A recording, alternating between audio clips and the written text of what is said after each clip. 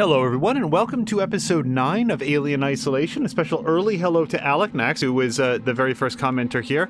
This might be it. As I like to point out as we get late into games, I learned the hard way never to promise that something's going to be the final episode, but based on our adventures in the previous episode 8, it seems extremely likely that we are barreling towards a grand finale, and let's jump in and see how it goes. Hello to Tashir! Yeah, Tashir, you might be here. We'll find out. But also, Tashir, thank you so much for Division Force earlier today. That was a lot of fun to hang out and watch. I'm going to check the map. There's going to be some dialogue, as I recall, once we arrive. Did you manage to get to comms? I'm here, but I was too late. Apollo's recovered from the reactor purge and locked out external comms again. Damn it. So why'd you send me here? Plan B, Rip. See, before I left, the system showed a ship approaching Sevastopol. I think it's the Anisadora. Marlowe managed to send out his autocodes to call it in while comms were temporarily open. We've got to get to it. Is it docking? No, but it's in a holding position nearby. Head for the ambulance bay. The shuttle's a really short range, but they'll make it. Got it. Okay, short-range ambulance. Understood. Just need to know where we go for that. Okay, so down to the end of the hall. And, I bet that door, whatever it was probably iron torched. And also, I bet we could get in there. The question is, would there be anything in that room that we would want? Maybe a few more parts to finish off another EMP mine? Or conceivably some bolt gun ammo. I'm not exactly flush with that. So, I'm actually going to throw down a save, just so that we don't have to do that dialogue again.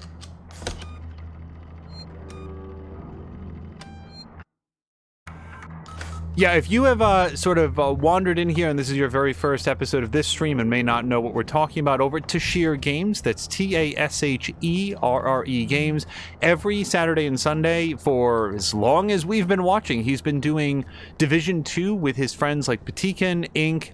Azaric joined him this weekend.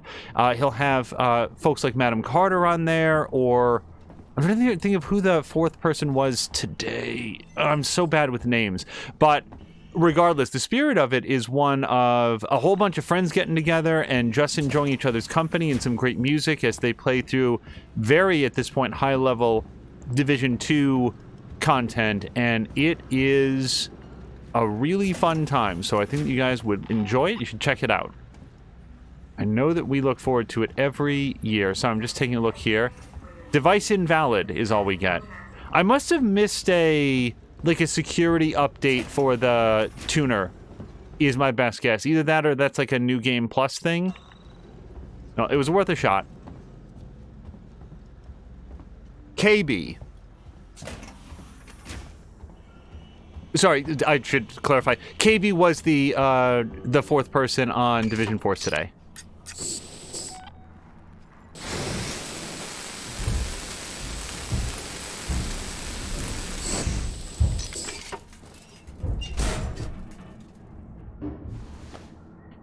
I do not like the rumble thumps that we hear coming from nearby.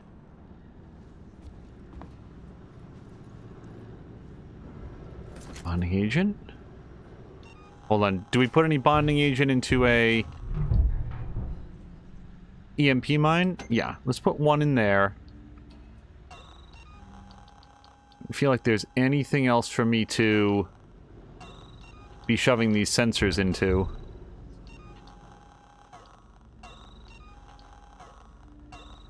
Nope, we're pretty good. Now, for anybody that might not have caught every single story beat in the previous episode, the station is now swarming with xenomorphs. There's probably dozens. I don't know that we got an exact count, but 5 or 6 at a minimum. And presumably more than that, so we won't be surprised if death is swift. Shotgun shells I like. Bolt rounds I really like, because as we learned in the previous episode, they might take a beat to spin up, but they will down an android in a single hit. Big ups to whoever it was that invented that thing. You know, they could have gone with an off switch. That also that would have been an acceptable answer, but short of that, some sort of weapon that will disable them. Oh, hello to Azaric. Azaric was joining us. Oh, and Azaric, I presume you saw, but I did hear that you had won the game giveaway over at twitch.tv/morethanamia.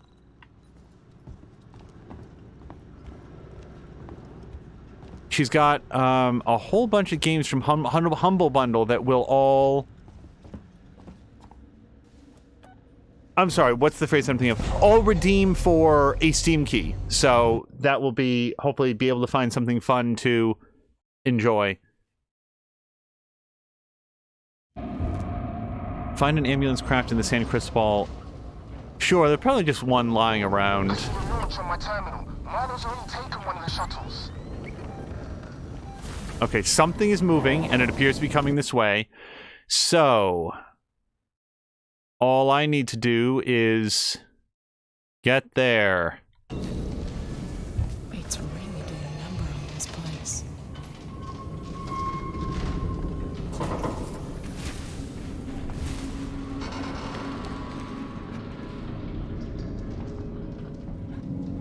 Now, the last time we were here for any extended period of time, there's a xenomorph that just had me for lunch over and over and over again. We're slightly better equipped now, but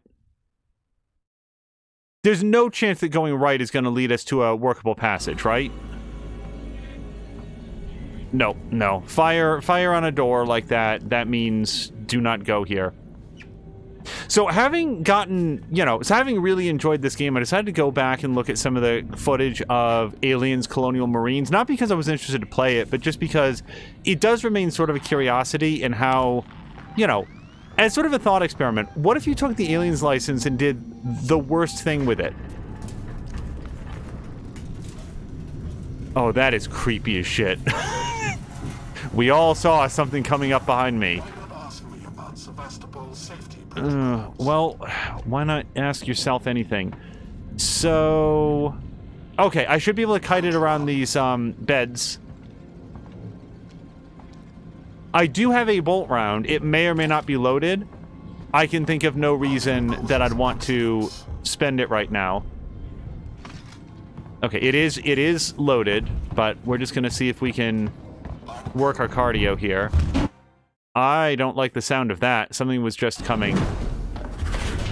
Yep, nope, that's... real bad. You do still have the flamethrower, love. You can still pull it up.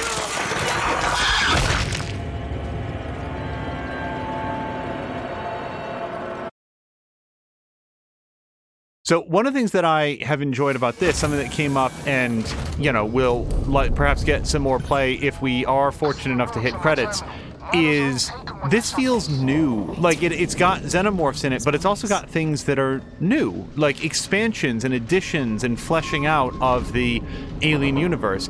And everything I've ever seen, of Colonial Marines, looked like it was going to be a really tepid retread of Aliens. And going back and looking at it now, so I watched a couple of videos. One was about, it was basically coverage of the original, E3 trailer, the non-interactive gameplay footage, quote-unquote, that had been put out, and comparing that, or at least discussing what was in it from the actual game, and the answer was basically nothing. There was effectively nothing, aside from, a few environments, that actually made it into the game. The other thing was sort of Aliens Colonial Marines having been exhaustively modded to try to fix up its many, many deficits. Running causes accidents. Well, I'm not running, sir. And the mod did things like improve or, tweak the enemy AI, made the aliens much, much faster, attempted to make them coordinate their movements slightly. See, I don't feel like I can run if I'm going to get a xenomorph shoving its tail through my thorax, so we're going to just try to move with a purpose. There is something over to my left, and if I were to guess, it's going to be an ID tag.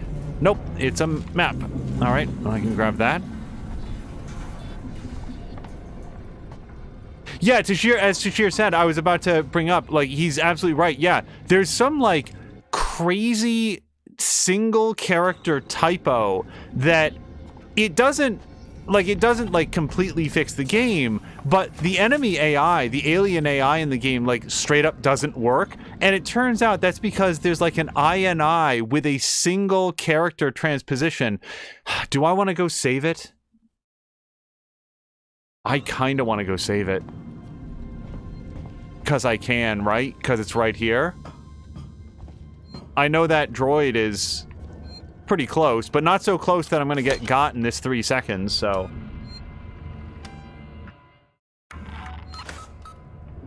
But even then, like, so this is just a thing for me. Looking at that game, here's Space Marines with their space rifles that are good for short-controlled bursts and the same motion trackers that you've seen before, and they get into a power loader, and this power loader inexplicably has a flamethrower attached. And I guess, again, a lot of those things aren't in the game, but they were all in the trailer.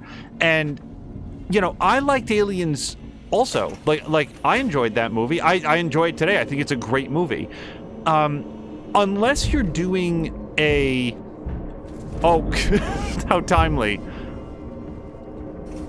Flashbang level 3, eh? Well, that does indicate that we've got some track ahead of us. And I guess actually, now that I'm talking aloud, that was the idea of Aliens Colonial Marines. Basically, other things that were happening at more or less the same time. I guess a little bit after the events of... My access tuner isn't powerful enough. The actual movie. Find a level 3 upgrade. So yeah, so I didn't miss an upgrade. I simply don't have one. All right, level 3 upgrade. Well, it appears that there's something over here.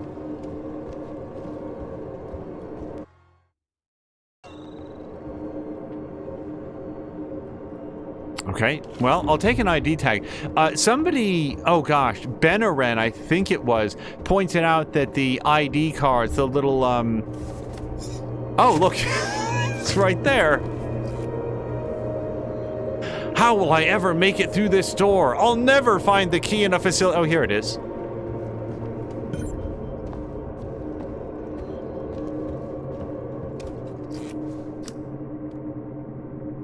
Tashir saying that as someone who's fairly fluent in HTML and CSS, he does get it. One character out of place can screw up a lot.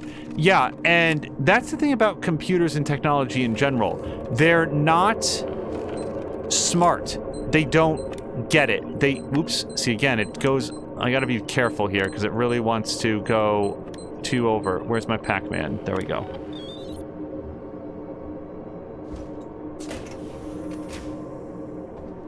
Coordinates already in the system. Just punch the dash. What about you? I like the ethanol, as we're gonna call it, just right in the middle of the thing. Launch it.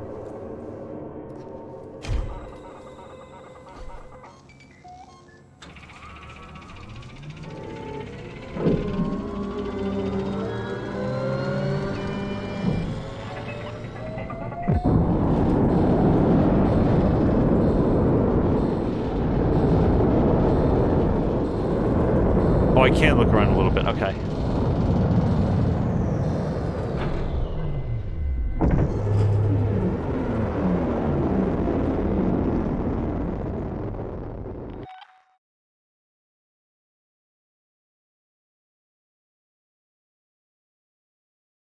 Chances that there is a xenomorph stashed aboard either inside or outside this shuttle, 100%. Ricardo, can you hear me? Out of range. Not sure how much longer the link's gonna last. How much longer the link's gonna last.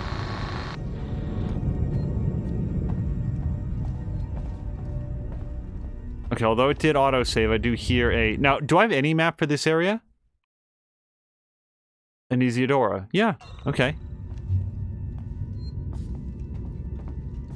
But actually, this sort of touches on... Oh, right. Actually, now that I think about it, let's not forget that the Anesiodora was the ship that brought a xenomorph infected person to Sevastopol Station. This is the ship that brought our patient Zero, at least as far as we know. So they might have decided to stash away a little something for their own profit, something that has now gotten out. So there's a few different possibilities about how our lives are about to get worse. But yeah, like, on that topic, Tashir, like, machines don't get it. They're not humans. They don't understand nuance or context unless they're specifically programmed to look for it. If I mispronounce a name and I say, man, I'm really looking forward to seeing, to being able to watch Petikin's Immortals Phoenix Rising, you know that I mean Petikin. Oops, I mispronounced it. But as a human being, we talk and we understand what through our context and through, like, putting together what it means. And I know that Tashir gets this. Machines don't. They don't. A single typo is like, wait, I have no idea who Petikin is. That's not a person that I know. That must be a completely new human being. Oh, hold on. We may have broken our losing streak. We've barely been scraping a living the past couple of years, and the Anesidora is starting to look like the wrecks we salvage. Can't say the crew's been faring any better. Then we found that flight recorder. It belongs to a ship, the Nostromo, Weyland-Yutani property. That means there'll be a reward. But then Marlowe had an even better idea. Extrapolate the path of the flight recorder to try to find the wreck of the Nostromo. We got lucky. Found a distress signal, and now we're following it. This is it. I can feel it in my bones. He always said he'd do right by me. But that all touches on, like, the thing with the working Joes in this game, right? They were super friendly, if not somewhat creepy, assistants to, perform menial tasks on the station, right up until they weren't. Right up until they were reprogrammed to be menacing Terminator bots that went around choking people out and bashing their skulls against the bulkheads.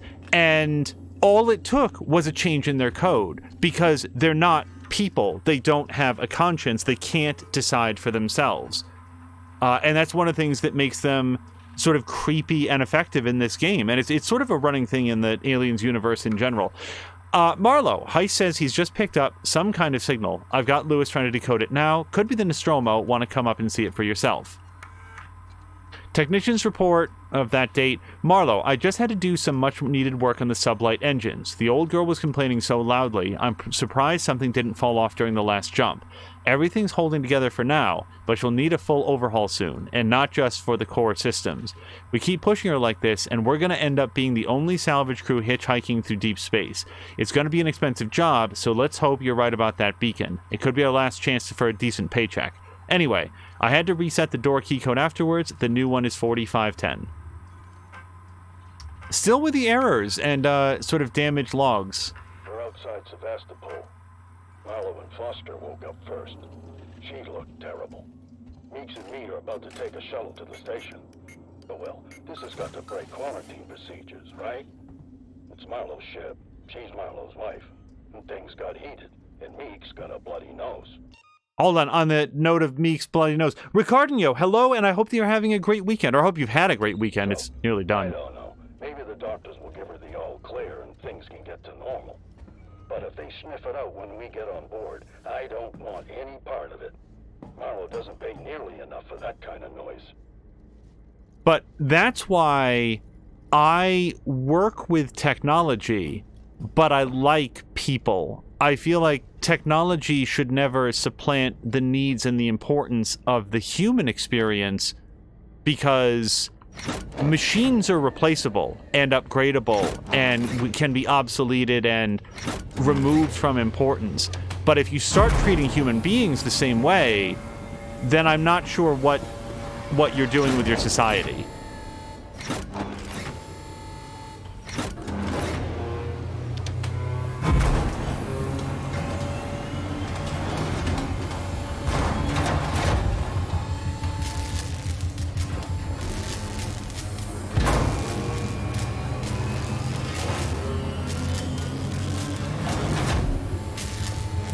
I do kind of feel like this entire room is about to... Wait, what is this? Is this good?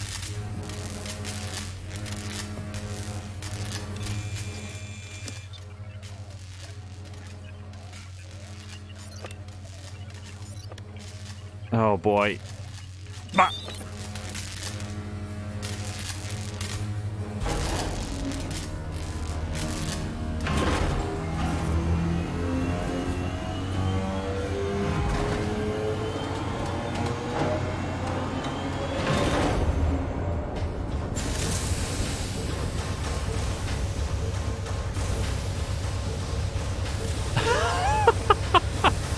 Can you imagine working in this room? I'll just walk through the Thunderdome. I've got the Anisadora's basic power systems back online. Wait, which way do I think I'm headed? I honestly have no idea. Hopefully some light. Still no sign of Marlo. Hey, Ripley. Welcome to the Anisadora. Marlo? Where are you, Marlo? Thanks for switching the power back on. You saved me a job. I only needed it offline temporarily. I had some things to fix.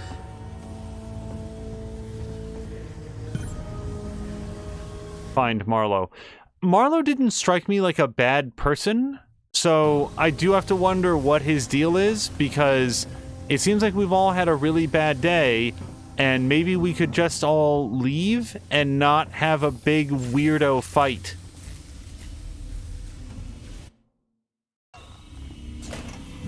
Wait. I should save it. There's a save point right over here. Hello to Feecrest. Feecrest appeared most recently at twitch.tv/morethanamere, where he jumped on Discord to provide some sort of general tips and a lot of moral support, which was a great deal of fun to listen to.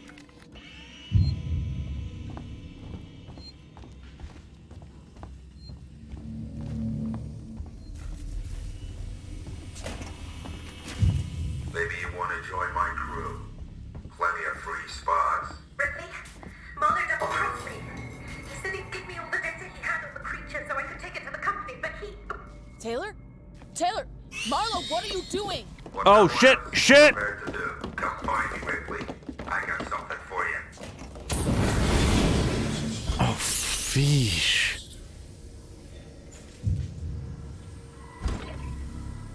Alright, I still got plenty of juice in the tank, I guess.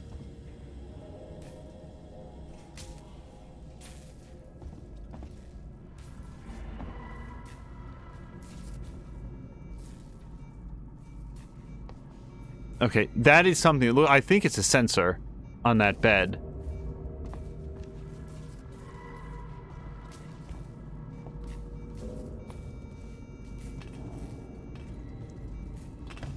I don't remember if I ever shared this. No, I don't think I ever did. So when I was watching Alien Resurrection, which was the 4th movie that I think had like Winona Ryder, for example. Oh, wait, hold on, because there's things here.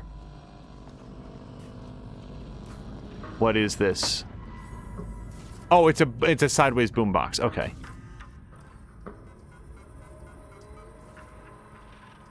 Whatever it was that attached itself to Foster is dead. I found it on the floor by her bed, all curled up like a spider. Foster said she felt fine, but I insisted on putting her into hypersleep. That thing must have done something to her, but maybe I can slow the process. Sevastopol is the nearest station, so I'm going to get her checked out. Quarantine will be a problem, but I figured the Nostromo flight recorder may be the ticket in, whatever we have to do. Whoops. Hold on a second.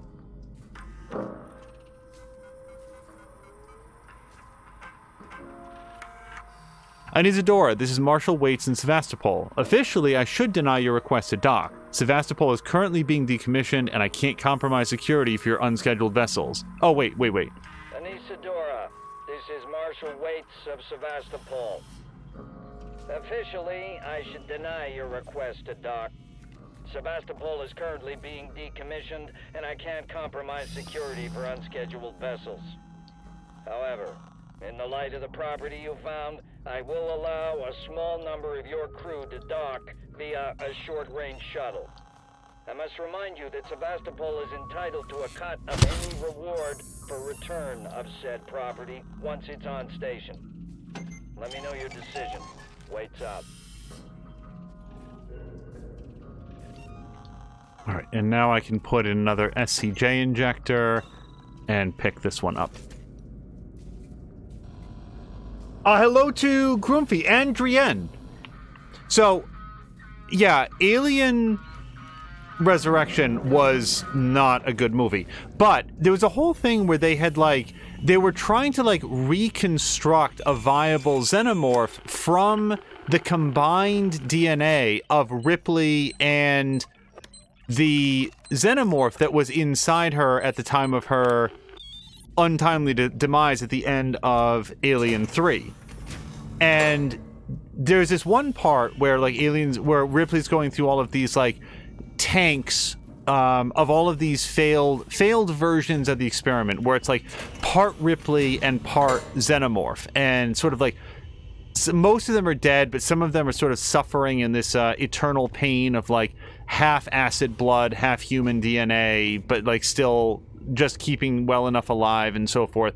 And it's properly horrifying. There were some things that Alien Resurrection did that were interesting, even if the overall movie wasn't that great. Where I thought this was going, where I believed the movie was going to end up, is that in their zeal to recreate the xenomorph, they had successfully created a version of the creature that could basically procreate without the need for a host. I don't know if I've ever talked about this on stream, so forgive me if this is an old story. That what they successfully produced was not an alien that needed to lay eggs with face-huggers that would then need to attach to a host, but rather an alien that could simply give birth to additional xenomorphs. And much like the Queen could lay eggs just on her own, maybe this one would be able to reproduce without another xenomorph to reproduce with. Brought it to Sevastopol. Broke all the rules, getting to the shore. That was stupid of me. Stupid. You don't beat this thing, Ripley. You can't. All you can do is refuse to engage. You gotta wipe out every trace, destroy any clue, stop its infection from spreading. Make sure there's no chance of the human race ever making contact with it again. Because the moment it makes contact, it's won. The company's never gonna know what happened here. Nobody is. I won't allow it. I gotta say, he's not wrong. He doesn't have a bad idea here. I don't personally want to die for his idea, but I admire his certainty, and he's not being a dummy about it. But anyway, that's where I thought that would have been an interesting way to go about it, just because the xenomorphs are bad enough, but imagine if they didn't need host organisms to reproduce. That is not the way that they went. They went with Son of Pumpkinhead or whatever. Pac-Man.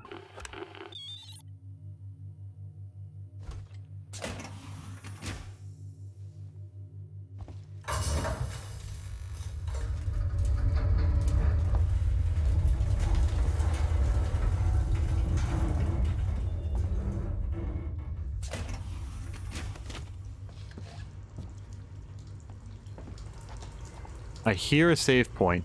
What a great thing that they did by adding a sound effect to the save point, so you could sort of hear it in the distance. And you're like, oh, that's it.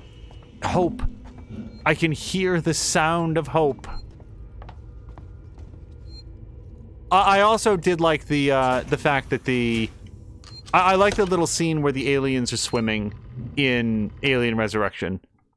That, and I like the part where, and I know we've talked about this, where Ripley tosses the basketball over her shoulder and sinks a basket from half court without looking. And she did it on the first take, and it's so awesome. It's such a fantastic moment.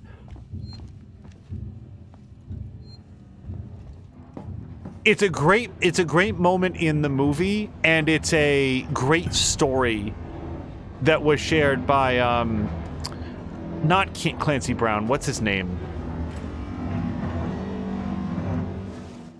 Oh, hold on. Flight recorder data.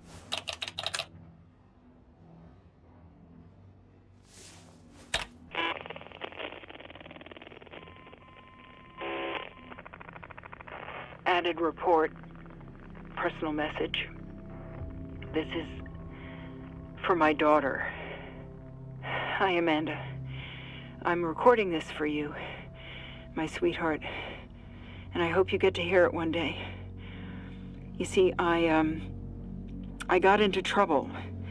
My ship, there was an accident, sweetheart, and, we found an alien creature.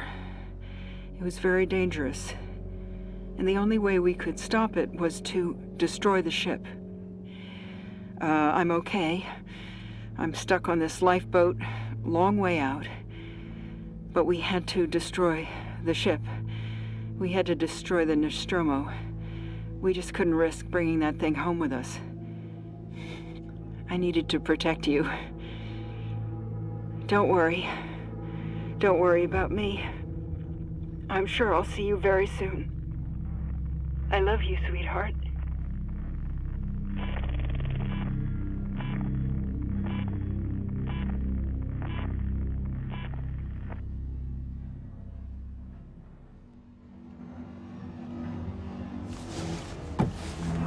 Oh my god.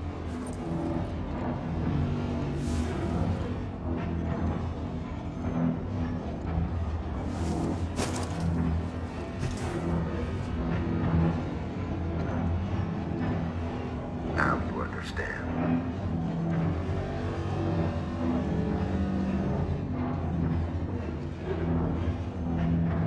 Oh, I can move. Should I be... Reactor. That'll turn the reactor into a goddamn nuke. You'll destroy the ship and the station. It'll annihilate every trace of that creature. Ripley, it's the only way. I can't let it live. And I'm not letting the company have it, or they'll just start the whole thing over again.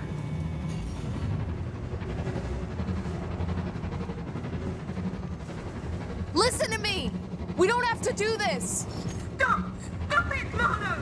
Marlo, please. You heard what your mother did. She understood. If she was here, she'd be helping me. You think she would want company suits knowing the zip code of that creature? No one must know. There are still people alive on the station! Marlo! Foster's not. She was my wife. I Uh-oh. loved her. And I killed her.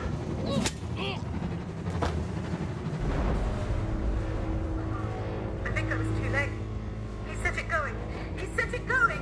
Taylor, I'll stop the overload. You have to help me. Go to that console. Warning. Fusion reactor overload in progress. Open the fusion system so I can work on them. What? I need power sent to the auxiliary generator. Look for the letters AUX.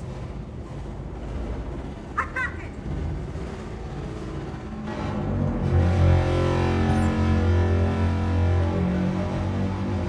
Oh, I'm the best engineer. Marinda, I will circle back to that story as soon as it's not the apocalypse. Okay, you're doing good, Taylor. Now switch the maintenance terminal from auto to manual. Do you see it? I can't find it! It'll be there, Taylor. Trust me. That's it.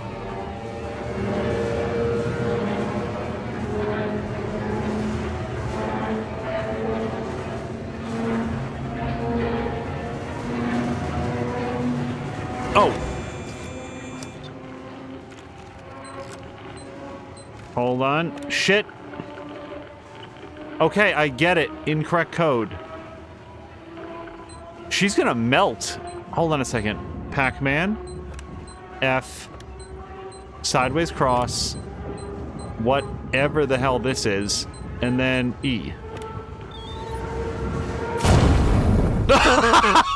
Oh, I think I might have failed. Okay, so so pause for 1 second. So somebody help me out with the name of the actor that played Hellboy, because I'm blanking on his name.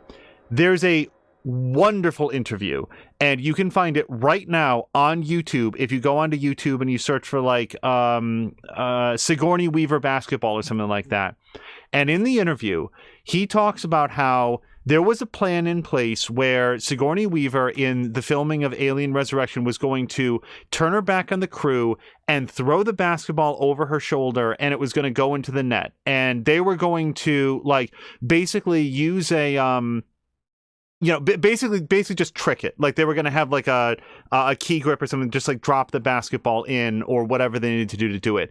And she was like, no, let me give it a shot. And she practiced. And they were like, it's fine. Like it doesn't need to. And she was like, just let me do one take. Let me try it one time. And she does the scene and she takes the basketball and like you have to see him. Ron Perlman, thank you. You gotta see Ron Perlman tell the story, because I am not going to do Ron Perlman justice, because he is describing the fact that she turned away from them and she threw it over her shoulder, the first and only take, and it went swish, nothing but net. And Ron Perlman, like he's talking to an interview or something, and he stops and he turns to the camera and he says, from my mouth to God's ears, I swear to God, that's what happened. And it, because they weren't set up, because nobody thought it was going to happen, like the camera shot isn't back far enough, so the basketball goes like up and out of frame, so it looks like it was faked. And if you watch in the actual cut of the movie, there's just a split second where Ron Perlman breaks character. Maybe it was somebody else, but like there was this just this awestruck reaction of everyone on the cast when she nailed it. So I saw that Drienne had said earlier, okay, wait, because Drienne does have a quote that was commonly said that she sank the basketball on her first attempt. It actually took her endless takes to complete the stunt. Jean-Pierre Jeunet gave her one last try to sink the basket before they would give up and use CGI or a second ball. The very next take, Sigourney Weaver successfully managed the trick. So I will defer to whatever the source is on that. I'm just saying that like from like Ron Perlman says it was the first take. I wasn't there. If that has since been debunked, I will okay, so if Sigourney Weaver herself says that's not how it went down, fair enough. But it is nonetheless very fun to watch Ron Perlman describe that, because you know Ron Perlman, he's a very gruff sort of like, and he tells the story like he witnessed Jesus Christ walking on water. It's so funny. Ron does break character. Apparently the whole cast cheered and the editors had to cut it close to get it without the extraneous stuff. Oh, geez, and Goofy's going to get 5 to 8 inches of snow tonight. Yeah, we're basically not going to get any more snow, I don't think, this Christmas. Every year has been a little bit warmer and a little bit less. Okay, let's try to do this better this time.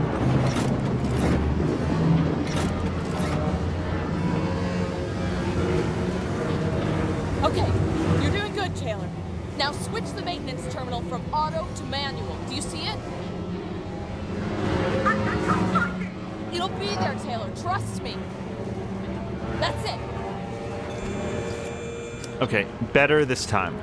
All right, so I have no idea what I'm looking at. Let's try to get in there again. Sideways cross. Pac-Man, E, S, and F.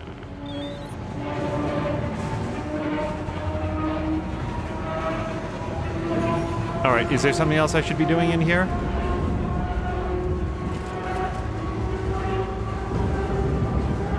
Oh, yes, there is.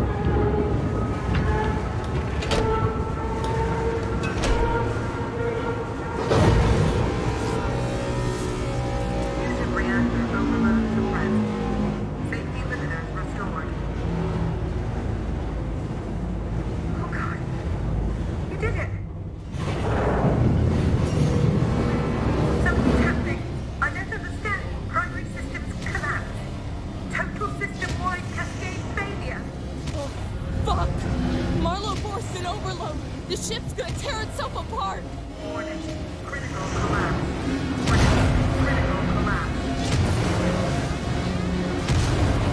Okay, should I be leaving now?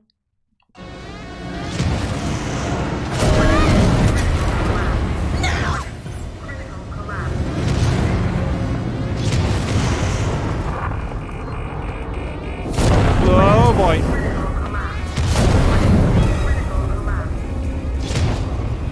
Okay, apparently I can't step over that cable.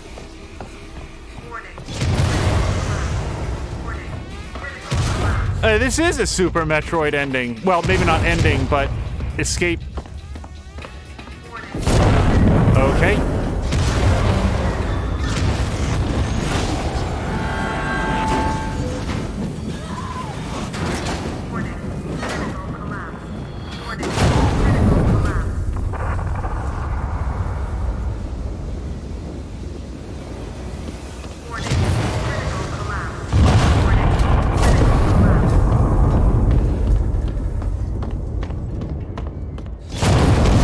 I don't know how to get around this.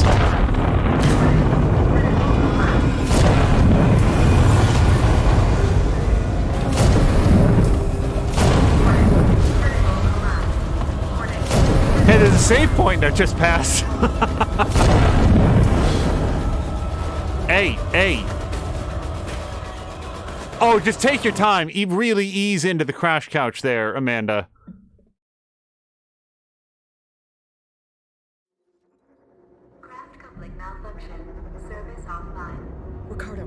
Ricardo. Ripley, the Inisadora blast took out the orbital stabilizers. We're about to fall from the sky. I'm trying to contact the Torrens, but the comms are still locked. The ambulance you just docked is screwed. The Torrens is our only way off this.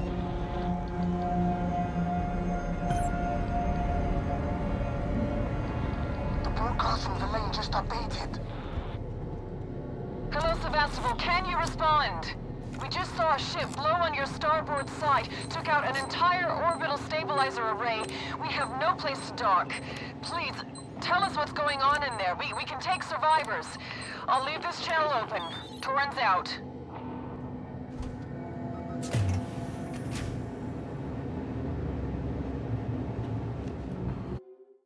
Okay. I'm not convinced that I docked at the same place that I took off from, so let me just look around in here real quick.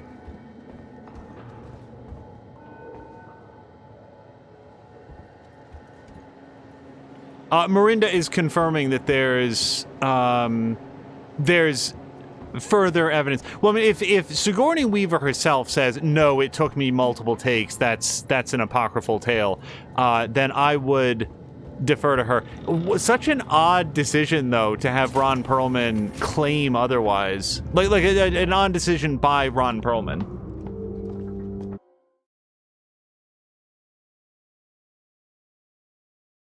Miranda's saying, I've not watched any Alien, but in the abstract, in the literary perspective, I'm not convinced it's good to make Ripley a superhuman skilled person. It could be, but I thought the reason she was compelling was an ordinary person who did extraordinary things. Yeah, so Miranda, the tale of Alien Resurrection is that at the end of Alien 3, I mean, I have to assume that you, if you were interested in watching it, you would have already. You know what? I will defer to you if you want to hear anything about the details. But yeah, suffice it to say that Ripley was not, as Drienne says, not playing entirely with her skill set from birth at that point.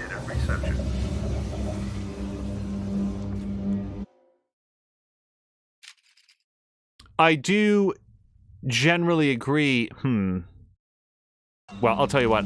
This'll help me find the way.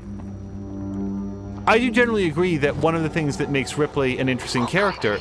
Season security just came through. Guns in hand, not friendly. I had to hide under a desk. Oh, nuts. What do they want? The Torrens. They heard the broadcast. They want to contact it. I think they plan on taking it by force. Can they? No. Comms are still out. Stay clear of them, though. They're dangerous and desperate.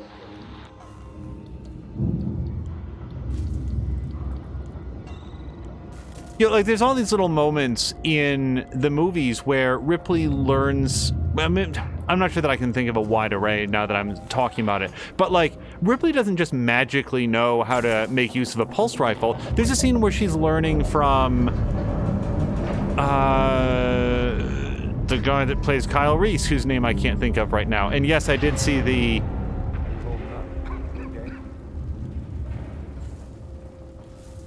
Fuck.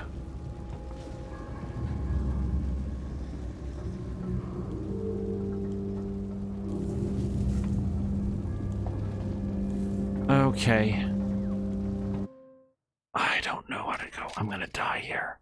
What's on the other side of this? Oh, it's a cut point or something. Come on, someone will send us.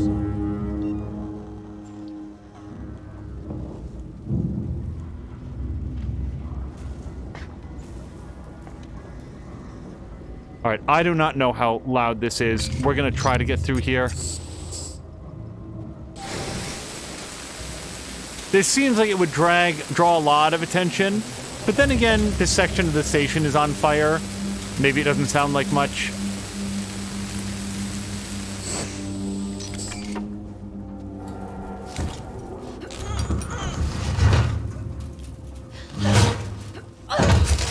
Especially that really seems like it might have caused some, you know, attracted.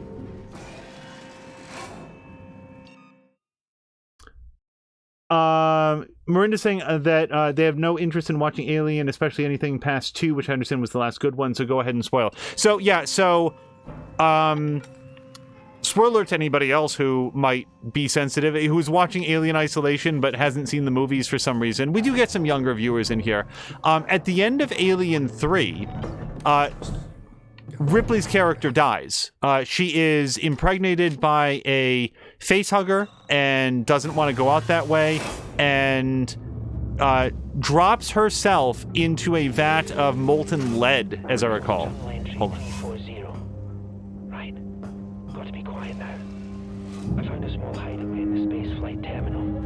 Not exactly 5-star, but it's cozy enough. I filled the bag with essentials. Picked up a few things on the way, making sure I didn't run into anyone. Too many people with guns on Sevastopol now, shooting at shadows. I mean, I have one myself, but I'm not fucking insane. At least, here it's secluded, and I'm close to the terminal. So if there is a chance of a ship arriving, I'll get a front seat. I don't think I can put a blasting cap into anything that I own, but we're gonna look. Nope.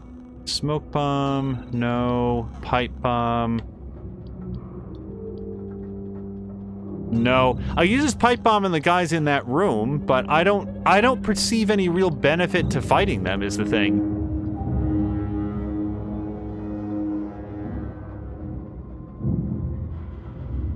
Oh, yeah, so Groomfy was making the point that Sigourney Weaver is 70 years old and Alien is a 41-year-old movie. Oh, hey, upgrade to Smoke Bomb. Again, how timely. Okay, so locked. Okay, so this is just like a little supply room, which I like, but we're pretty good on supplies for right now. So, anyway, so if that's the end of Alien 3, where your main star and protagonist has died because it's the end of a trilogy, and it's a proper send-off for this character who has spent her entire adult life now fighting the xenomorphs, and this is like the last one that's known, and we're going to successfully be done with this. How do you then bring everybody back for a 4th movie? No matter how bad of an idea that might be. Well, it turns out that you turn to cloning, and somehow, some way, they I don't know, scraped some Ripley DNA out of a cryo bed or off one of her fingerprints or something like that. But the problem in Alien Resurrection is that the DNA, they don't actually care about Ripley. I think it's Weyland Yutani. I could be wrong. It's been a while since I've seen it. They don't care about Ripley at all. What they want is the xenomorph genome. Because even though by this point it's been 150 years, it's been a really long time, that's still the number one thing that they want to have. They really want to have access to this organism that can obliterate all human life if it's simply given a large enough population center to infect. So they set about trying to clone a Ripley with an alien sort of egg attached. And what they wind up with is a xenomorph that has... Uh-oh.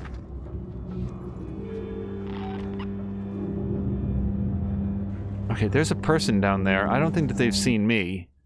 And also, there's a... Hold on a second. There's a cutting point right here. Yeah, I don't know where this goes, but... Okay, well, that person's going back the other way, so let's go in here. What they wind up with is a Ripley who is part xenomorph. So she has unnaturally good reflexes and strength and combat ability, like hand-to-hand combat ability, and a xenomorph queen that's a little bit human. And the xenomorph queen is able to apparently impregnate herself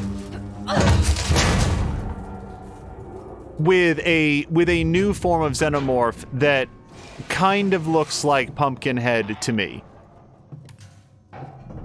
Also, the xenomorph baby, as I recall, the fully grown, very ugly, and in my opinion, kind of poorly designed alien resurrection xenomorph human hybrid thing also appears to recognize Ripley as one of its own and doesn't attack her. And then I'm pretty sure it gets, like, sucked out a very small hole into space or something. I'm trying to remember exactly how that whole thing went down. Okay, so I can go straight, which is probably where I need to go, but then I can go left, and there's a rewire over here.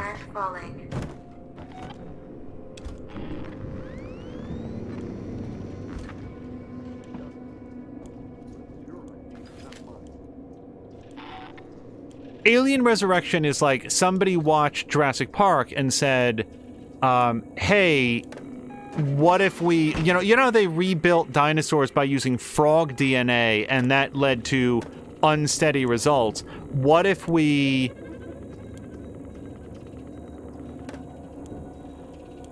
Hold on a second. What if we did an alien movie where they rebuilt an alien with Ripley DNA and vice versa? And how might that go?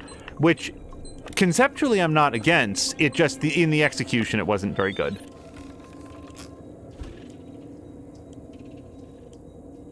Oh, and hello to Jacko Lopez, which is a very clever name, actually. I really like that. And as Jacko Lopez says, also Winona Ryder and Ron Perlman in it for some reason. Yeah, it's got a really good cast for a not very good movie. Okay, door access. I don't want that door open.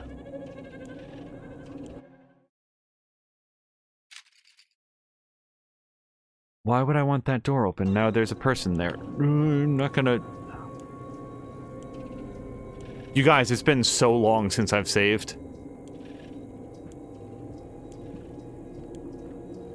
I can't get lower than this. Now... It had to be done, I guess. But it was your idea, not mine. I mean, that android will theoretically kill the human, won't it? Yep, that sounds like what's happening. So, do we think that I can stun baton this person?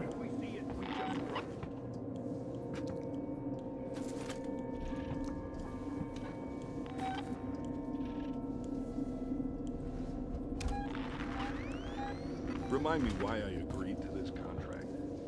Oh, Christ.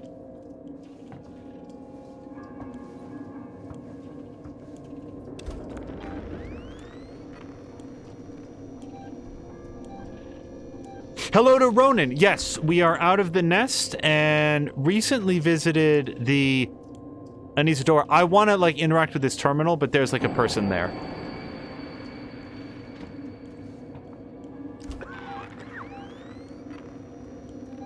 Although he's not here right now, so let's see if there's anything here that I need. If I just get shot to death, I'm going to be really upset. Nothing. Okay, I think I... Yep. Nope. Shit. Okay. I don't want to leave. Time's almost up. What do you want to do? I don't want to do anything. We can settle this friendly. Wait, where's he going?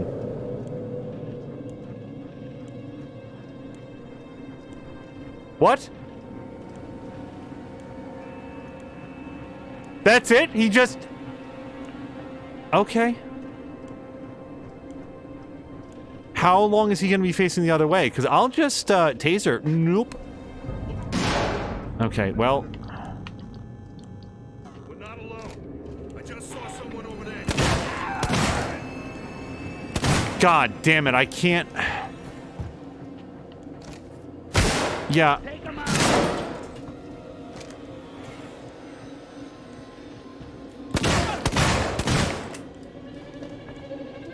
I am Xing.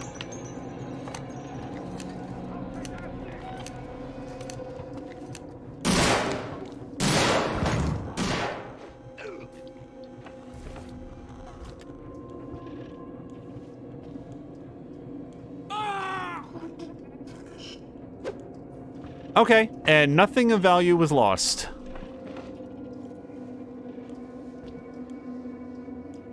I do, in fact, have a bolt gun. I could, plant one in that guy if I need to. How we doing? Oh, okay. I'm going to catch you.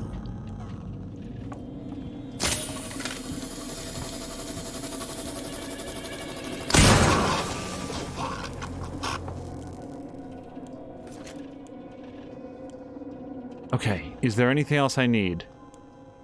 No. I'm gonna put one more charge pack in there, and then that in there. But I can't actually build the EMP mine. As long as they're wearing their little encounter suits, it doesn't work on them anyway.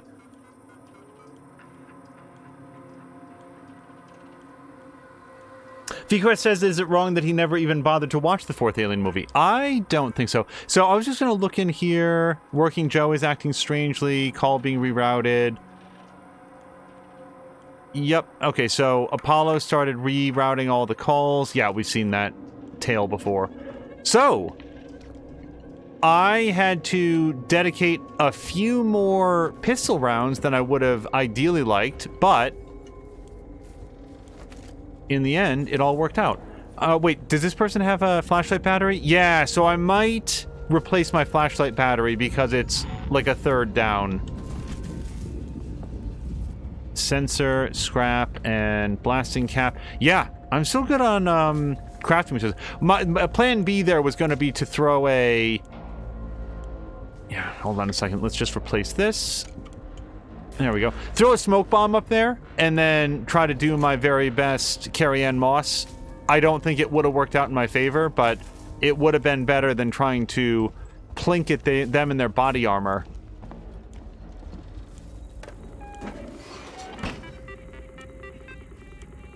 Ronan was asking, what's the fourth Alien movie? That was... Oh, wait, there's another one here for relay access. Okay, that's fine. The fourth Alien movie was Alien Resurrection.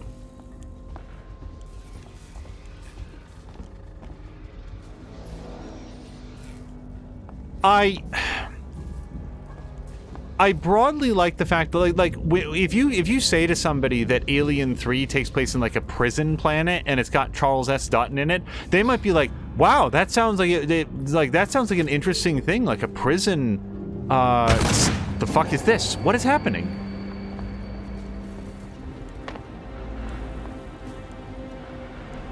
Either that box exploded for no reason, or somebody took a shot at me.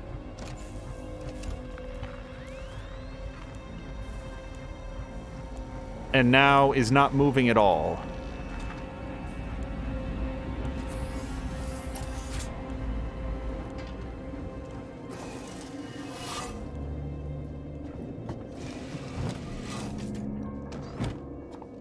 Where'd they go?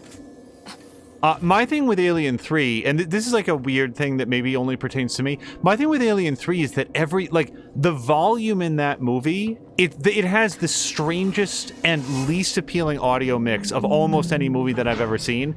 It is subphonic. It is so quiet. Everybody speaks so quietly in that movie, and it's honestly difficult for me to make out a good percentage of the dialogue because of it.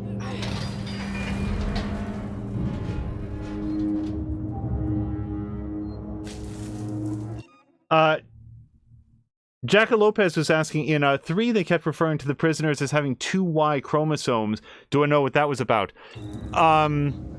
No. I don't remember that. I fully believe you because, as you mention it, it does sound like something that was just sort of like dropped in and not really explained. I do know, so the only thing that the only sort of like additional, I hear a save point and don't see one nearby, which concerns me. Okay. Orbital stabilizers operating at 61%.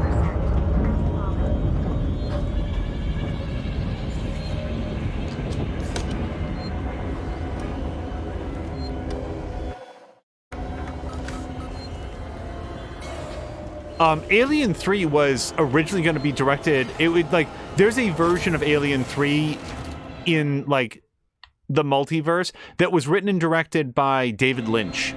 Apparently David Lynch, God, I hope I'm remembering that go boy.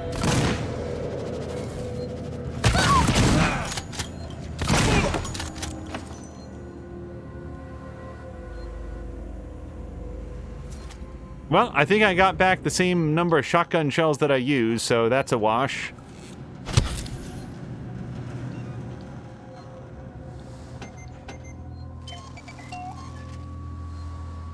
And, like, you can look online, and there's all of these, like, what's the phrase that I'm thinking of? Not, like concept art and stuff, like, development stills and so forth. Can I save it again?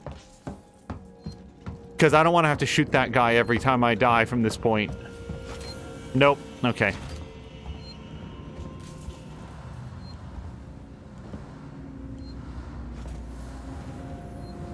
Ronan is saying that he watched 3 and then didn't watch 4 because he had the sense that it wasn't going to get any better. Correct. Well, okay. I would say that I do like Alien Resurrection more than I like Alien 3.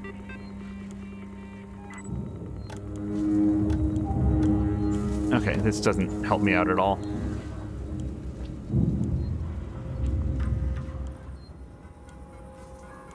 But that is not the same thing as an endorsement of that movie.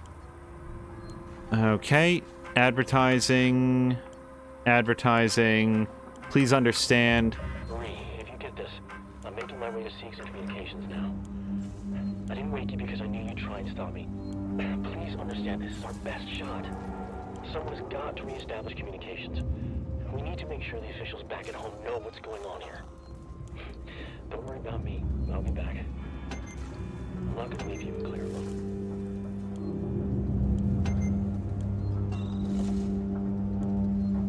Look, the little bird here, does that set off the motion tracker? Nope, it does not. But the David Lynch thing, assuming that I'm thinking of the correct director, they basically used none of his ideas. Like, it was supposed to... It had a totally different setting, a completely different vision for what the movie was going to be about. It may or may not have involved a prison at all. I don't remember off the top of my head. Why does this not feel like the correct way? I have to find Ricardo. But... Oh, no, maybe this is the right way. Okay. Wait, now I can save it. Yeah, because I went downstairs. Okay, this is a better save point. Also, the, like, original script for Resurrection was done by, at that point, a young Joss Whedon. And, again, the movie that he wrote is not the movie that is. The whole Pumpkinhead angle to it. There was, like, he's described, like, elements that were in his original script. It did involve the Xenomorphs reaching Earth, but then, as I understand it, then being promptly purged by, like, a giant threshing machine. Like, there was this concept that Earth had these vast agricultural tracts that were maintained by these enormous threshing machines. And if I understand the construction of the scene properly, I apparently cannot open that. There would be this giant thresher that would then, like, mill up the aliens before they were able to infect Earth.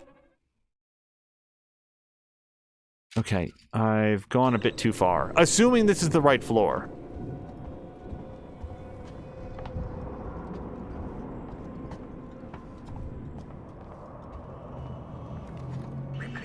You okay? Listen, Marlowe's permissions are still logged at this terminal. If we have the coordinates for the torrents, we could align the transmitter dishes manually, bypass Apollo completely. There's an observatory near the comms array, right? Yeah, you should be able to find the torrent's coordinates using that. I'll get the door for you.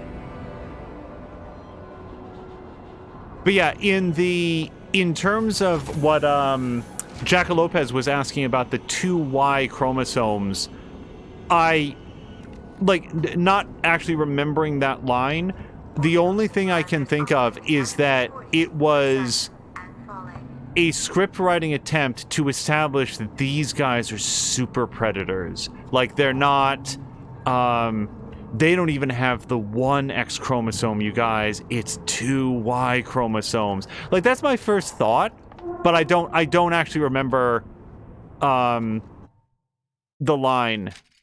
Okay, it does look like I go this way.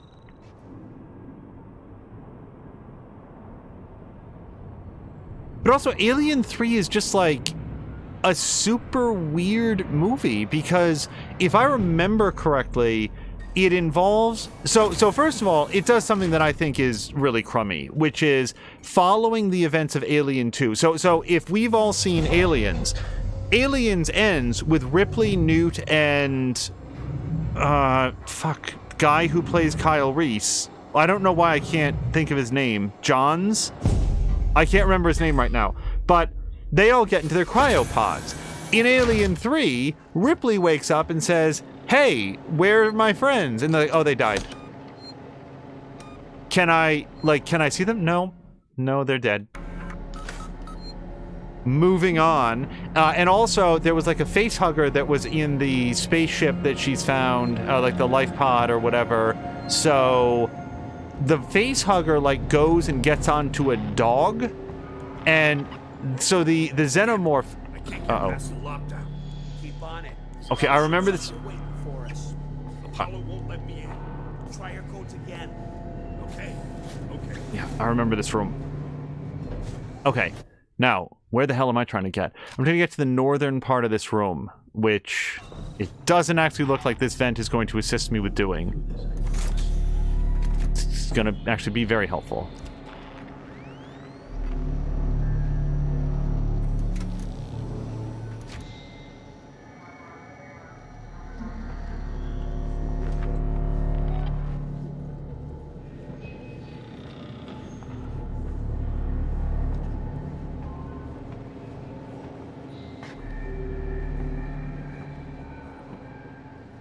But I agree with Jackal Lopez's question, which is that just doesn't make any sense. You can't, like, the human genome doesn't work that way. You don't just get to say, I shall make a super male by only having Y chromosomes.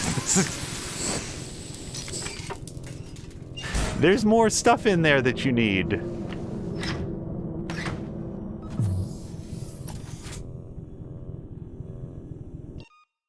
Jackal Lopez is saying, but having an extra Y chromosome is a medical condition that people actually have, so it was pretty shitty. I believe that is... So, this is where we get into... This is where I feel like I'm treading in dangerous ground, because I don't know anything and you shouldn't listen to me. But I believe that's Down syndrome, and it's where you have both an X, a Y, and there's like an extra chromosome in there. And I don't remember if the extra... it might be XXY or something like that. And I please forgive me if I've gotten this wrong. That is somewhat different than... Okay, there is a thing here to interact with. I just saw it pop up. Oh, God. Search on the 1 pixel that I can click on. And see, I got some bolt gun ammo, so that was worth it. Also, I should reload the bolt gun.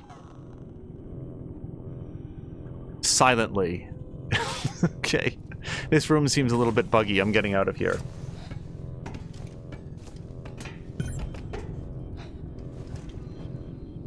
Okay, so Jackal Lopez is saying Down syndrome is an extra chromosome 21 or something like that. This is beautiful. I mean, it's beautiful in sort of an Aliens way of bleak, inhospitable, and industrial wasteland, but still. Alright, let's see if we can... But, yeah, like... At a minimum, for sure what they were doing... Wait, this is a completely different minigame.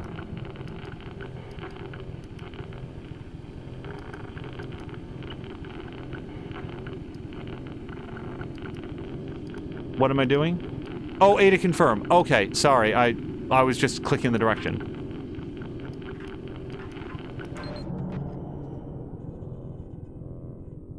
I thought it was like Simon or something. Okay, so I did that. And now... Oh, this one. Use left stick to control the docking alignment. Press A to engage.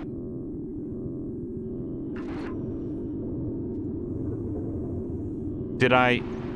Okay, I didn't do that. Press A to engage. Oh, maybe you have to do it when the circle fills up. Like, get it right in there, and now.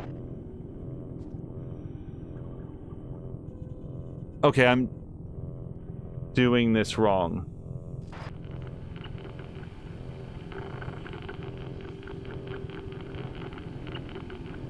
Oh, maybe I have to wait for the double circles to intersect. Okay, let me try this, and... boom.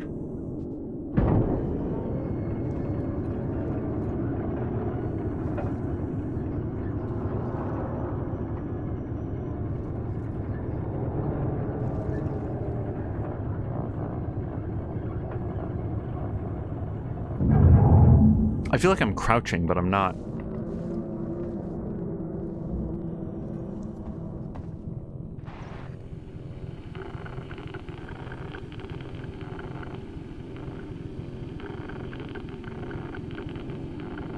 And...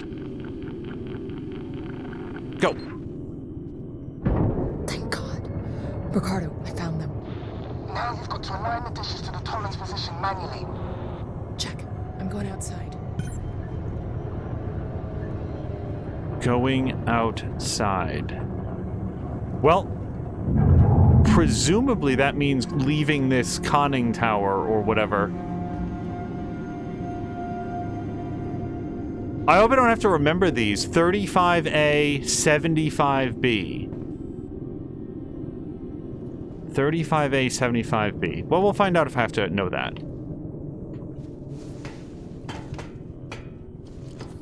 But, for sure... Sorry, I got distracted there by doing the alignment game.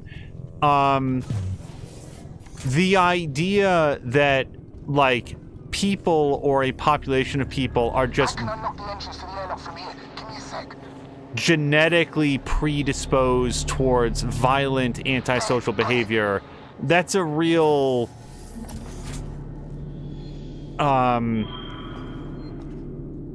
I feel like problematic is too generic and touchy is insufficient. It's just a bad idea. Don't talk about people like that. I don't actually know if this is the way to go. Thank you to Jackal Lopez, who puts in chat 35A, 75B. I don't know that we need to know that, but I'd rather have it in mind just in case. This doesn't seem like the type of game that I'd get outside and, like, not be able to continue, but maybe if I have that information at my fingertips, whatever I have to do outside will go that much better.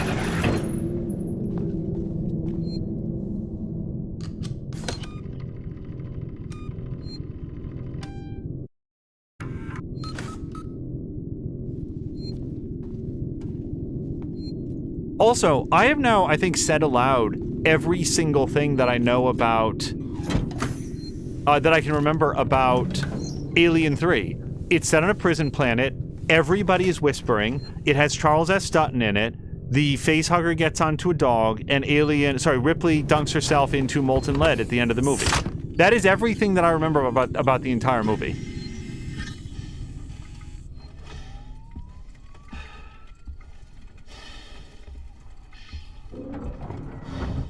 I remember when I was younger, one weekend I rented. I'd seen them all previously, but I rented all 4 Alien movies, and I watched them all.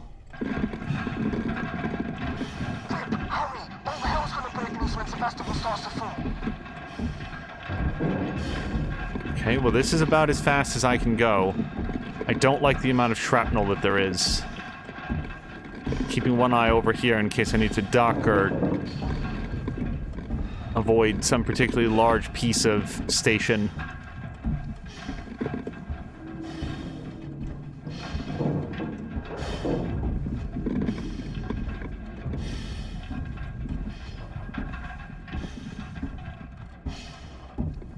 I mentioned this at the very, very beginning of the stream, like episode 1. It's amazing to me that this game is 6 years old. This is an incredibly good-looking game, and has been the whole way through. 6 years. This game came out in, like, 2014 or something like that. Oh, Jacka Lopez says Ripley shaves her head in that movie. Yep, I forgot about that.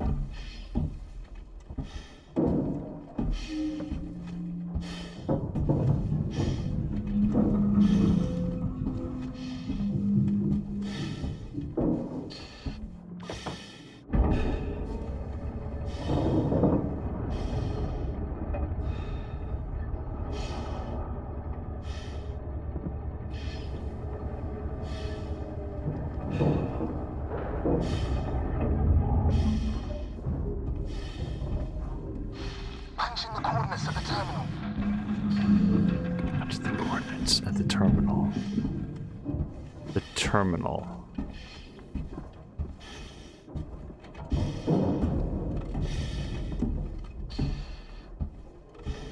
It's interesting to me that they didn't put any dialogue here. It's just the sound of the bits sort of rattling against the catwalk. Well, I guess not the catwalk. It would really just be her suit. I do not have access to my flashlight in here.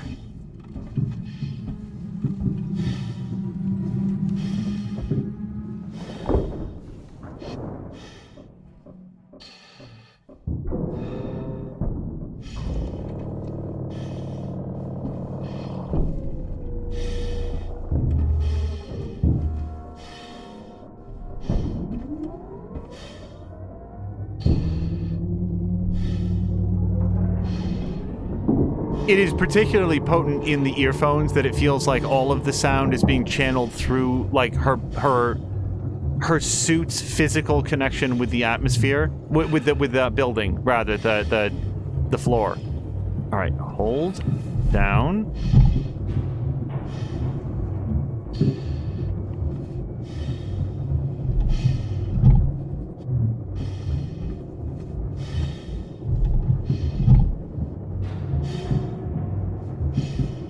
Hopefully I'm aligning the dish and not just changing it from suck to blow.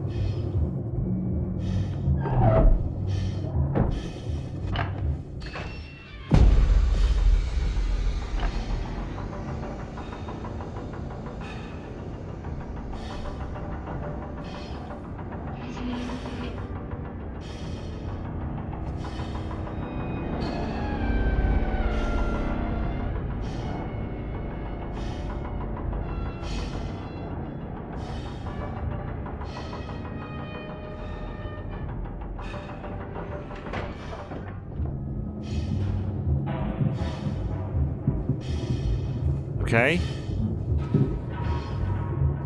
So I've aligned the dish. I kind of feel like that's what I came in here to do. I'm going to check my map in a second. But unless there's another do the thing button, I feel like that is a thorough bit of engineering work. Let's look. Manually input the Torrens coordinates. Oh, so now I go back. Okay. Alternatively, maybe I was supposed to do this before I came down here, but I kind of feel like getting the dish aligned first before you put in the coordinates is important.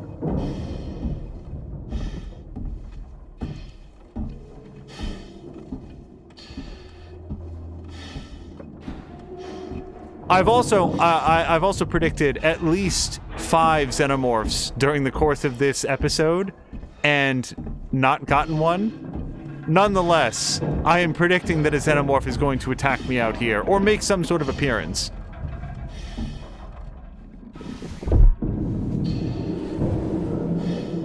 Okay, 35A sounds right, and now 75B if I remember correctly.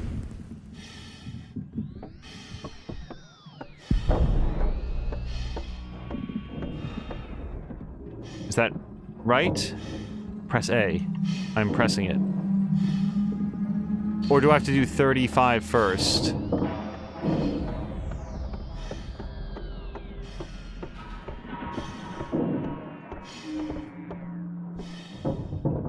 Oh, the controller rumbled when I got to 35. Okay, and now we're on to... Okay, so the top dial then is 75.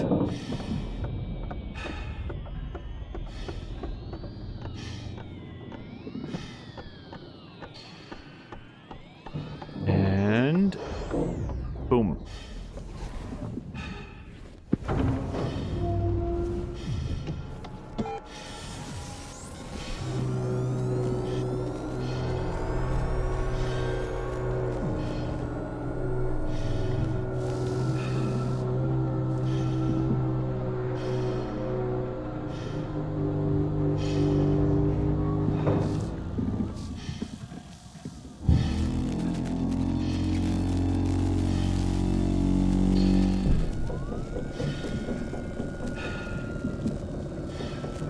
Torrance, this is Ripley on the station. Are you reading me, Verlaine?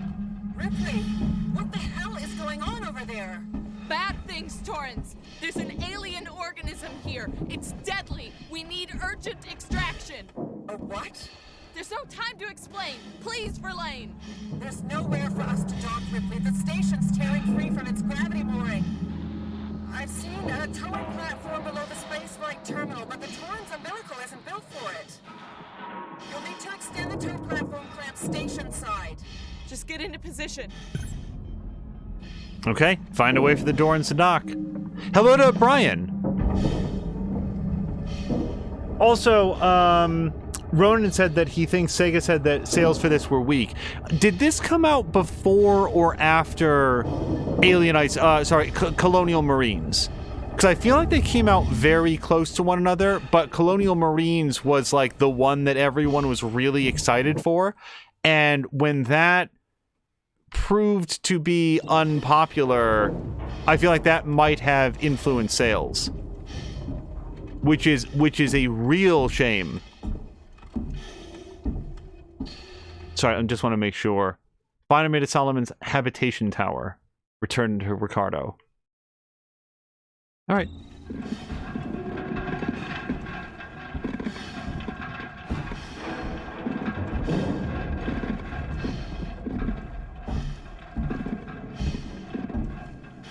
Ronan is saying that he thinks that Colonial Marines was the year before.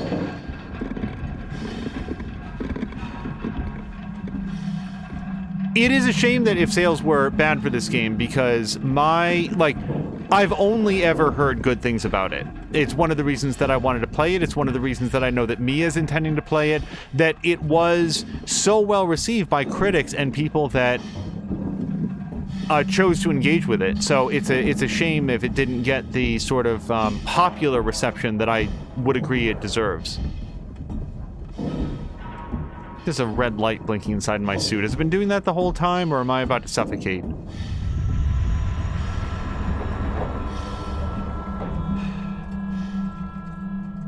Alright, I've lost controller control, so we're probably waiting to get pressurized.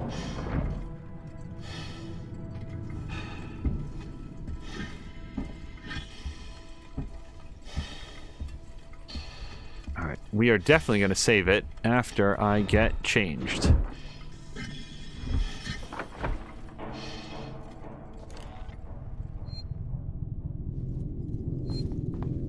Okay, pause for 1 second. Is there any reason not to save it right this minute? I don't think so, unless I've find a way to Solomon's habitation tower. Well, I'm going to save it, but hopefully we're going to have some additional clue from there, because I do not know how to get to Solomon's habitation tower from where I am. Oh, fortunately my line does. Alright, so I go... here. Ricardo, get ready to move. We're leaving.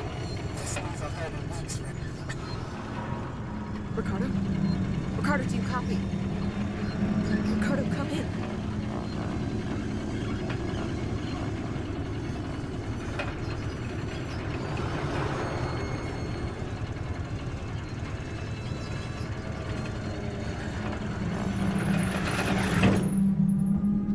Groovy's saying that he's seen people... What is happening?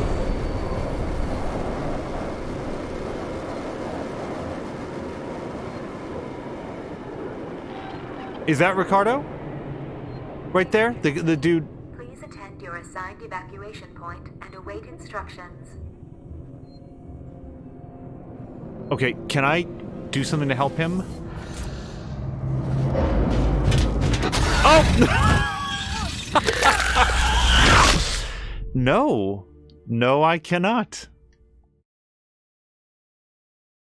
The rest of that was going to be, Groomfy has seen people refer to Alien Isolation under the impression that it is a DLC pack for Colonial Marines. And that error would have really damaged its sales. Ricardo? Ricardo, do you copy? Ricardo, come in. Brian's saying that if you wear the suit, you can't get choked. That might actually be true for the androids, and that would be cool. You also can't move very quickly. But I feel like the aliens would be able to punch through it, because the face huggers were able to get through, what's-his-face's helmet.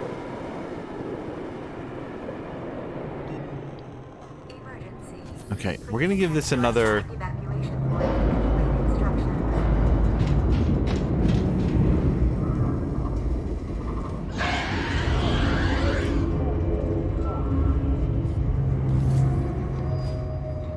Alright, Ricardo. What the fuck? Are you kidding me? Yeah, I hope it was worth it, jackass.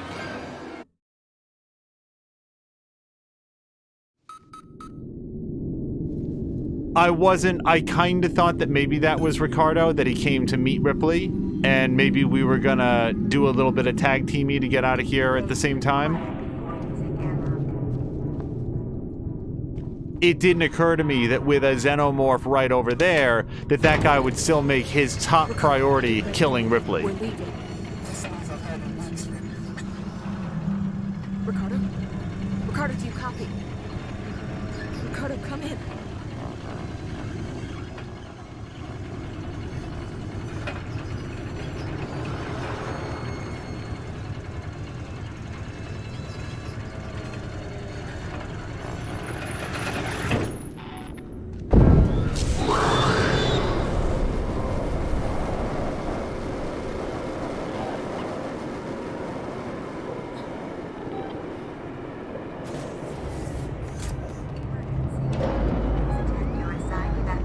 So I am trying to get to the other side of this room.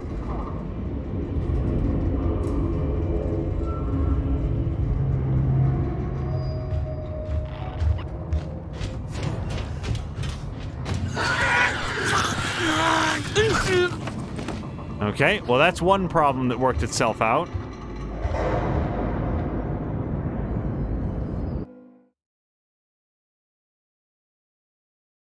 Oh, now I see the circle. Find a way to the Solomon's habitation tower, which, again, may or may not be on this floor. Yeah, it looks like we have to get to whatever floor this is. Maybe after having visited Ricardo. Just so everybody knows, I'm always right on the verge of saying Ricardo.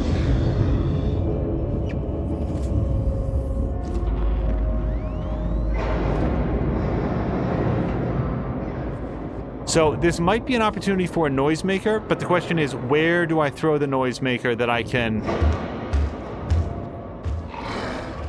get to where I want to be? Oh wait, there's also vents. If I can make it to a vent, I'm good.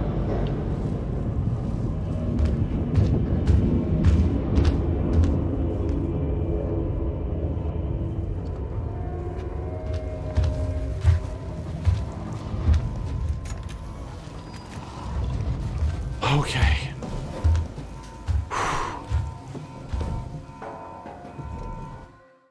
All right, so yeah. I'm gonna try to go to the other side.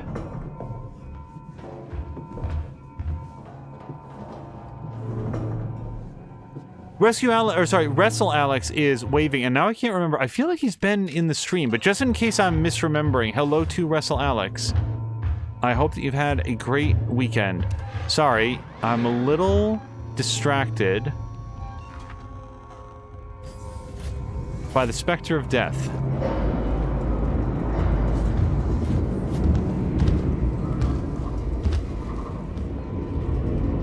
Okay. I think it's noisemaker time.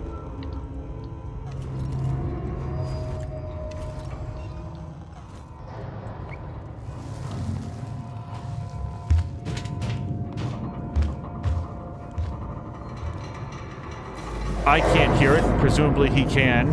Yes, I saw something flashing on that shelf, and no, I don't care what it was. Okay, there's a save point right there. I'm inclined to hit it.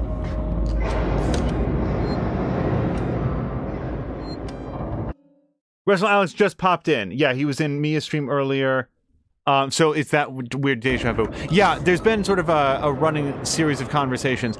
Also, at some point, I do want to say what I was on the verge of saying about force powers in the Star Wars universe. I was sort of hoping that Geek Pantheon would show up at some point, since it was on his stream that brought it up. However, I think that when this elevator ride ends, there's going to be some more dialogue, so I will hold off. But if we get a nice long spacewalk like the one that we just had, I might share those thoughts. And they are just thoughts. You know, I'm no Star Wars scholar. It's just sort of the way that I've always thought about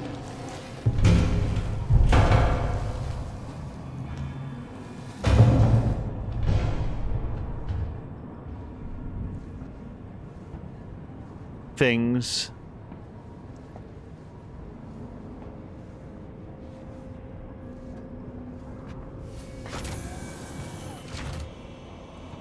Ricardo? Oh God. Ricardo. Oh no.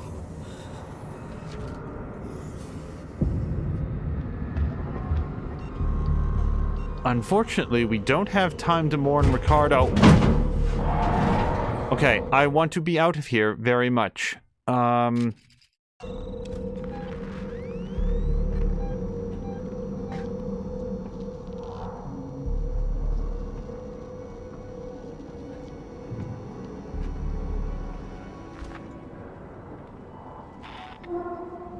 God. I want to craft...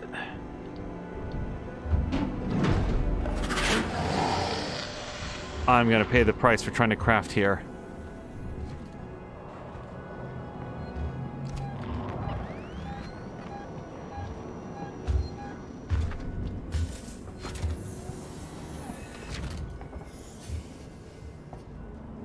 God, I hate the medical wing. Oh, it's this way that I have to go. That's good.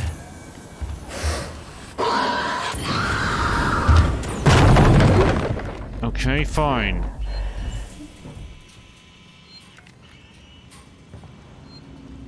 I'm not sure I do want to save that. It feels unnecessary. We'll see if we can make it a little bit further. Okay, noisemaker. Build. Put that in, put that in. Okay, stop. Noisemaker. Sensor. Charge pack. We'll save that last bit.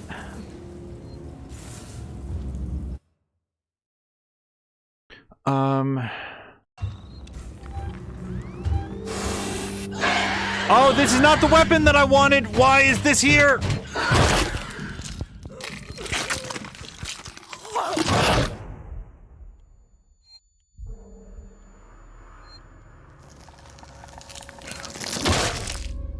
So very little doubt that people who go back and watch the tape will see that I accidentally moved it over to the bolt gun. I super did not want the bolt gun right there. Okay, let's see if I can do that with a little bit less unnecessary damage.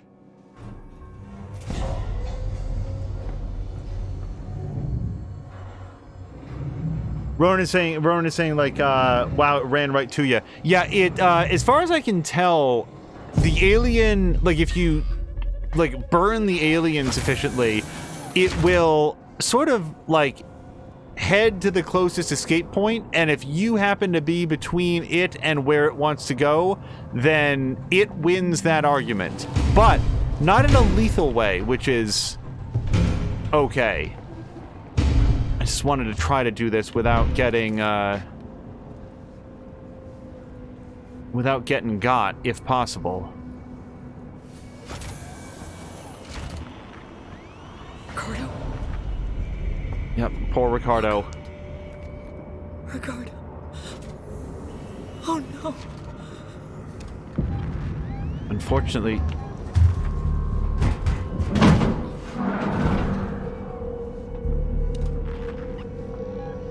Unfortunately, we don't have time to mourn his loss.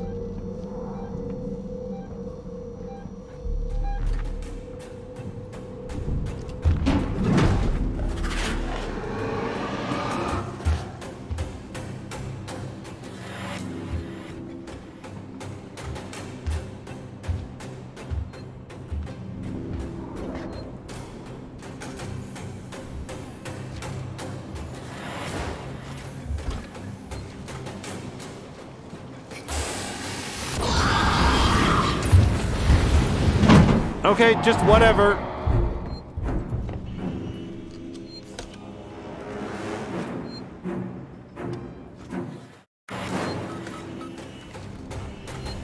Okay, now let me get the hell out of here.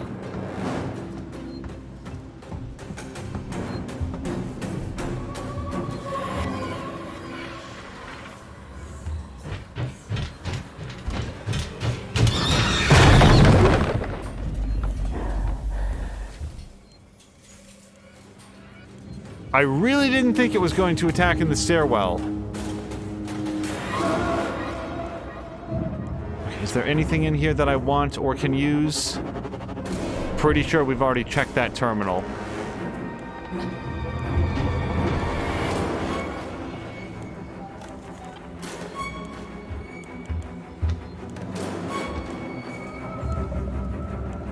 Alright, turn on the speaker system, which may or may not attract its attention. I think it... Yes, it did. It did. Okay, so that's good. But now, what do I do with this newfound freedom? I'm not sprinting.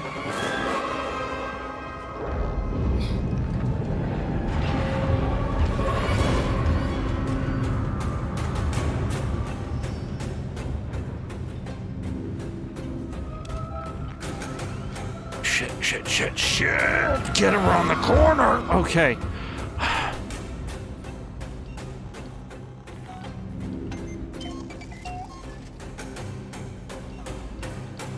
Noisemaker.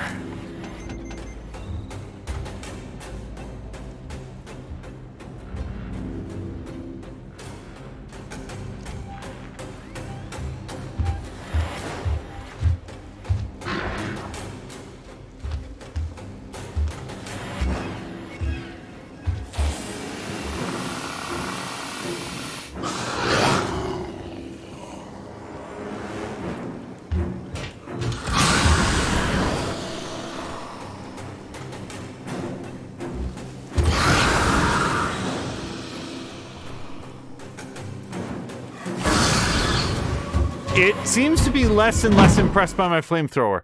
Okay.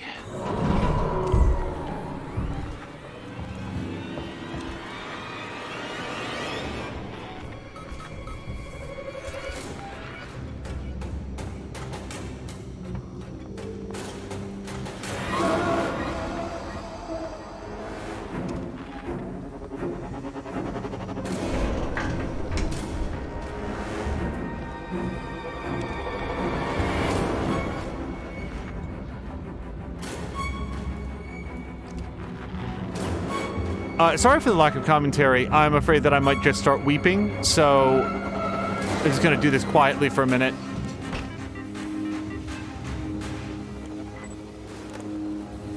Okay, cameras off. Door access on, please. I did not look to see if there was anything else in there. God, I have to wait for this. Nope, nope, nope, nope, nope, nope. Stop, stop looking at the panel.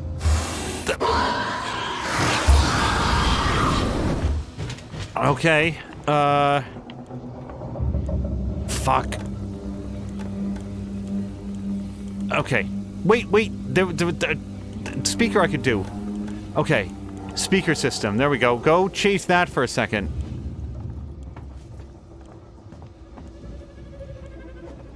Okay. Is this the right way? It is.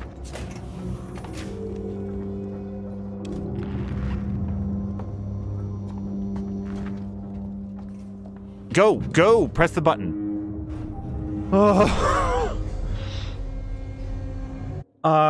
Ronan, okay, so we did hit a save point. Awesome.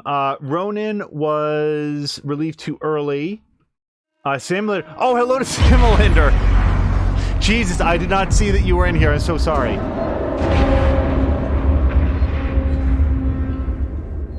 Yeah, Sam Linder's saying eventually it'll learn that you can't kill it.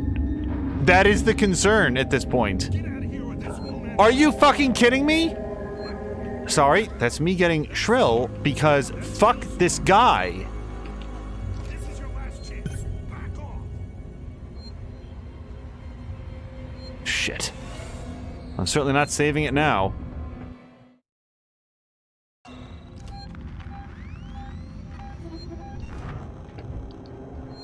And try a flashbang, even though I don't really know where this person is.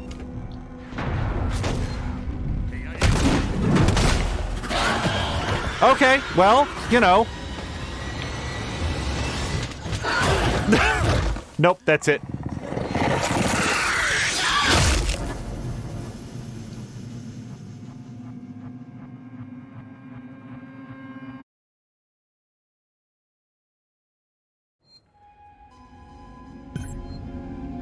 Okay,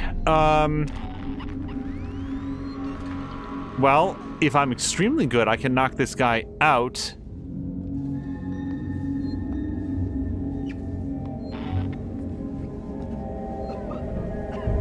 I'm not extremely good.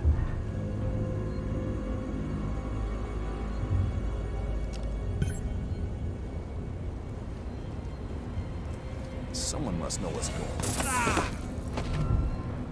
Okay, that's good. And now, I just have to turn the power back on.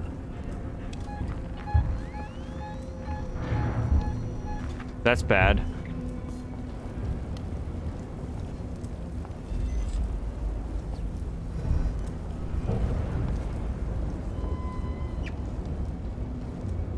This looks like something I can cut. Yes. Now, if I had that last 3 seconds to live over again, I probably would have laid down a Molotov mine just in case it comes up behind me while I'm doing this, but it's a little bit late for that.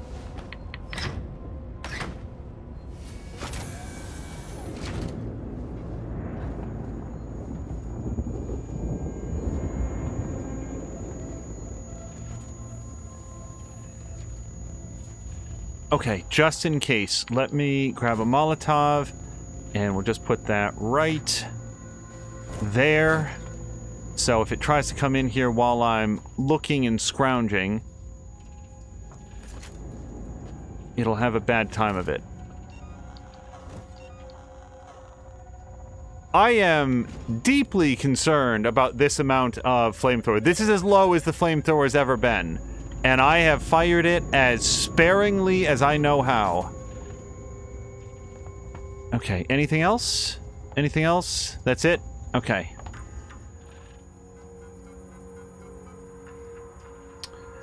Code for repair jobs. 1851. Hey Myers, my shift's over and I'm clocking off. If you turn up to repair the system in the next 3 hours, I won't be here, so the code you need is 1851. Advertising. This is Sinclair. You guys took too long down there. I had to power down this facility and take the last transit. We We can't afford to keep the sanctuary wide open. All it'll take is one creature to get in, and all the supplies and weapons we've taken will come to jack shit. Me and mine are gonna sit this out till the rescue comes. I'm sorry, but when you started chasing after a ship that'll never come, you broke with the plan. Sinclair out. Okay, I'm gonna try to get to the save point.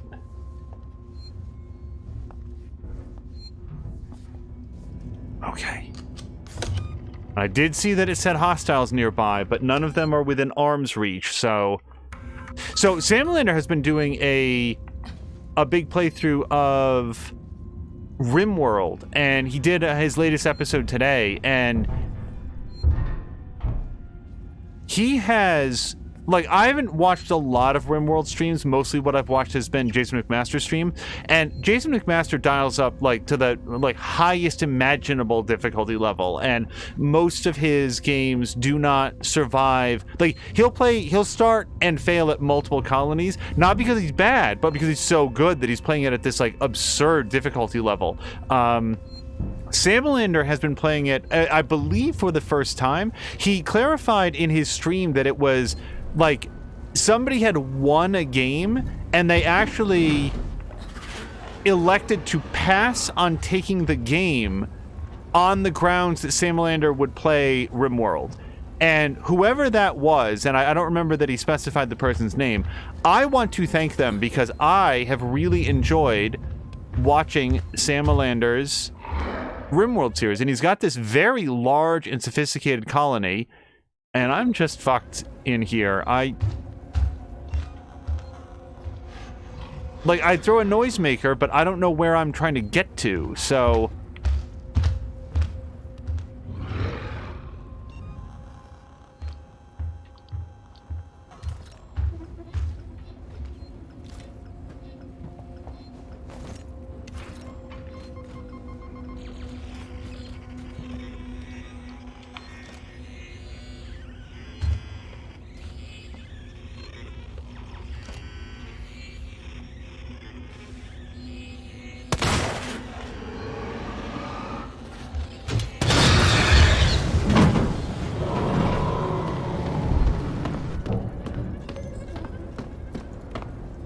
Okay, I'm gratified that worked, and I still don't know where I'm going. I've been in here. So, did I miss something in here? Is there something more I should be doing on this? Uh-oh.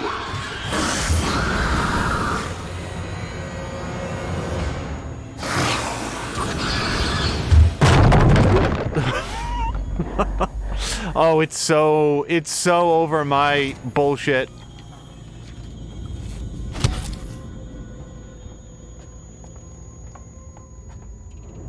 I'm just going to check this one more time. I don't think I missed anything, but I'm supposed to be powering something on, and...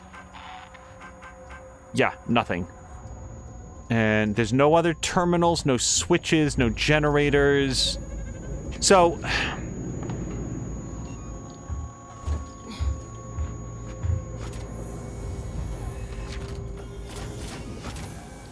I'm assuming, by the way, the shotgun doesn't do anything to this thing. Like, the pistol round bounced right off of its carapace, so...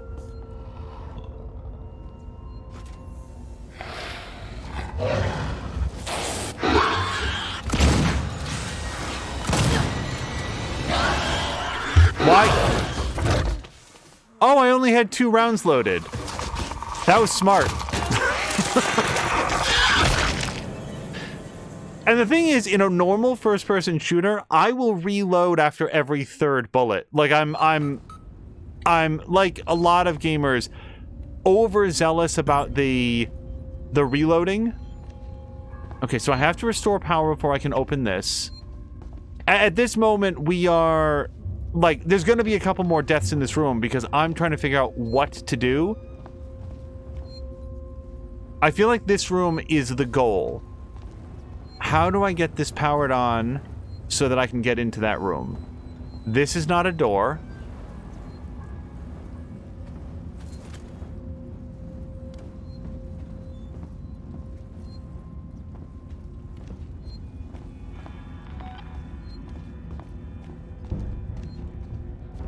It was right here the whole time. Oh, the code. The code that I just learned, which I don't remember. So let's go to our logs. 1851.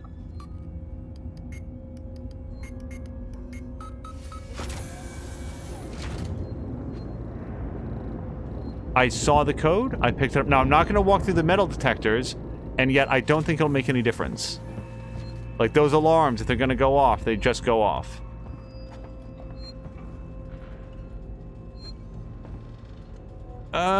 Let me do whatever I'm supposed to do in this room, and then I'll save it. Reboot power systems. Okay, well... I kind of want to lay down a mine, but...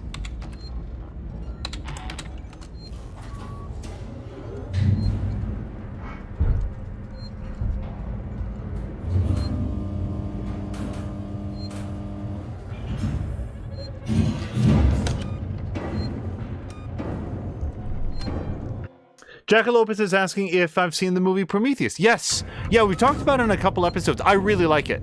I like Prometheus a lot, and Covenant, for better or worse, left very little impression on me.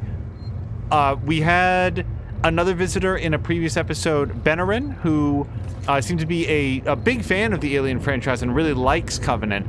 It's not that I didn't like Covenant. It's that, I think as Groomfee put it, I think it was Groomfee, Prometheus set up some intriguing hooks for a potential sequel that I don't feel were well delivered on in Covenant. Covenant is fine, like it's fine, but I actually don't remember very much about it.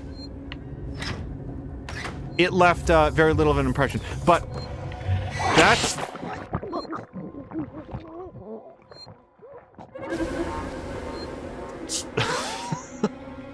By the time I realized, when I opened the door and saw the boxes moving, I thought it was a physics bug. And then, but at the moment it occurred to me that there was a face hugger under there, and I started to say, that's fine, it was already too late. Sam Lair doesn't think that he's seen Covenant. Yeah, like, let me be clear that, if you sat me down and said, you are going to watch Alien movies, rate them from the ones that you are the most enthusiastic to see to the worst. Covenant, I think, would still fall above Alien 3 or Resurrection for me. Like, it is not a bad movie. I'm not,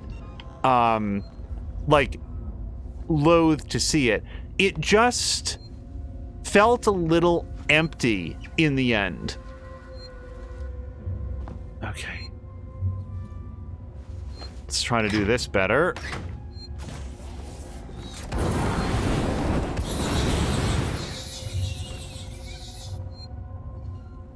The facehugger doing its best impersonation of Solid Snake is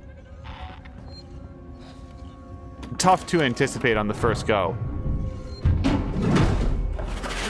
Okay, I don't like that.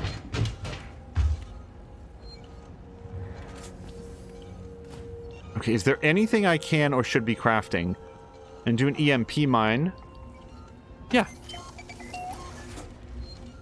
Alright, and now I can start positioning for another EMP mine.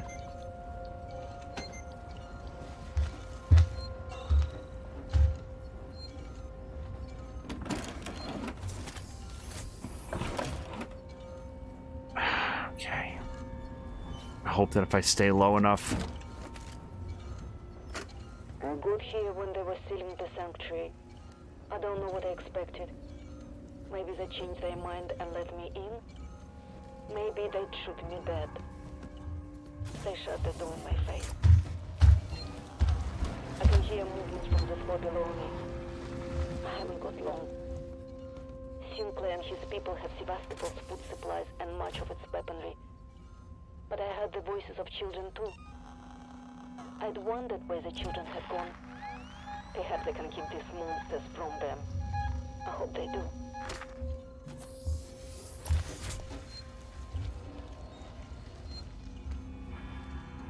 Not gonna lie, I didn't hear a word of it. I didn't hear a word of what she said. So, I am highly motivated to throw a noisemaker to the far end of the chamber. so that it doesn't see me while I'm tapping at the thing.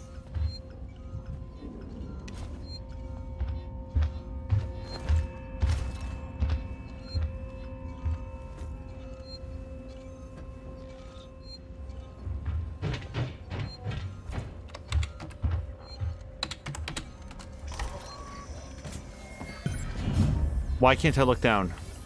Okay. So wait, now where am I trying to get to? Oh, right where I threw the noisemaker! Exactly where I threw the noisemaker. That's great. Okay, so it's sort of thinking about that. There's a save point right there. I wouldn't object to the save point, but... So I can expend another noisemaker... Okay, let me actually do that, and then we'll put in another sensor, and actually that's it for now. Oh, God, and let me, reload the shotgun. Is that it?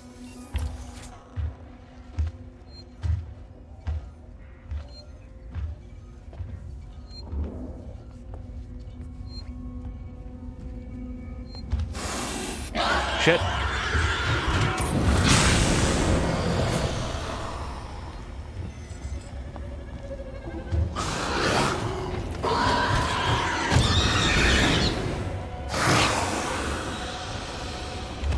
Come on, man. Get out of here.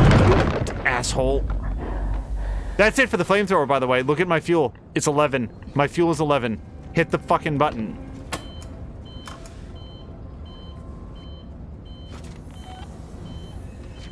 Okay, it's gonna take a minute to come, so I should probably prepare by Molotoving.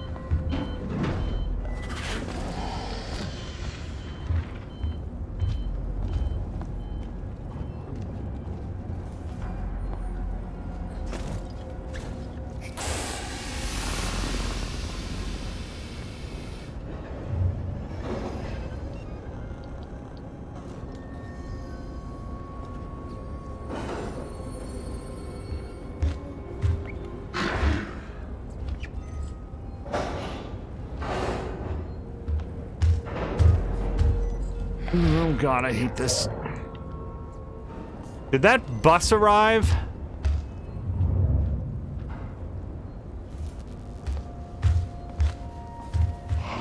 Come on. Oh God, I can't get further over.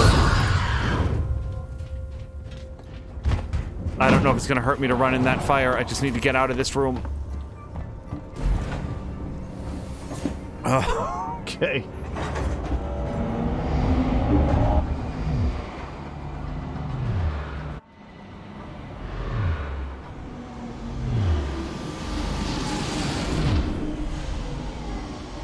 Someone was asking how did it not work, which, so many of my ideas don't work. I'm not sure which one that was in reference to. How, oh, that's right, I was about to say how can it already be here, but there's many of them now. I'm so fucked, by the way. Like... To Ripley. Ripley, we're about to move into position for the auto-umbilical dock sequence. We'll be dark on comms until we've matched the decaying orbit of the station and are in position. We're just waiting on you to extend the towing platform clamps. I don't know how to do this with the amount of, I don't know how you sweet-talked me into this. Oh yeah, she's having a bad day, everyone. Let's pour one out for her level of stress. Noisemaker.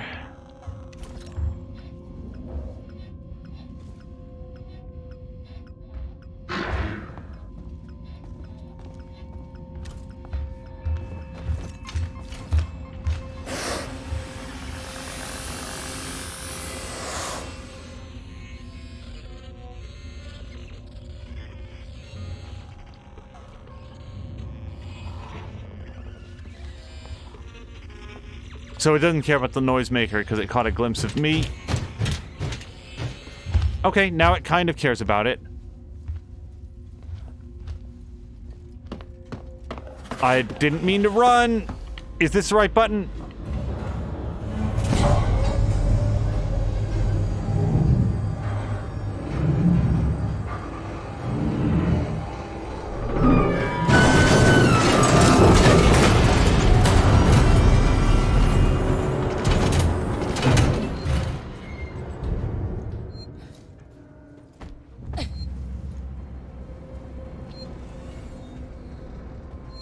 I guess I'll save it. I'm not feeling really good about my position here, but... let me see if I can craft... Yes, I can craft another one of these immediately, and then hopefully stage together some more bits. Yeah, we'll put that in for now. 11 flame fuel is not enough.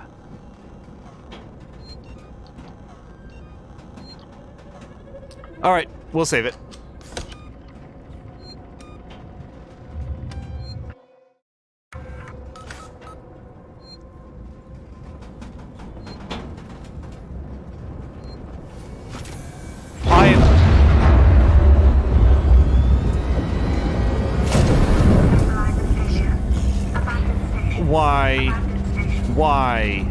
Why is this happening?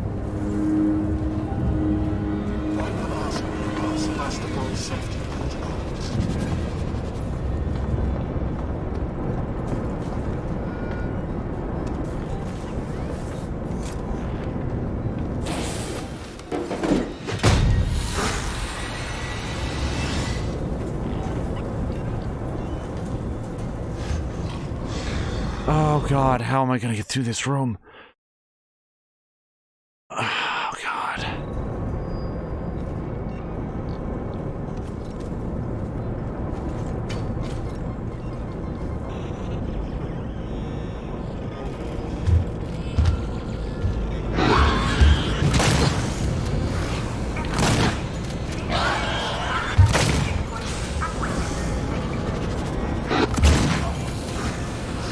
I hear the robot behind me, which is bad news.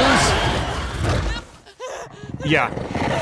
So the shotgun is just enough to make it say, "Ow! You jerk! I'm gonna get you now."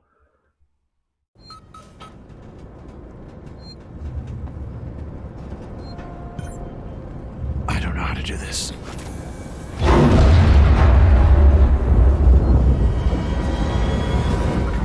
I don't know why I'm crawling at this point. This guy comes around the corner.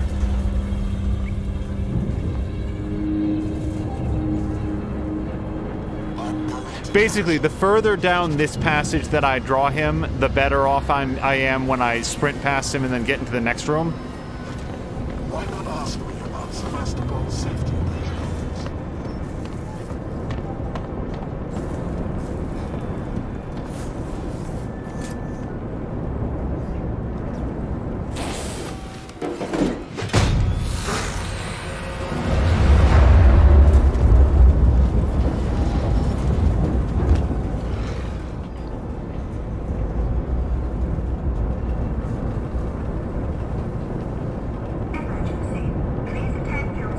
God, what I wouldn't give for Ripley to be able to, like, just climb up over that.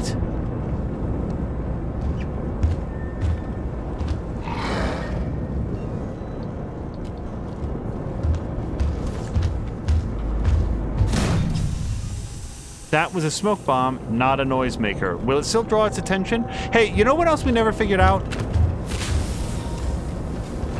If it will follow a flare.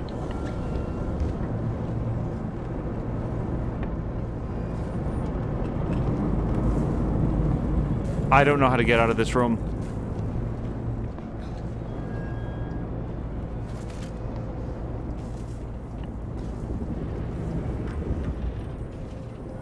Orbital stabilizer failure. Abandoned station. Abandoned station. Nope, that was nothing helpful.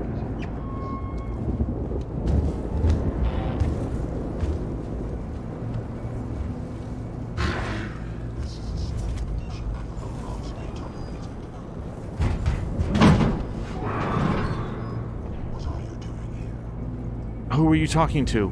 Me? Hold on a second. Running causes accidents. How the hell do I get out of this room? So there's something against the next room. What is that sort of blue grid legend? Blue grid is passcode lock. Did I get a passcode off of this thing? I don't feel like I did.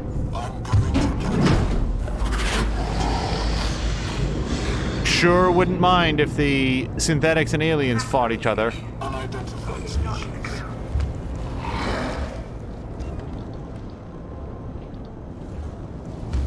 What are you?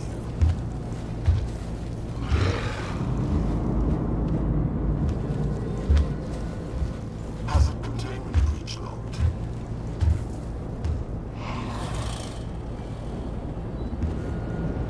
Booking report to Apollo.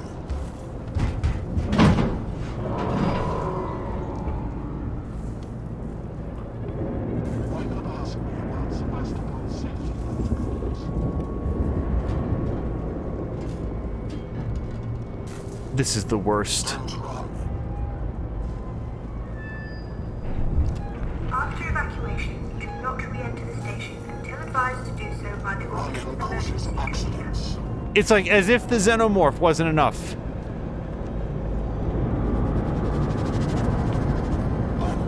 Okay, so I have no idea what that is. Let's see if we can figure it out. Shut out. Oh, the last stand does have something. Okay, so 1984 is the key code for that locker. I don't know that that is helpful information.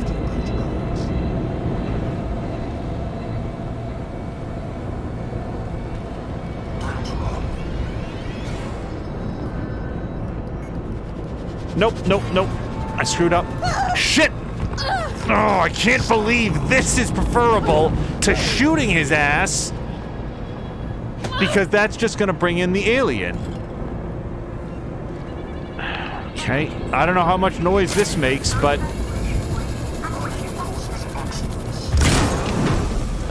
Enough! It makes enough now!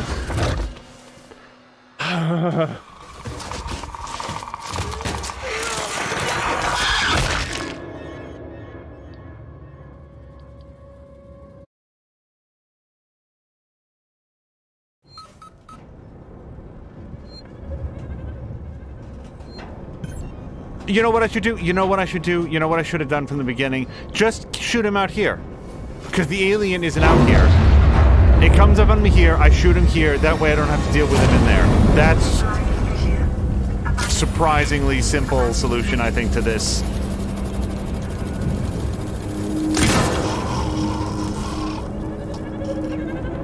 Alright, now if the alien comes out and chomps me, then I'm really in trouble. Alright, we'll take everything that he had.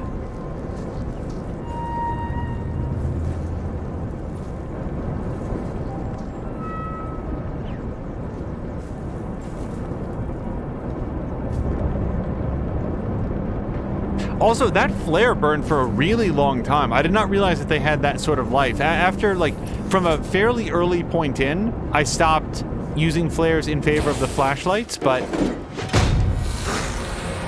Now, it feels like the play here is just wait for it to leave the room, or at least crawl up inside a vent so that I can move around a bit more freely. Now, I will not be able to just go punch in the code, because you have to get the code before you can punch it in. Your character does not know it, even if you remember it from a previous load.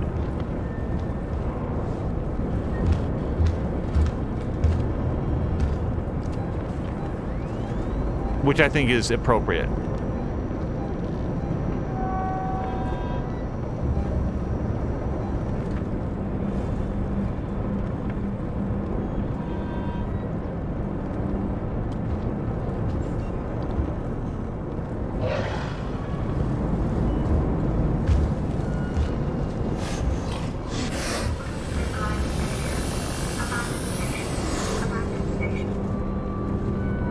Well, it definitely saw something.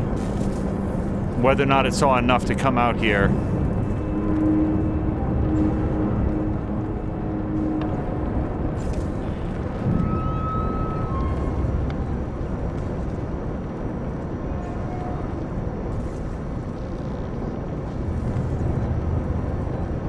No, it looks like it decided to go elsewhere.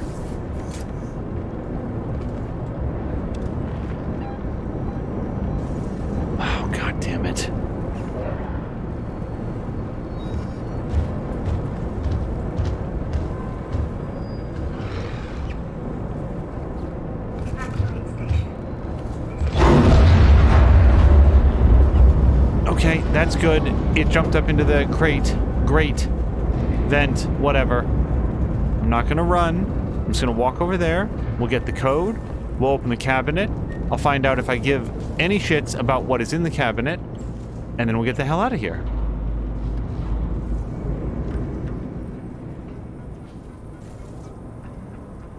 Got it. And got it. And then there was nothing else in here.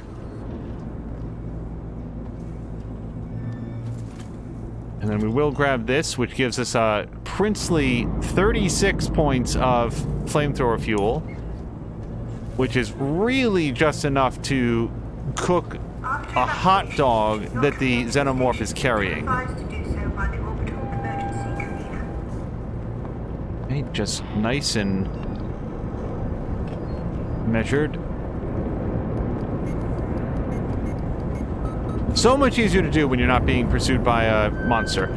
Okay, that, and that, and that, and that. Okay, that's a lot more flamethrower fuel than I had a second ago, so I do very much care what was in there. Let's get all 86 points of that in there. And...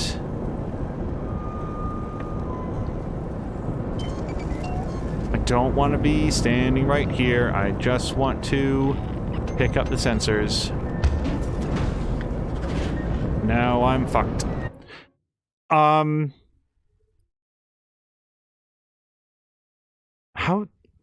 the hell do I get to the alternate route?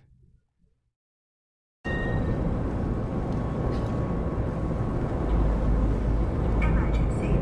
Please attend your assigned evacuation point and wait for your synthetic emergency ward. I don't see any other exits from this room. I mean, there might be a vent or something that I haven't seen yet in terms of, like, how do we...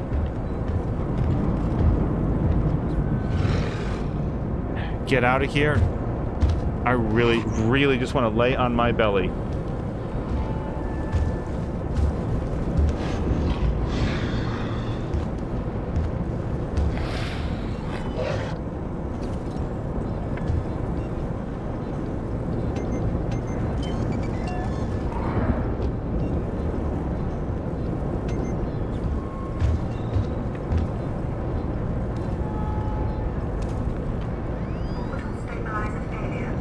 Now, the line shows go over there, so I have to put some faith in it, because that line has not led me astray. I honestly don't know if it's in the room. I can't see past the fire.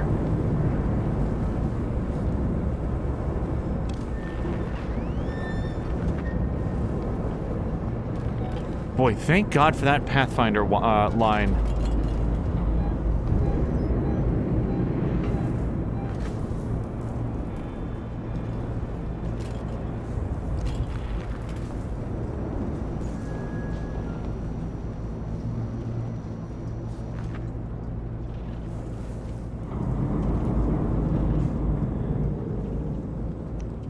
Okay, so do I have to start up that engine or something? To move this thing? Search. Okay, that's fine. Okay, sure, let me go back around here again.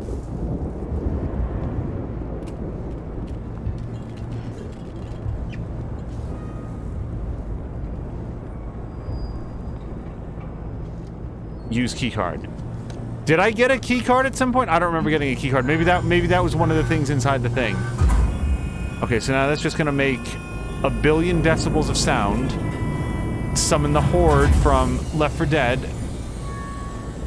Okay, this is fine. If this asshole comes to life and gets me... Okay, bonding agent, blasting cap. Do I have anything that I can spend that on? No. Okay, well, shotgun for now. Okay. Now all I have to do is not die and have to do that entire 25-minute crawl again. Fuck this.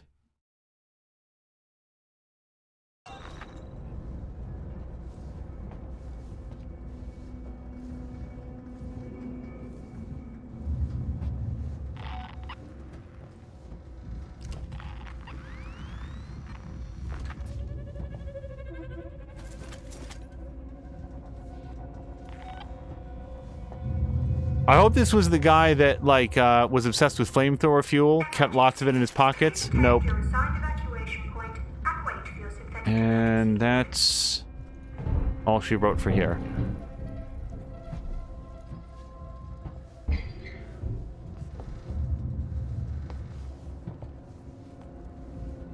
I do not know how dark this is on stream. I can say that in that, like, very, very dark portion, there was just enough light that I could make out where the arc of the tunnel was going, and that's it. It was very, very dim. Anything over here? Nope. And now the door's locked. Oh, but I can do this. So, I have to prepare for the possibility that the alien's going to come up behind me. So, while we're using the cutting torch, let's just lay down something hopefully far enough away that it doesn't catch me in the blast. Abandoned station. Abandoned station. Must go faster.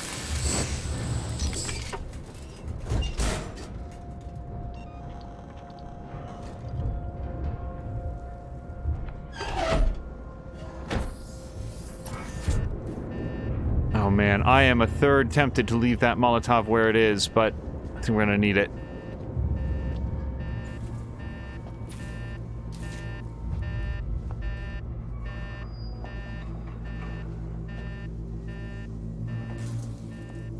Door locked, that's fine.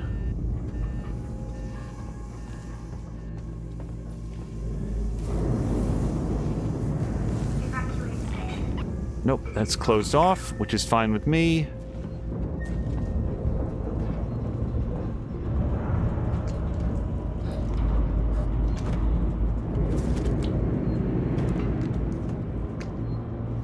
Fine.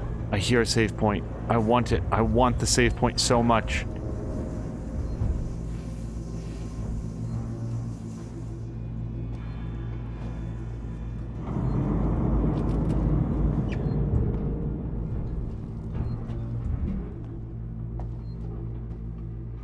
Like, this is, I can just barely see.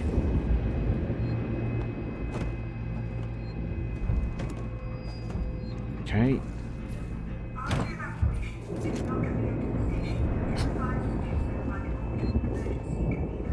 If I'm gonna save it. Am I gonna save it? Like, I'm going to save it, but do I want to do it before or after I search this room? I think after. I really feel like I'm taking my progress into my hands here, but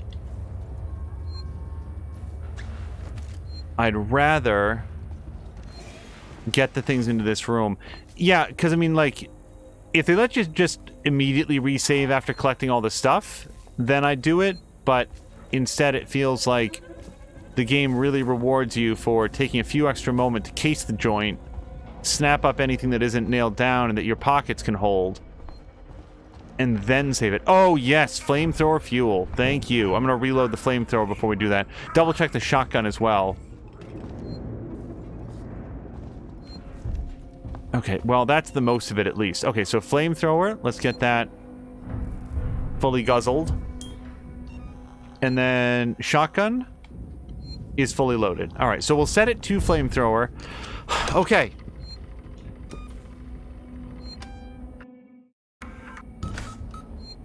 Antec 1050, thank you very much for the follow. And also, Alien 080 is saying this is the hardest mission in the game. I gotta say, I had an extreme amount of difficulty with the med tower section earlier, where there was no flamethrower, and I was very bad, and continue to be very bad at using the tools at my disposal. Okay, so it looks like the iris is the only place to go in here.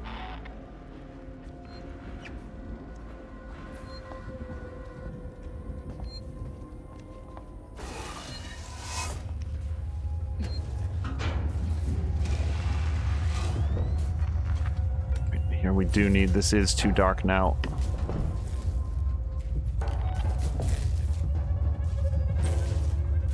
Okay, let me see if there's any way to stage any new stuff. Don't... Oh, yeah, compound B, and I can put in, yeah, ethanol. Oh, yeah. Kind of tempted to put in a second compound B there. Yeah, let's just get that fully ready. And then... pipe bomb. Put an SCJ injector. That makes sense. And Molotov? No, that's what I was looking at before. How about the EMP mine? Put in a sensor. Bonding agent. Gosh, did I leave behind very much? Hold on, I might have left behind some stuff that I can craft or, like, grab now. I should have checked my crafting stuff before I left that room.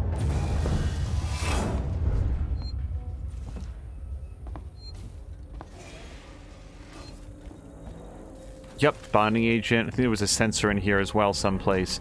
And we'll see if I can save it again. Again, it probably won't allow it.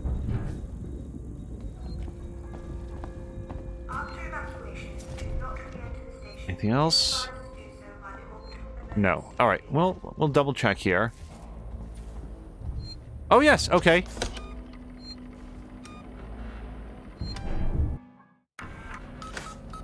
Okay.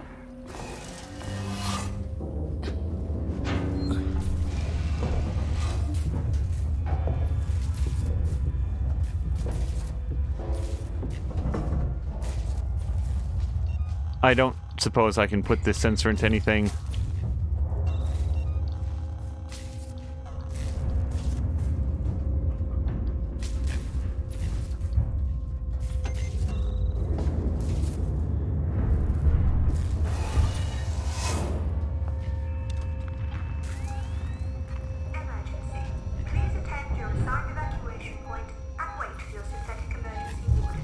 Oh, do I not like that?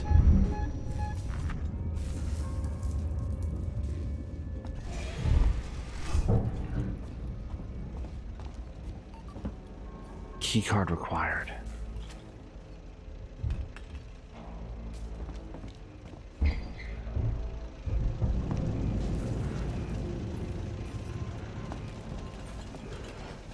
I really cannot complain about the dearth of flamethrower fuel because it doesn't seem like the hottest export that they would have here on Sevastopol Station. Shit! Shit! Fuck! Fuck! Fuck! Oh, God. Oh, God, I can't get the thing out.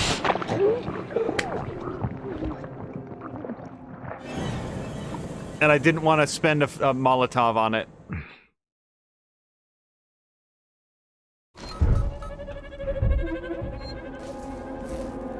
Okay, well, at least we have a good save from where we were. Also, get the flamethrower out.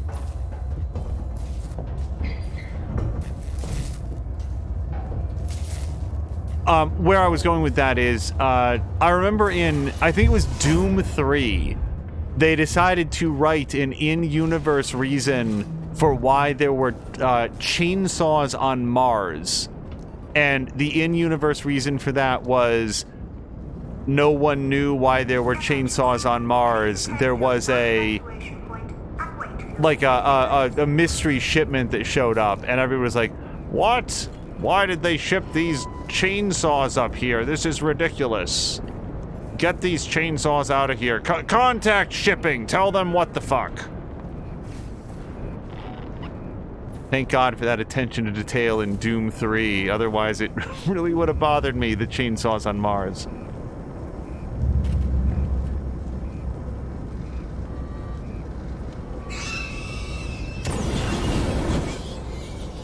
Alright, that is the smallest amount of flamethrower fuel that I can shoot and have a sense that I've hit it. If you're listening to this, and you're on the team, we've sealed the habitation sanctuary. There's one way in, one way out. I've still got raiding parties heading out to loot supplies and weapons, but it looks like we shut it off just in time. The Sikhs and synthetics have started moving away from their stations. I've seen a trail of strangled bodies in public areas. So, be aware. Oh, and if you're listening to this and you're not on the team, don't come find us. We will shoot. If you're wondering, no, I did not see these on the first pass. Or these. Okay, lots of sensors, but I feel like I've devoted every sensor that I can. Now, I passed a keycard needed on the way into this room. There it is. There it is. I know I saw one.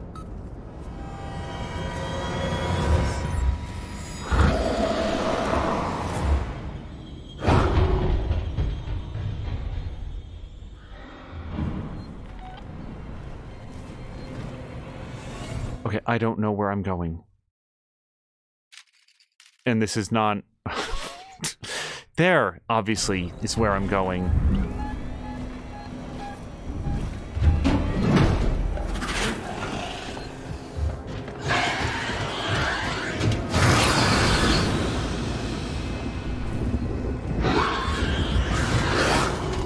No, I can't turn around! I'll take it. I'll take it. That's fine.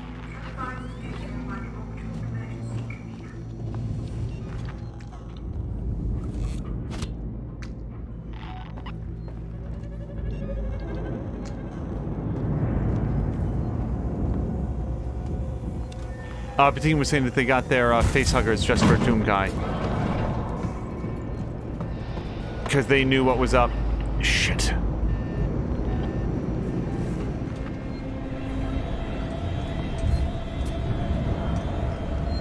Do I want to save it? Sure, why not?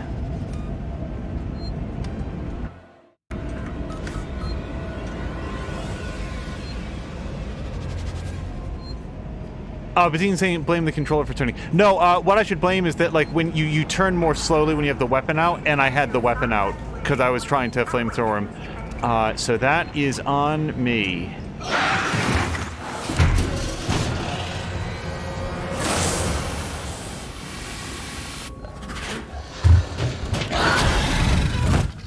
Oh, that time it did not care. Well, I'm super glad that I saved it.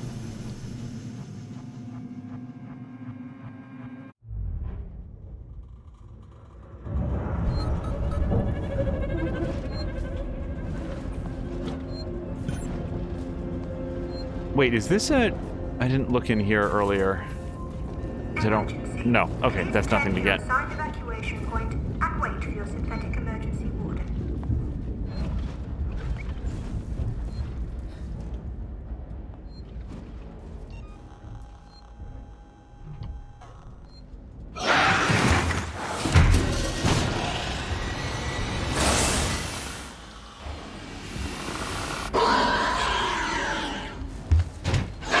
Okay, not the bolt gun, though. Not the bolt gun. So this time it feels like the play is just metagame it by throwing down a Molotov mine right at that doorway and then letting her come to me. Which doesn't feel sporting, but then again, she's instantly lethal. This is not a Molotov, goddammit.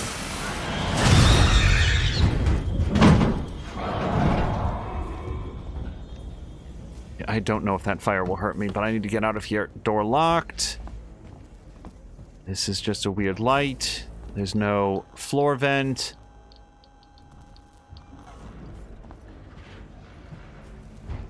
I'm really making the most out of the 15 seconds of life that I've purchased for myself. Bonding agent, son of a bitch. See, I don't know if bonding agent is used in the manufacture of Molotovs, but I'm inspired to learn.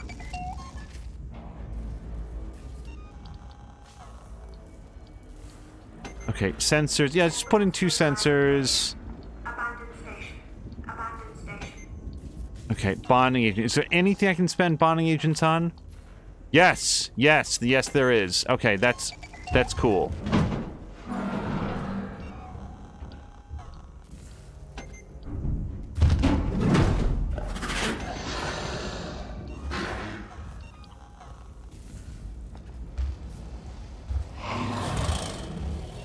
Okay, so...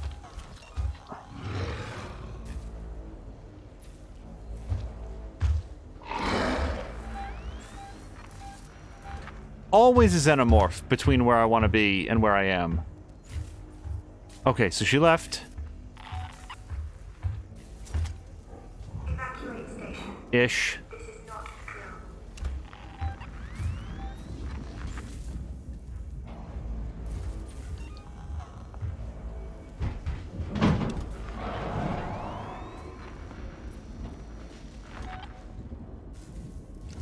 Okay, line. I can't go in here. Oh, wait. Yes, I can.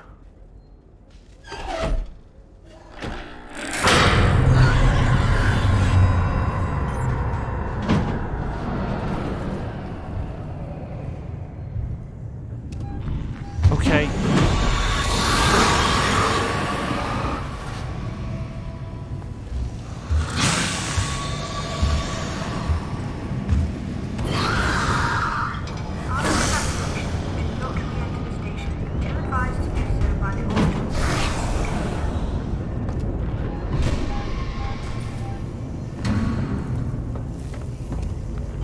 I'm basically just a slave to what the line tells me to do now.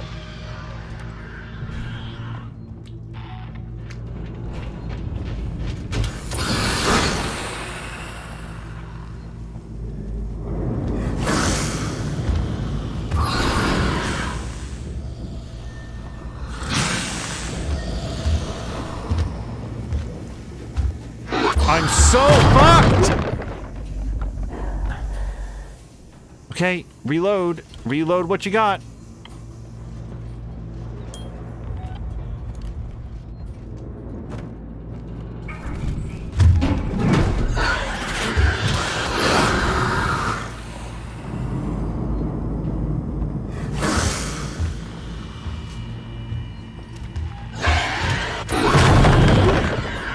Okay, that's it. That's all the flamethrower fuel that I have. Medikit. Medikit. Do another one. Alright, and now it's all shotguns all the time now.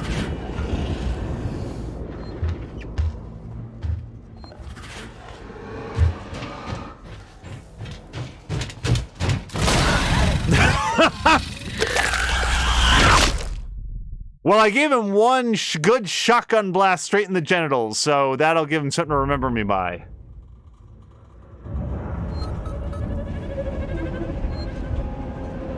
Okay, honestly don't remember where I left off here. I think I'm going in here to get the door.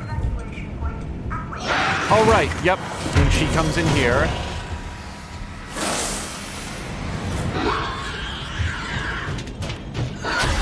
And I didn't.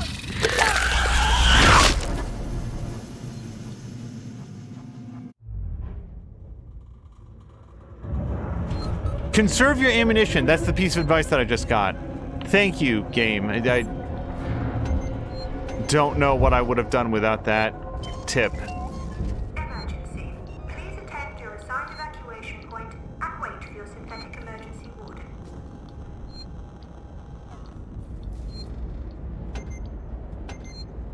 Yeah, we're just gonna preload that, and I don't remember if there's anything that I can put a sensor into.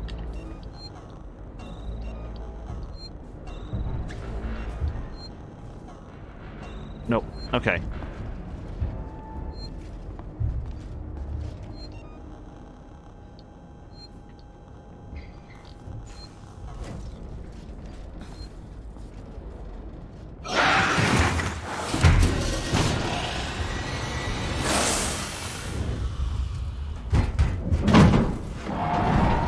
Okay, so this time we're going to play it a little bit differently now that I have a sense of what to do.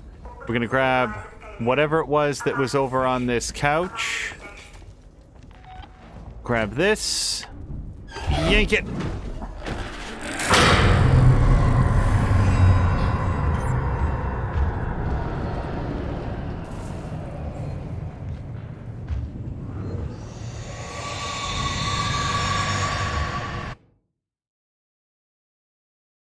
Boy, it feels like it's a million miles away.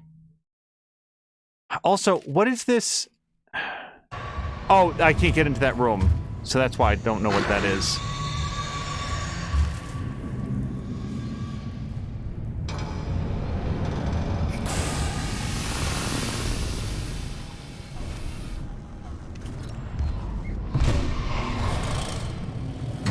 Wait, he might go away. He's not. She's not going away.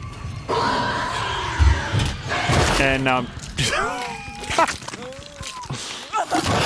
I guess I shouldn't have thrown that while she was looking directly at me.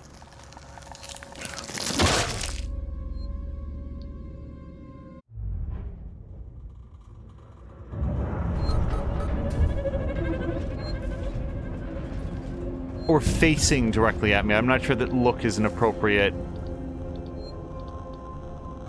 Emergency. Please attend your assigned evacuation.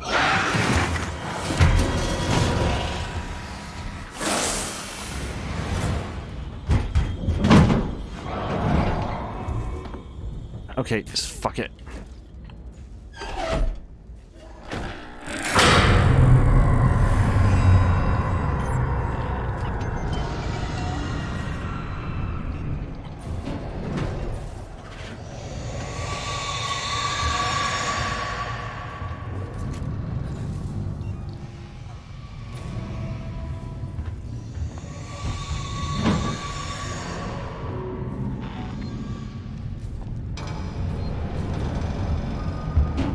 How do I... Orbital stabilizer failure. Abandoned. The trouble in this situation is the alien doesn't have any eyes, so I don't think it cares very much about the fact that it's basically pitch black in here. It can detect Ripley regardless.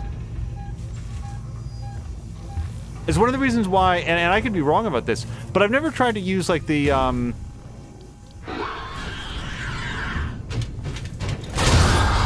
smoke bombs or whatever on the aliens, because I just don't know why it would care. Like, oh no, smoke. Whatever will I do?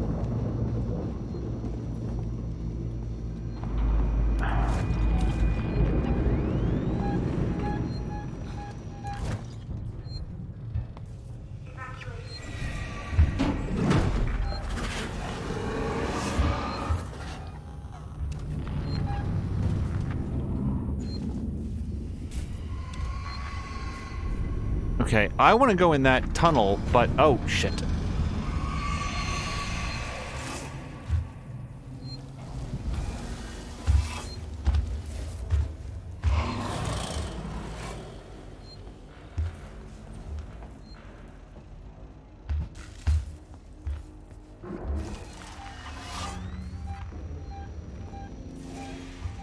God, this feels like I've gone around in a big circle even though I know that I haven't. Okay.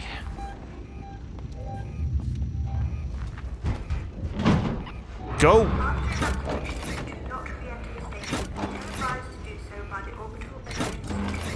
I hate the people that invented this station. I really do.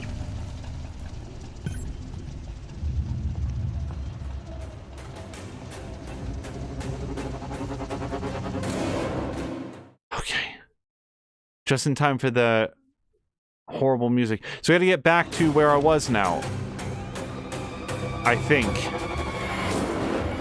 Yeah, it says that way. I'll tell you what, though. I'm just gonna go through the tunnel.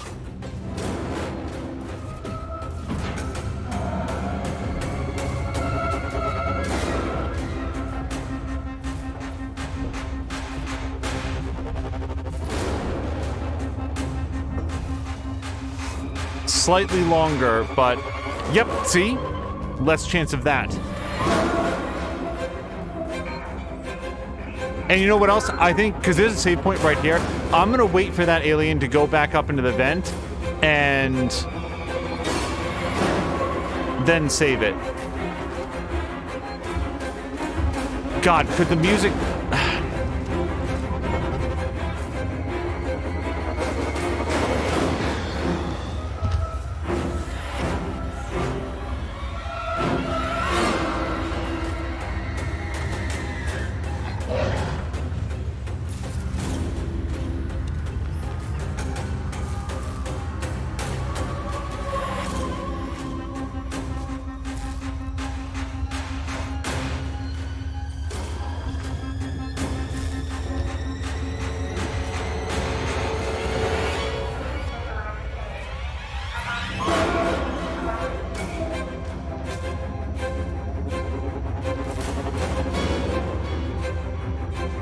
think it's leaving. Yep.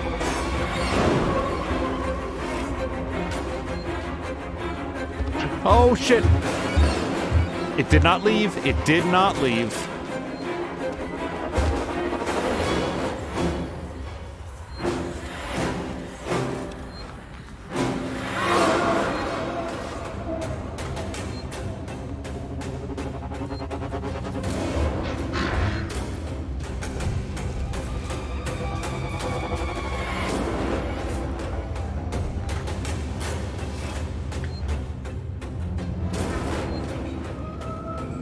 God, I want to save it. God, I want to save it.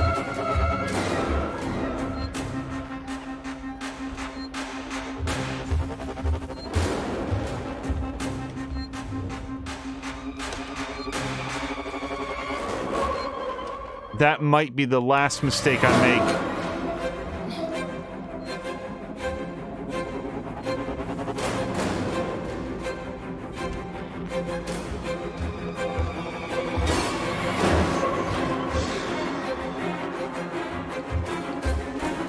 Okay.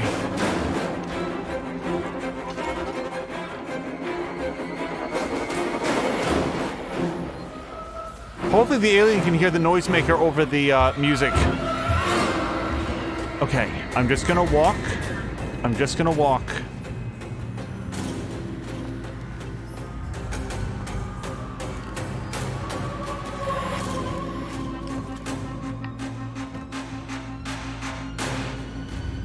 Bought a few seconds. The thing is, I think that these windows face into that same chamber. And I just heard it go into an event.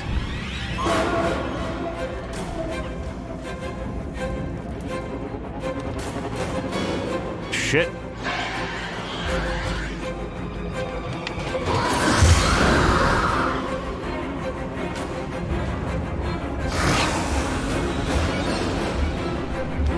Back off, man. I'm a scientist.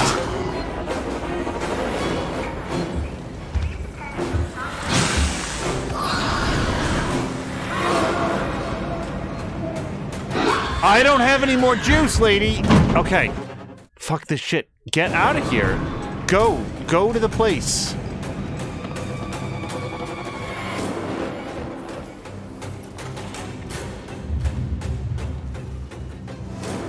Okay, so much bonding agent. Audio cassette.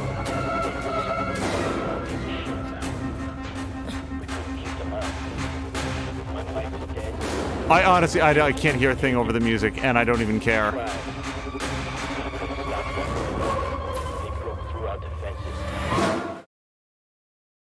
Shit. There's something back there. Almost certainly an ID card, but I've gotten all the ones I could find so far. Like, I don't want to be like, I could have had the achievement.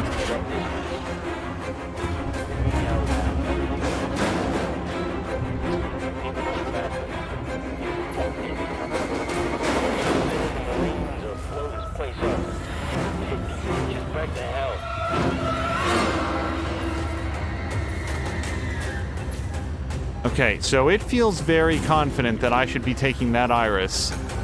But also, it feels like the alien is getting its own updates about what my line says to do. Yep.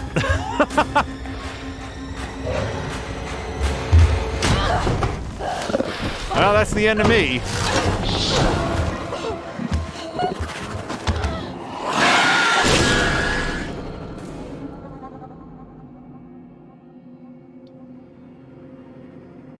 How far back is that? That's back. Yep. Okay.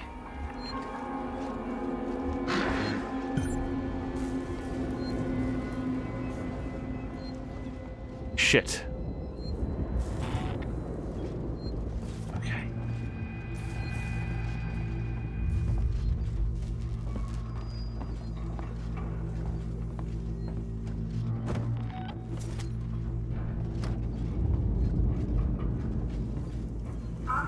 Okay, it's this first... No, second left.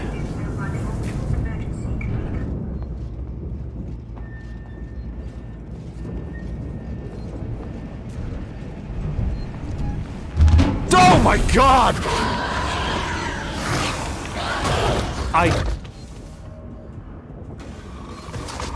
I tried to get it out. I tried to get it out. You know what I had out? The fucking wrench. Oh, eat wrought iron.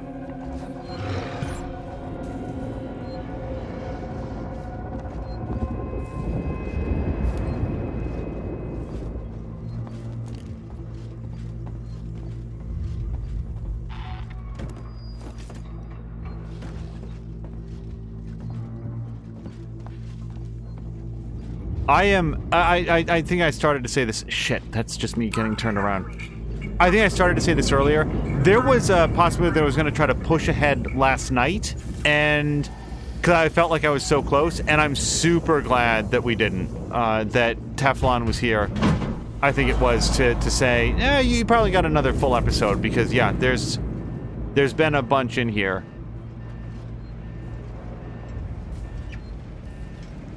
Okay, do I want to try to save it here at the end of this hallway walk? Because nothing is currently pursuing me. Yeah.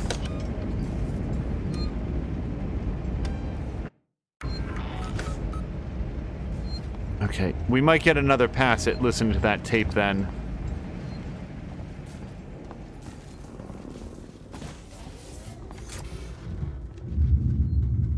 Emergency. Please attend your assigned evacuation point. Some fuck you don't give a shit about. We couldn't keep them out. My wife is dead. My children have been taken. I tried, but I couldn't stop them. They broke through our defenses. There's so much blood on my hands. This is for the rescue party. For Seek Senor. I don't know. Whoever has to clean up this mess. We held out in here as long as we could. You didn't come fast enough. You fucked it. Just send in the Marines or blow this place up. Take these creatures back to hell. Orbital stabilizer failure. Abandoned station. Abandoned station.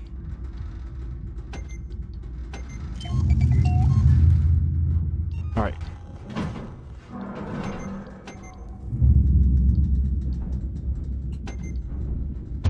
Alright, we're gonna chill out with the rest of that, because I do have some inventory space. I'm gonna see if I can lay down one more save, now that we've done that crafting and collecting. As soon as I remember where the save point is. Relative to where I'm standing. In here? Yes, okay.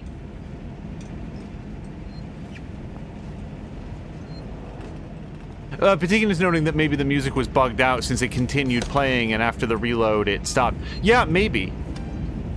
It certainly was intense.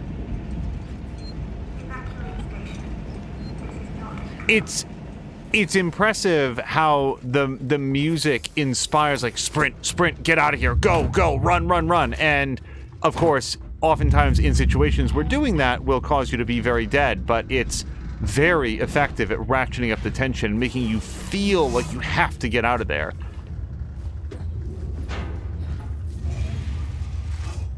Don't particularly know why the bolt gun is the thing in my hands.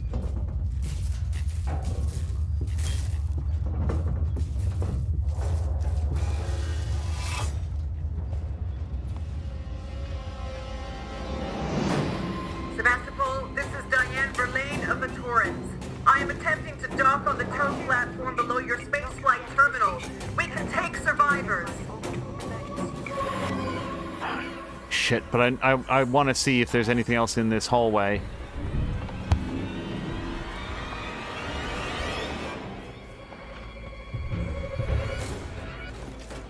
Yeah, sensor.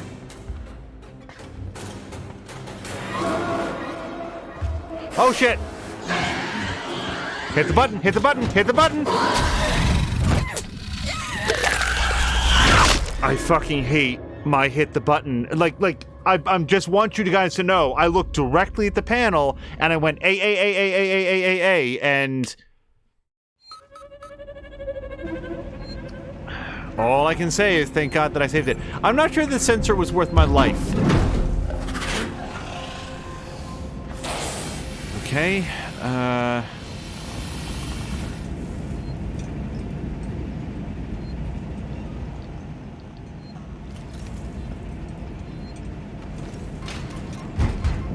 oh, son of a bitch!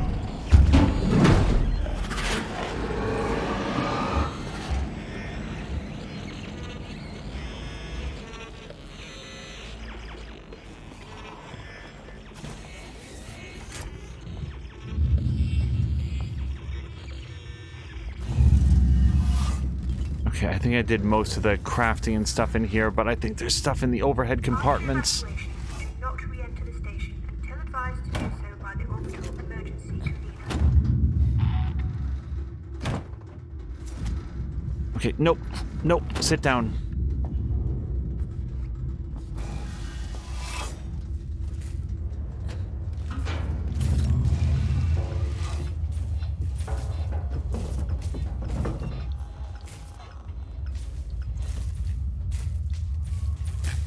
Okay, yeah, I don't need to do any of that.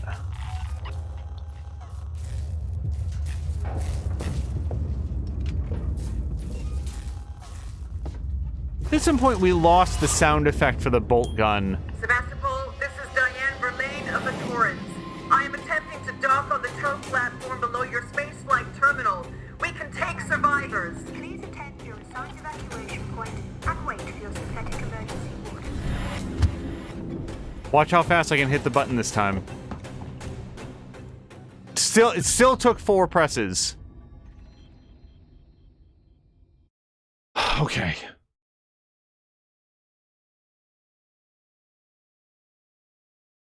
They need to update that tooltip. The EMP can be used to disable androids for a short period of time, provided they're not wearing a thin plastic suit, at which point they are completely immune to its effects. Please attend your assigned evacuation point and wait for your synthetic. Okay, so it's saved on the way down here, so I don't need to touch that save point right now. But if we find anything cool in here and I do any crafting or whatever, then we might take a swing back.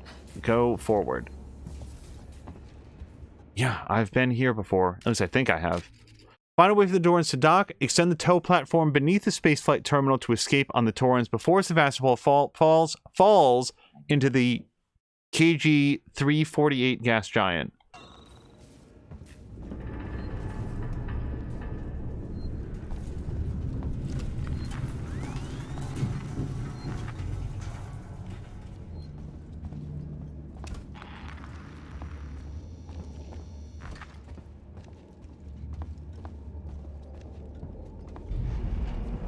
There is a different tooltip that says sprinting is a last resort, and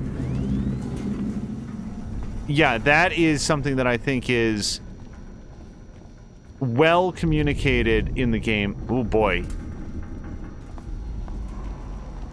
Nothing says tremor like your motion sensor just wigging out because it's rocking so hard.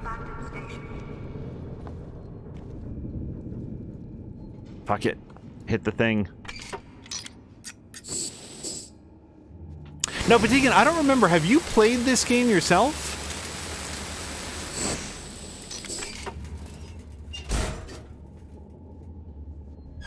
I know that Drienne said that they have not, but they've seen it played a whole bunch. I didn't know if you were in that same category or if you've played it. We probably have spoken about it. Is this... Yeah, okay. Elevator. He wants to play it eventually. It is... strike a wall... Oh, I didn't get to read that. Strike a wall or hard surface. I think that we actually figured that out earlier, that you can... Yeah, well, I'm falling apart emotionally, so... Escape Sevastopol. Don't come here. Now, I do know that we have to extend... Can you hear me? Are you close enough for radio contact? I'm here! Ripley! Thank God, I hear you! I need you to extend the dog cradle clamps, quickly! There are 2. Should be close by.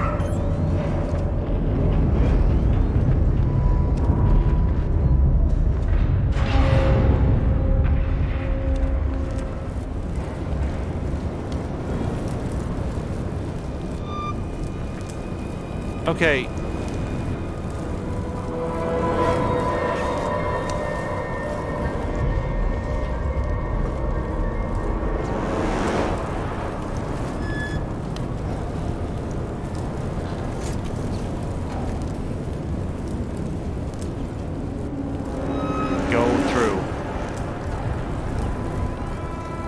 Alright, so something's moving around in here now. That's bad news.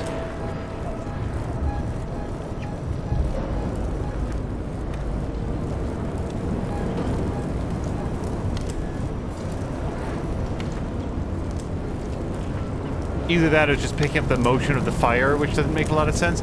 So, this is leading me here.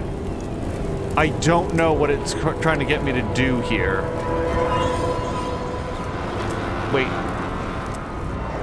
Restore power. Okay, well, presumably then I have to follow those wires.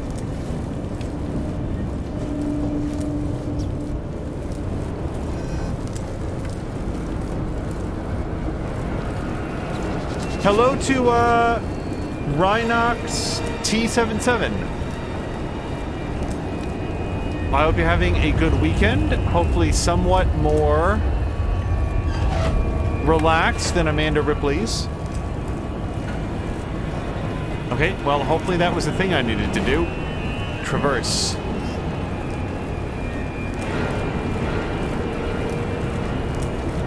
Is there an achievement for finishing the game with maximum of every crafting material and, like, object in your inventory?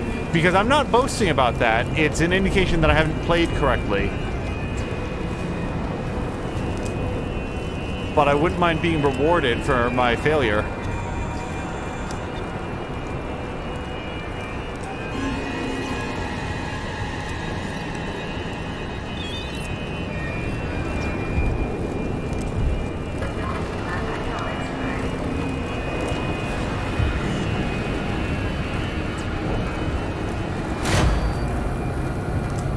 Yeah, something is moving around in here, and I have to assume it's a xenomorph because even the robots would take today off.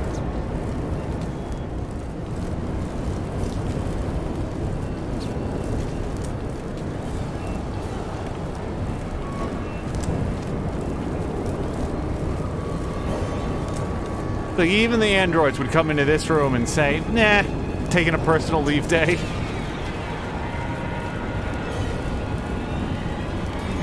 Oh, God.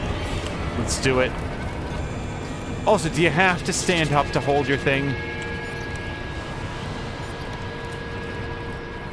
Shit.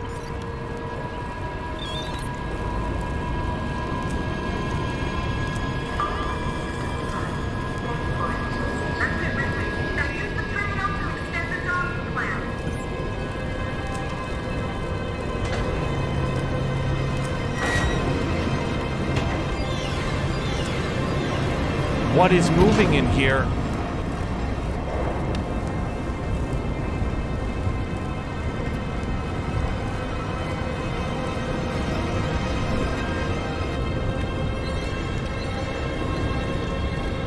Something's moving nearby, but I don't see it anywhere in this room.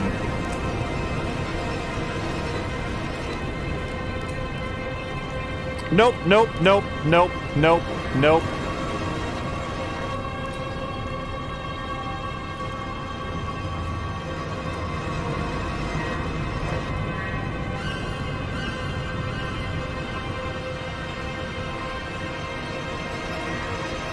Okay, don't care. Got it. No, and do this. Verlaine, the docking clamps are engaging.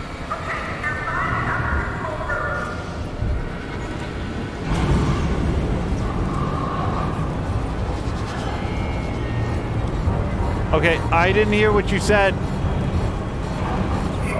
Fuck this guy! God, I can't fucking believe he got me!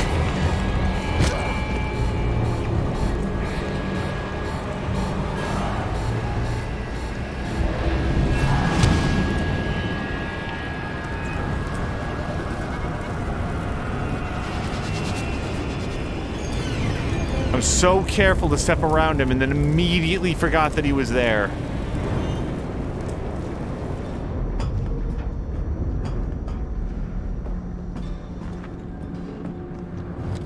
Get it. Get the stuff. Wait. Shit.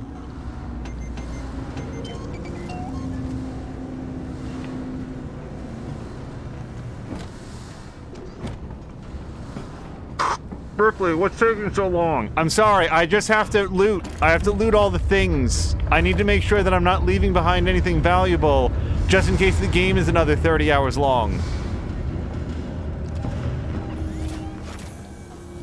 Get on the flamethrower.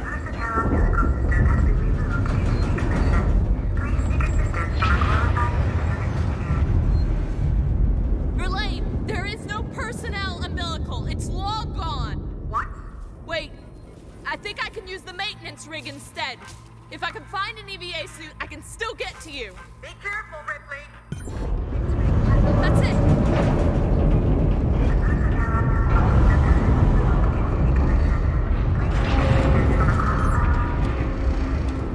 Get to the airlock. I will do that.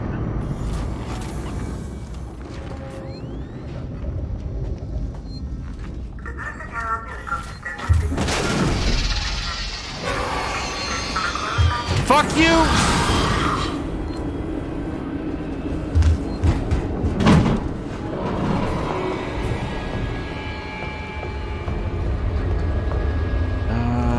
Hopefully this is still the way.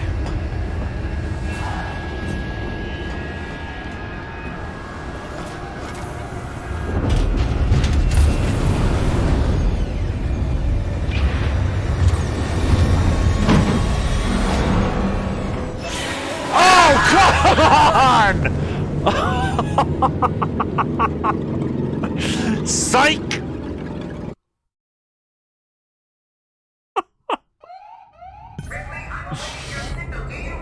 Oh no! Oh no! I'm so far back. Verlaine, can you hear me? Are you close enough for radio contact? I'm here. Ripley, thank God, I hear you. I need you to extend the dog cradle cliff quickly. There are two. Should be close by.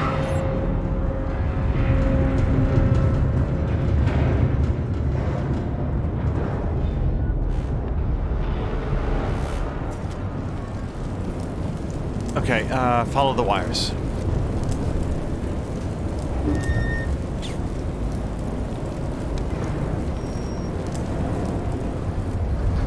Get in here. Okay.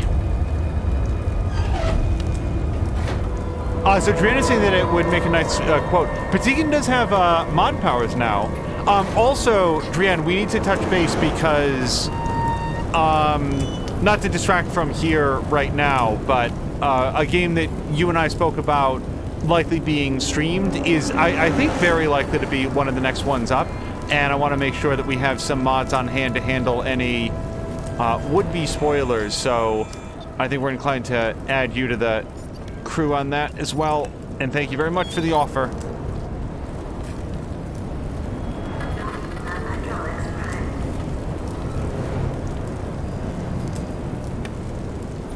Okay, I don't... Shit. Okay, hit the thing.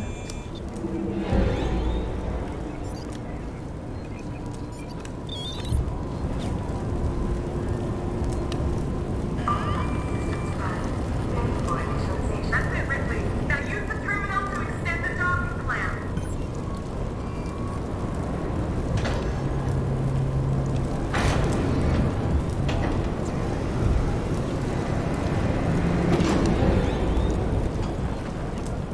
Use the terminal. Where did I go for this? I remember doing it, but not where I went. No, okay, nope. Let's try not to make this mistake again.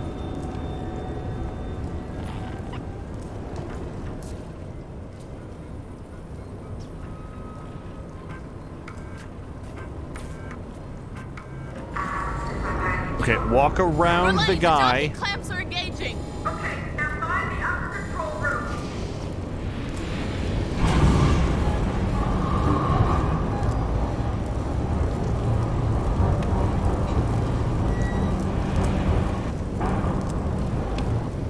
We were talking in an earlier episode about, like, why would you put the central processor of an Android in the head when you could just put it someplace else that would be a little bit more protected? And I said, maybe for, like, distance and efficiency purposes, it would be, you know, handy to have, like, all the extra sensory input coming in right next to the brain so that it would, you know, sort of be right there. Clearly, that is not the design aesthetic of the Alien universe, because look at how far we have to go. How many different floors and terminals we need to visit. Fuck it. Basically, in order to get one docking thing extended. In case of emergency, solve this series of complex puzzles. Verlaine, there is no personnel available. It's long gone. What? Wait, I think I can use the maintenance rig instead. If I can find an EVA suit, I can still get to you. Be careful, Ripley.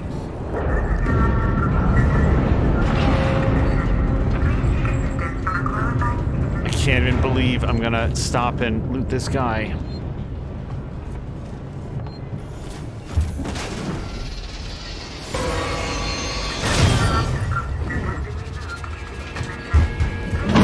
Okay, but don't walk underneath it this time.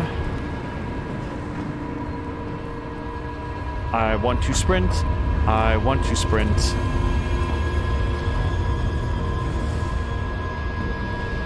There's never been a previous moment to bring this up because nobody cares, but I'm the sort of person where when I get out of work, I will halfway run back to my car just because I want to go where I'm going.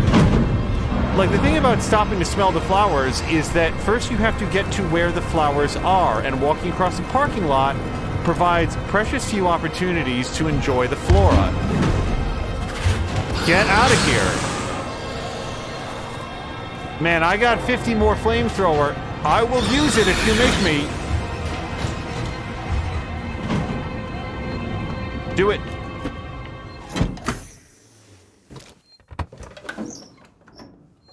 The music has faded, so clearly everything is fine now. Put it on! What are you admiring? This is bullshit.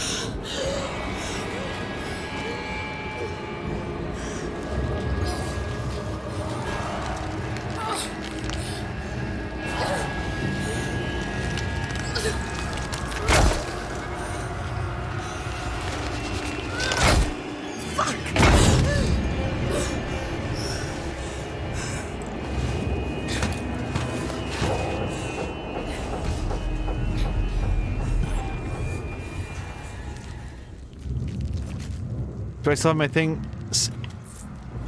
Found an ID card. Cool. Yes, I do still have my things. Nope, nope, nope.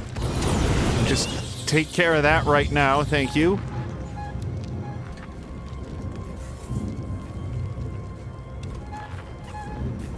Oh my god.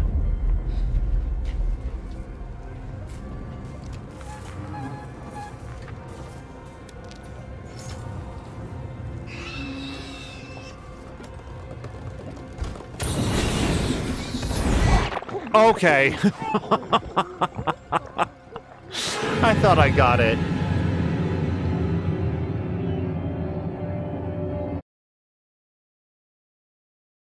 Here I am acknowledging the absurdity of the fact that I'm still looting and crafting this far in, and Ripley is at the EVA locker, and she really stops to admire the craftsmanship of the fucking helmet.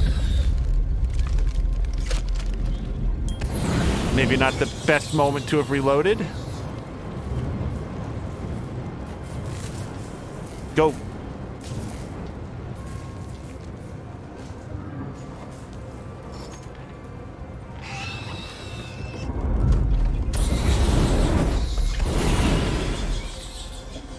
both?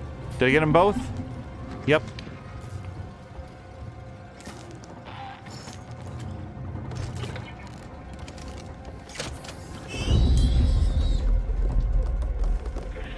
What? Whoops. Okay.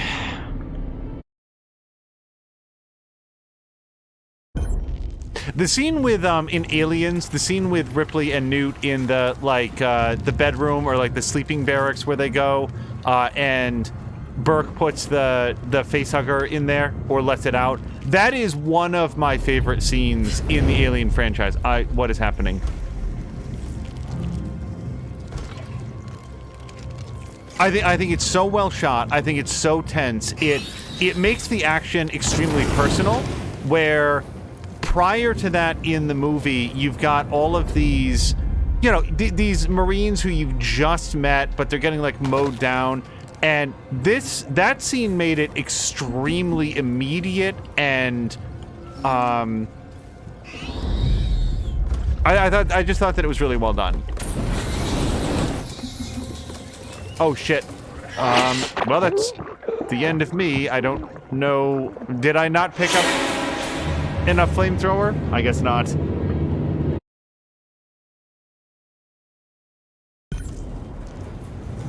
The other scene in Aliens that I remember really loving, and like I still do, is where like that's not possible. That's inside this room.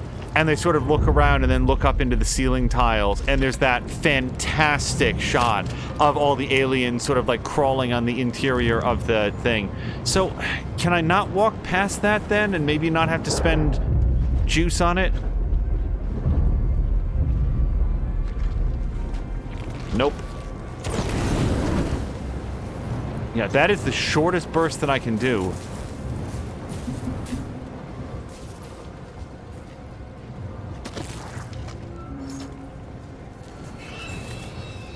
We should try to shotgun these guys instead of flamethrower them. Thing is, I don't think I'm good enough. No, that's it. That's all the juice I've got.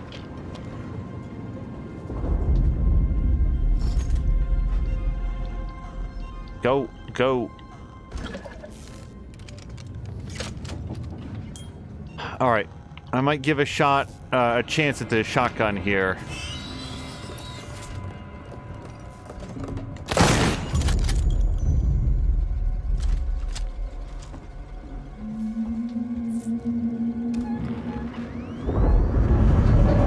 Just literally no idea.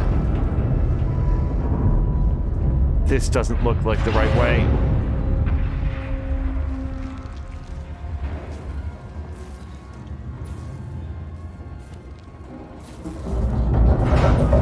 Sure, panning out flares down here.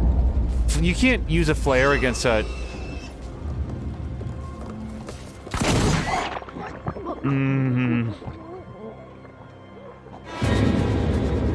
There's no use for a flare against like a facehugger, like unless you had one in your hand, and then you could like hold the flare up to it. Yikes, guys, this might take a few tries.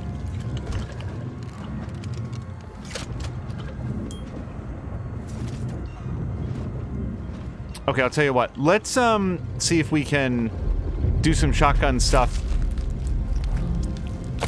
against the easier to hit targets, because like. This next one, where there's two facehuggers, that needs the flamethrower. I'll never hit both of them.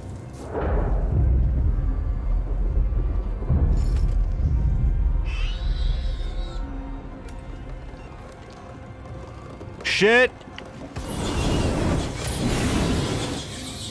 Oh, so much flamethrower juice.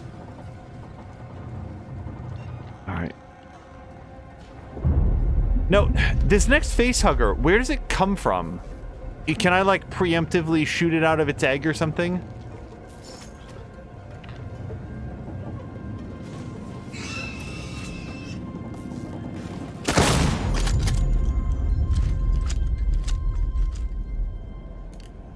Okay, stop and think for a second. I'd want to put more goo into the flamethrower.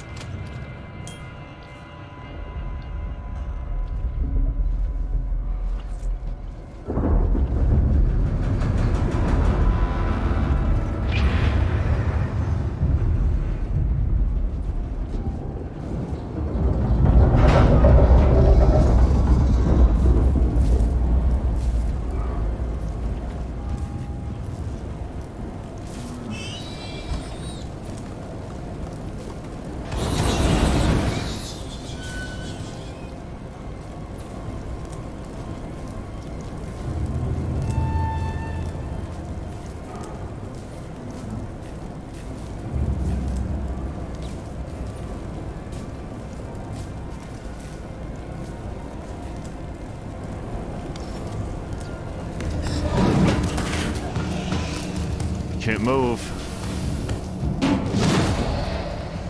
Ew. I cannot back up from this position.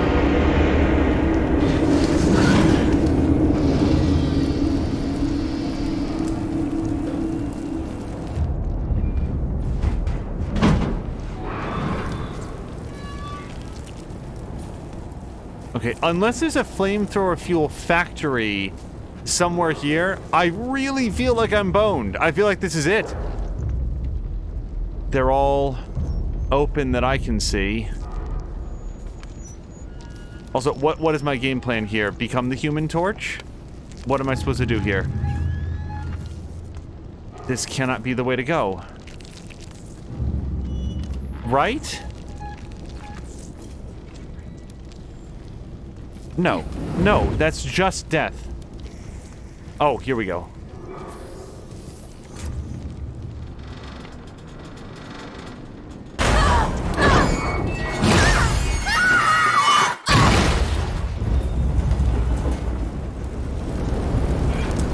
I gotta say, nuking this place using the Isidora really does feel like the preferable plan at this point.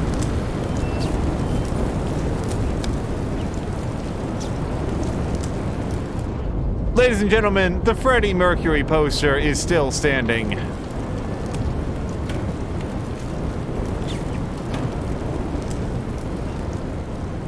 Nope, there's not even a point in having the flamethrower out right now.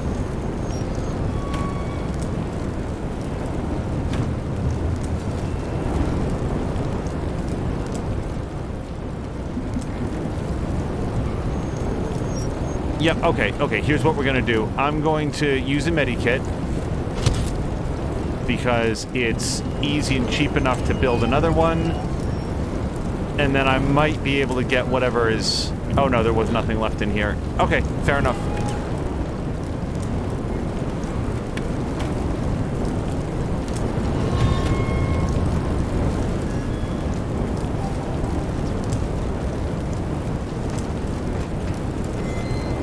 Oh, I'm sorry. Hello to Caroluna and everybody raiding over. Caroluna, I hope that you had a fantastic raid. Sorry for the delay. We are just in the pit of eternal torment here in Alien Isolation. I'd submit that we're probably very, very late in the game, but somehow... Okay, it did save. We did just Jesus! Just let me make it through here. Okay. Wait. Both of these ways. This way. Okay.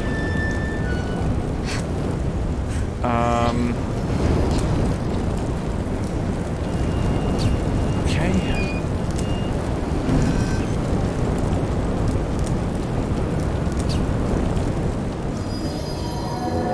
Oh, shit!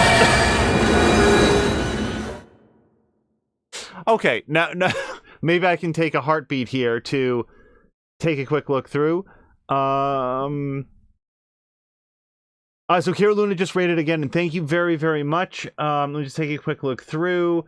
Everybody's agreeing that Freddy is immortal. Groomfy is welcoming all the raiders. Patikin's saying now I have to close that other tab. Don't need two angels running from aliens. And Caroluna saying the pit of eternal torment. That's a pretty good description of this whole game. It sure does feel like that. Like, Sevastopol doesn't seem like It works well for me that the backstory of this station was that it was under, like, extremely difficult economic circumstances. Just let me make it through here. Okay, so do I not go in here, or I go in here faster, or what's my plan here? Duck.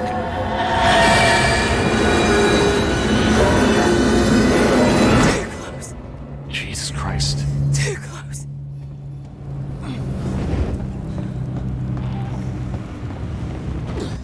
Okay, like, I feel like I should wait down here for the next train or whatever. No? I go. Okay, I go.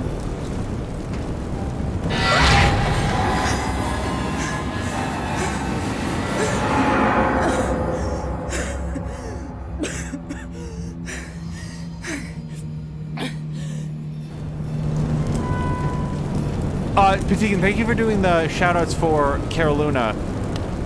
Do not hesitate to do one for yourself and for Tashir, Samalander, Drienne, anybody else that occurs to you to do. I don't know where to go. And neither does my tracker, so we're just gonna keep faking it.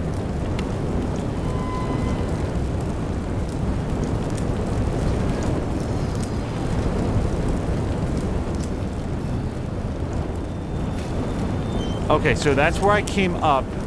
So where am I trying to get to? If not this room here. Oh, this room here. Okay. On the plus side, everything in the world is so smashed up that it's really limiting the navigation options and helping to keep it clear where you're to go.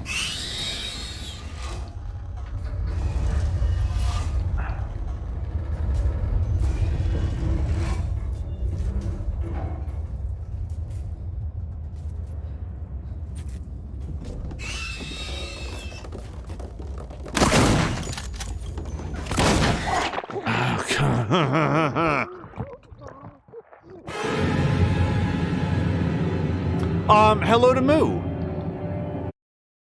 Fortunately, they are checkpointing fairly frequently in here. Maybe I should give a try to the revolver. My concern with the revolver is that it has a lower area of effect, a narrower area of effect. And also, I can't pull it out. Why? Hold on. This feels... Why can I not pull out my revolver?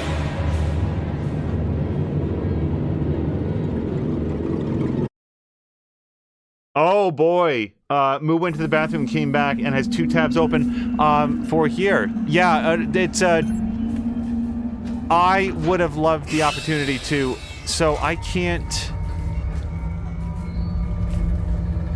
I don't know what it means that I can't pull out my weapon right now.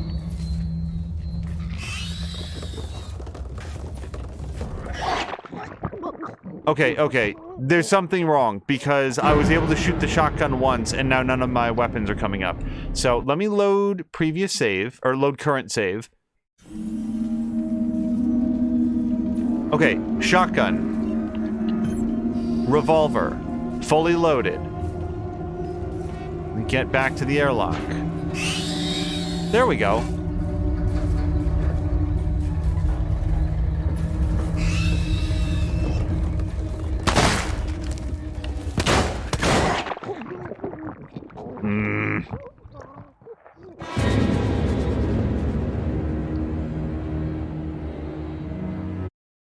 Groovy saying, French kissed by a face hugger, what a way to go.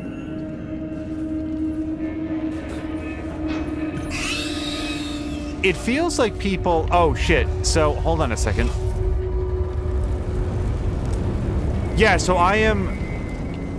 Yeah, so there's an interesting bug here, everybody. I cannot pull out anything at all.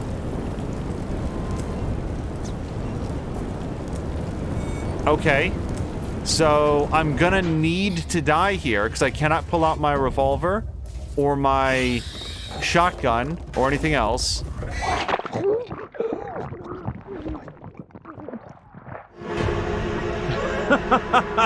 Patikin found an awesome emote for the French kiss. So yeah, so there's a little bug that's happening here where apparently I need to pull out my revolver before I go in here, or else I cannot pull it out at all. Also, I am inclined to try to do it with the revolver if I can, just because I have the revolver is much less useful against the big aliens.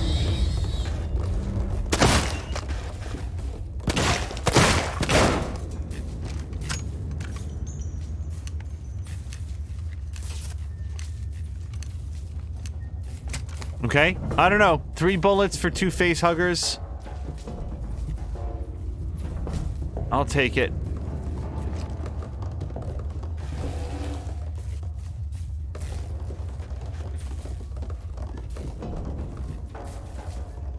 I feel like the facehuggers could make it between those bars by just sort of turning sideways.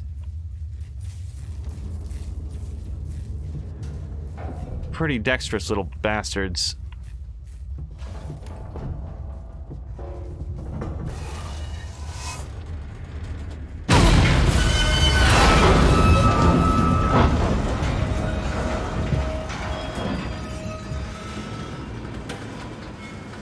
Okay.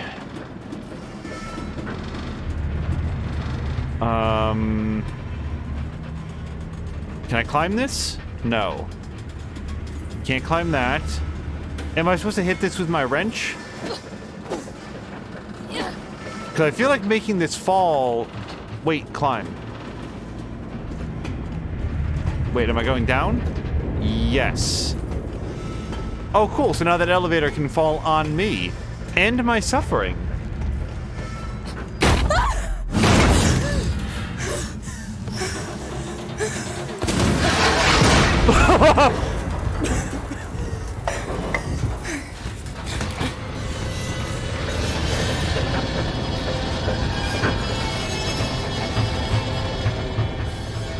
I don't know if I'm supposed to hurry out of here. I feel like I should.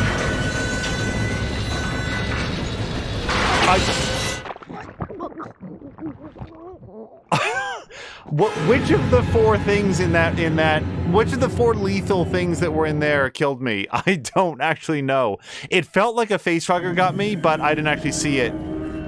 Oh, what a save point. And I didn't pull out my revolver before I got in here. Yeah, what a fun little bug. So I gotta eat this death. Or eat this facehugger, really.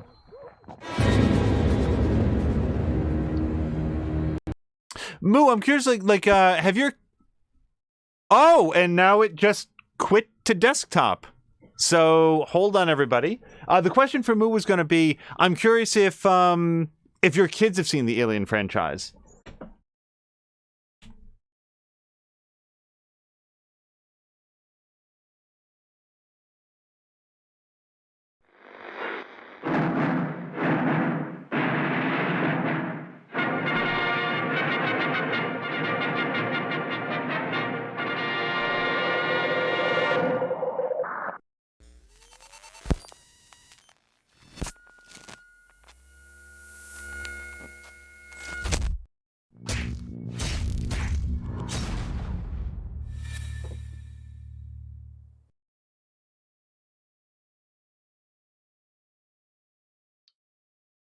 Fun little intro sequence for Alien Isolation, just in case that none of it has made it into our videos. And Moo says, no, they haven't. The 10-year-old has nightmares as it is. I don't remember how old I was when I saw Alien or Aliens, but growing up, I was one of those kids that didn't watch a lot of scary movies because I was so prone to having nightmares. Like, Okay, so, time out for 1 second. Revolver, check. Vent, check. I just have to master shooting these jerks. Oh boy.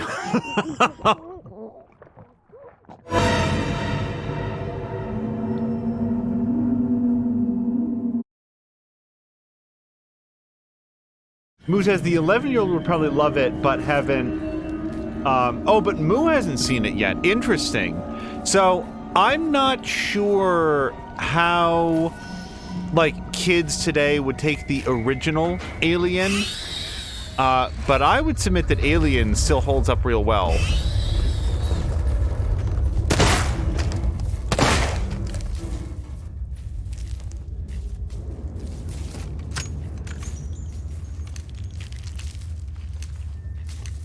There's a few shots where it's like, okay, yep, that's clearly a model and so forth, but get the kids past that.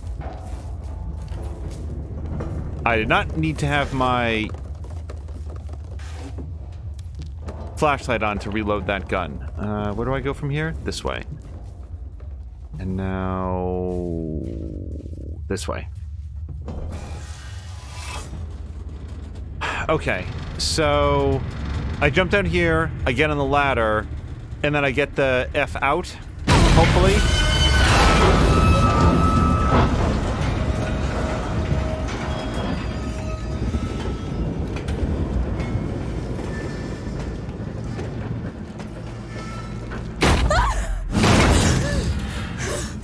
I will have to check, but I'm pretty sure this actually takes a big chunk off of your health as well, this fall. Brian loved horror movies when he was younger.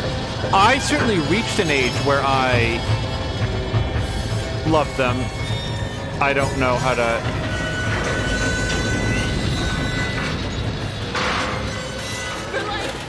Verlaine, are you there? Please tell me.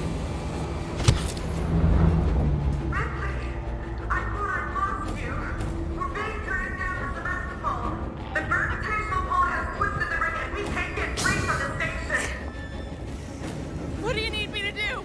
Get out the airlock and EVA over to the maintenance platform. There are explosive bolts on the emergency release. Hurry! Sebastopol is going fast. Won't let you down. Please wait.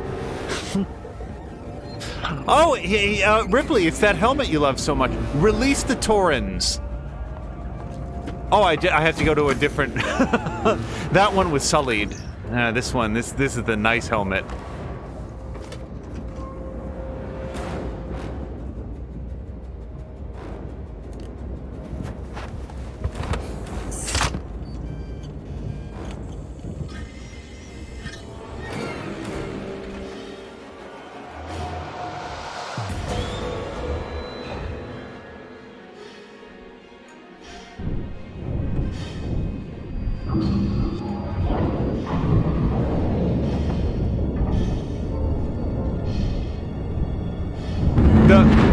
The first horror movie that I ever saw was Poltergeist, which I watched when I was 5 years old. It did not go well. It was a long time before I watched another horror movie, and by the time that I did, I was always like gripped by the story, and I always wanted to see what would happen next.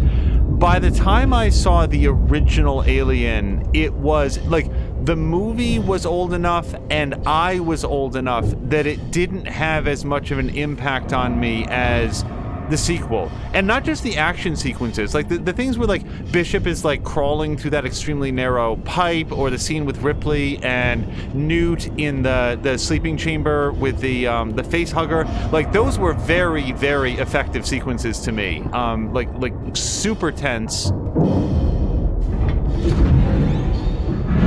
Basically making a big set of assumptions on where I'm trying to go.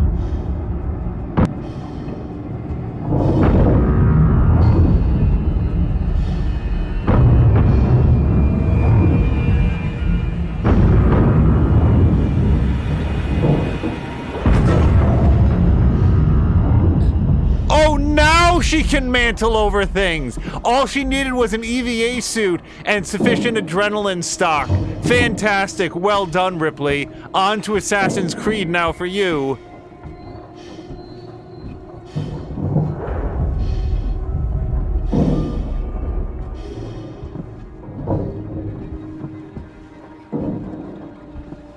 I really want her to hurry.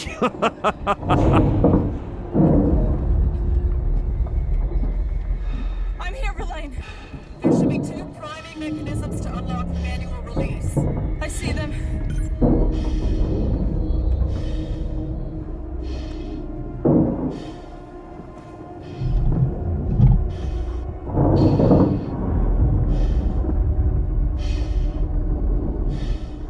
I got the key card. Okay. And now...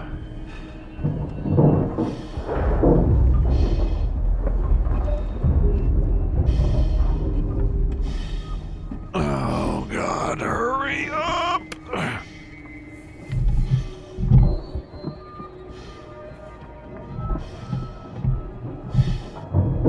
Shit, was I supposed to use the keycard over there? I actually don't know. I think I was supposed to take the keycard and use it on the same panel. It did not occur to me to do that because that is stupid.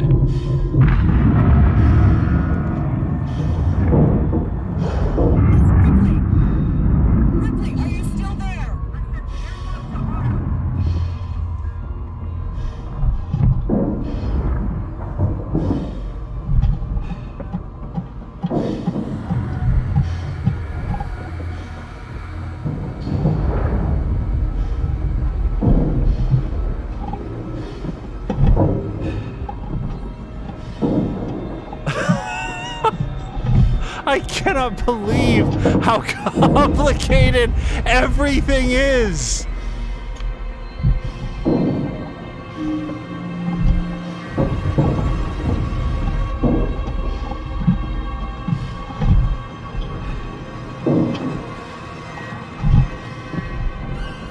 What do you suppose is the non-emergency way to do this? In case if it's a non-emergency, you do it the long way.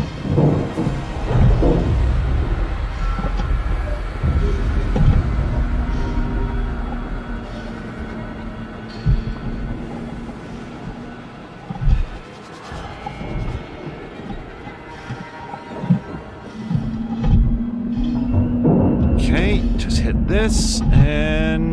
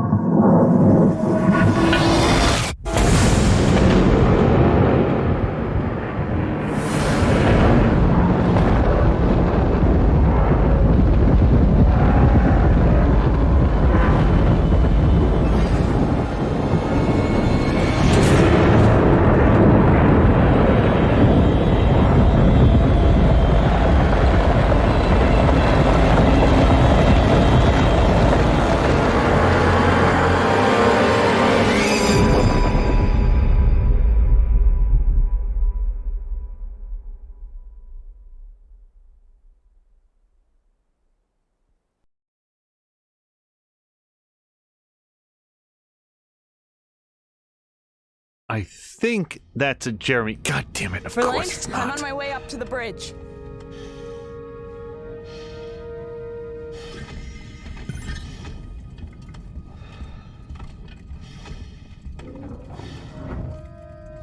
I'm not sure if I'm supposed to take this off.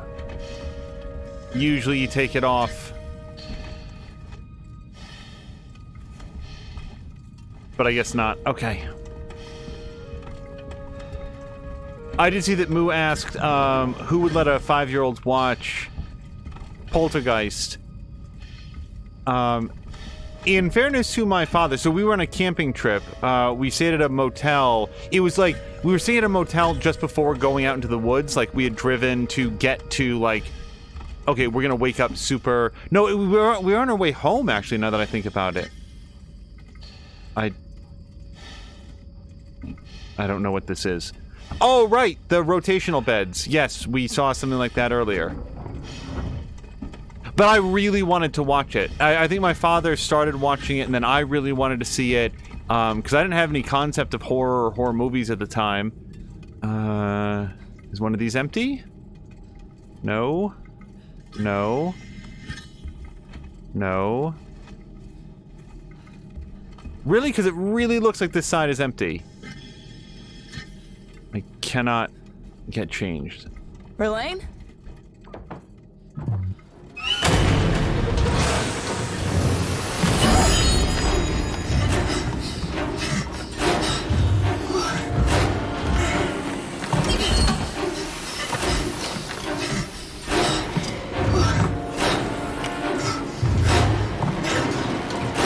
Left!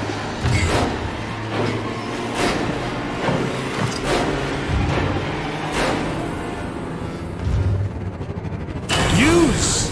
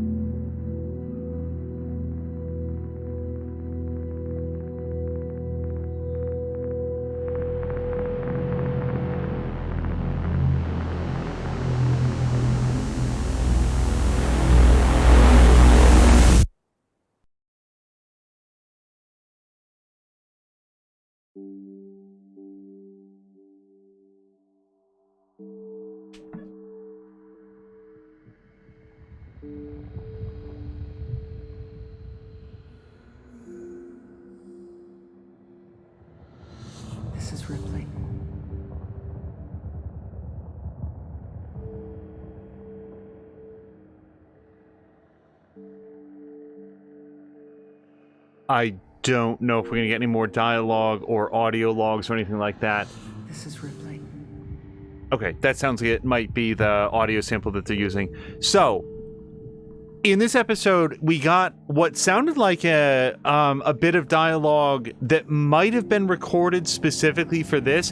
I don't know if there's... I don't think that there's any reference in the original Alien to Ripley having a daughter, even in the deleted scenes, and I could be wrong about this. And yet, in this episode, we got to hear Sigourney Weaver addressing, her daughter. I cannot for the life of me remember if that exists anywhere in, like, the deleted scenes or anything like that. I kind of don't think that it does, but that was pretty cool. I guess if we get a special credit to Sigourney Weaver somewhere in here, it seems to me like she would have been willing to come back and record some dialogue for that, provided that the price was right. She seems to have a lot of affection for a number of the characters that she's played in the past. I want to go back and read some of the commentary in chat about horror movies and stuff like that. So Alien Isolation was an interesting journey, and I think it's by necessity has to, but also, so a lot of this, no, this is Jerry Goldsmith stuff that looks like it might have been from the original movie. I wanted to shout out whoever did the music in this game, because the sound design in this game. So let's talk about this game. The sound design is off the chart. The team that put together the sound effects, the atmospherics, the machine effects, the alien effects, the Foley work or whatever filters go into making it feel like you have a helmet on and you're getting all of the sound effects sort of communicated to you through the vibrations in your suit. The sound design in this game is as good as anything that, like, Looking Glass Studio ever puts out, and I hold Looking Glass in extremely high esteem. If you go back and look at Thief: The Dark Project or the System Shock game that they put out, System Shock 2, like, those games were not very attractive visually, but the sound work brought them to life in a way that more than made up for it. And playing this game reminded me of the best of Looking Glass Studios. I cannot say enough about how good the sound design was. And as recently as the last episode, there was a sequence where I was hiding from some androids, and I sort of turned Ripley's head right a little bit, and an android was standing there in the doorway, and there's this musical sting that was perfect. And as people pointed out in chat, they worked hard to make the audio. This is interesting. We're getting credits for the Nostromo cast. And Sigourney Weaver as Ellen Ripley. Interesting. I wonder if there were logs or something that I didn't find, because I didn't hear any Tom Skerritt anywhere in here, unless he was playing a different character that I didn't pick up on. Visually, I think the game was aces. As we talked about earlier in this episode, and then all the way back in the first one, it is amazing that this game is 6 years old. Nothing about the visual design in this game suggests that it came out longer than 15 minutes ago. It is like, I don't have words for it. There's little moments here and there where things don't really line up, like in an early episode, an alien clipped right through one of the locker doors to get at Ripley, or like moments where the animation doesn't quite line up. But that happens in every game. Like, people were pointing out in Ghost of Tsushima that sometimes when you're walking up a hill, your character, like, the legs don't go up, so you're just sort of like clipping the legs through the hill. And who cares? Like, yeah, it'd be better if that stuff was fixed, but that in no way removes from the fact that this game managed to, just in a technical level, rival games that have come out this year and earlier than this year. this game must have been absolutely cutting edge at the time that it came out, and it shows, and I think that that's great. And then there's the artistry in it, where it is so plainly clear that the people who made this were so dedicated to setting a world in the 1970s vision of the future from the original Alien, and that they nailed it with the old CRT monochrome interfaces and the weird sort of like padding that's on all the walls, and the little mini games that you do to do hacking and stuff like that, how it all looks like it's Atari style graphics. There was a real dedication to attention. And as we've talked about in previous episodes, what I liked about this game is not just that they copied it, but that they expanded on it. They took that design work and they said, what if there was a space station that looked like this? And what would the different sections of the space station be set up like? And what would their power cores look like? And what would their medical bay look like? And there's a lot of imagination that went into this game that, to be blunt, I think was missing from Alien 3 and Alien Resurrection. One of the things that we've talked about here is that the Alien universe shouldn't be defined exclusively by its relationship to the one corporation and the Xenomorphs. And I like that this game was set in a failing, economically depressed space station in this old backwater system that nobody cared about, that accidentally became relevant to the interests of a mega corporation, and no one on board and none of these station systems were prepared to deal with that. And I like the android design, that somebody sat down and said, okay, well, Ash couldn't have been the first android that there was. What would an earlier model be like? What if it was this creepy, slack-jawed, dead-eyed automaton with sort of this rubbery skin that looks like Kyle Reese once described the early prototype Terminators as? And they would sort of like deliver these deadpan lines of wanting to help, and, you know, if you run, you'll hurt yourself, while they're strangling you to death. And they're so creepy and off-putting. And that is, to my knowledge, exclusive to this game. That was something created by these people. And like the sections with the androids were my favorite. My second, there were so few sections where the humans were shooting at you, like maybe 4 points in the entire game. It wasn't very common, so I don't really have a lot to say about that. It's one of the reasons that flashbangs and smoke grenades didn't see a lot of use. I guess you can play this game and there's an achievement for not killing any humans. I don't know why I wouldn't kill humans in this game. They're trying to kill me. If it's me or them, I'm going to put a bullet in every single one of them, because they don't know me and I don't know them. And if their response to, look, a random stranger, is to try to kill her for, like, the 3 bullets in the flashbang that she might have on her, fuck them. Like, in Ghost of Tsushima, I felt the same way. Like, there's games where I will go to... Oh, you want to know an example of a game that I was on the opposite side? Prey. I had no idea while playing it if there was a reward or any incentive at all not to kill people, but I went way out of my way to not kill people in that game because it felt like it was set up in the story, that it was justifiable. Here, these people are assholes. I hate them because they're trying to kill me, so of course I'm going to kill them. So that didn't feel like a moral dilemma to me, and I can tell you now, I cannot envision ever getting that achievement. But there is one thing that I did want to talk about in this game, and you've heard it come up on a couple of occasions. There are moments in the game where I feel like the fiction and the mechanics of it break down pretty severely, and that is in environments where you have both the alien or an alien and other humans. And this doesn't happen very often, so please do not take this as a harsh criticism of the game. I have many positive things to say about it, most of which I've just said. In the specific selection of scenes, it happens maybe 2 or 3 times in the entire game, where there's an environment where there are other people and also a xenomorph. The xenomorph goes to absurd lengths to ignore those other people and just beeline for Ripley. And that really feels like it is breaking the fiction of the universe, and it feels like the game systems are just not designed for that. It feels like you accidentally broke it. You tricked the game by accidentally getting the alien and the humans in the same environment, and the alien AI is simply unprepared for how to handle 3 people up on that landing right in plain sight having a conversation about where their next meal is going to come from, because it's so dialed in on, oh, I heard a slight scrape of a boot over there, I'm going to go investigate that.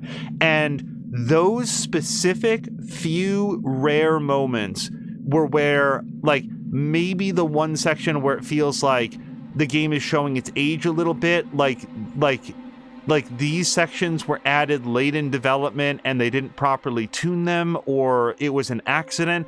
And yet it's not an accident, because things like that don't happen accidentally. So that is one bit of feedback about those moments in the game, because they felt deeply unfair in a game that was otherwise a lot of fun to play, where it's like, okay, well, shit, now I've got humans over there shooting me, and I've got an alien over here trying to gore me, and somehow these two sides are very hesitant to interfere with the other one's agenda. Just so long as Ripley ends up dead, everybody else can shake hands and be on their way. So, you know, not my favorite moments there. On the whole, Alien Isolation was interesting because round about episode 2 and 3, I wasn't really feeling it. It felt like it was a real slog, especially in the SciMed chapter. I must have died 30 times just in that episode of just in the SciMed chamber. And it was so demoralizing. And I came back for the next episode saying, like, well, this is it. It'll be the first stream where we do have to change the difficulty level, and it's not being very much fun. But when I came back after a good night's rest, made a lot of progress, had a good time, and everything from there, like every episode was so much fun. And that's happened in, I'd say, the majority of games that I've played on a hard difficulty level, where early on, like the first third, it's like, why am I doing this? Why am I doing this to myself? It's awful. It's not fun. How could people possibly enjoy watching just death after death after death after death? But then there's sort of this pivot point where it's like something sort of snaps into place and suddenly it's off to the races. And yeah, I died plenty of times here, but what I wasn't doing was dying 25 times at one save point and being unable to make progress.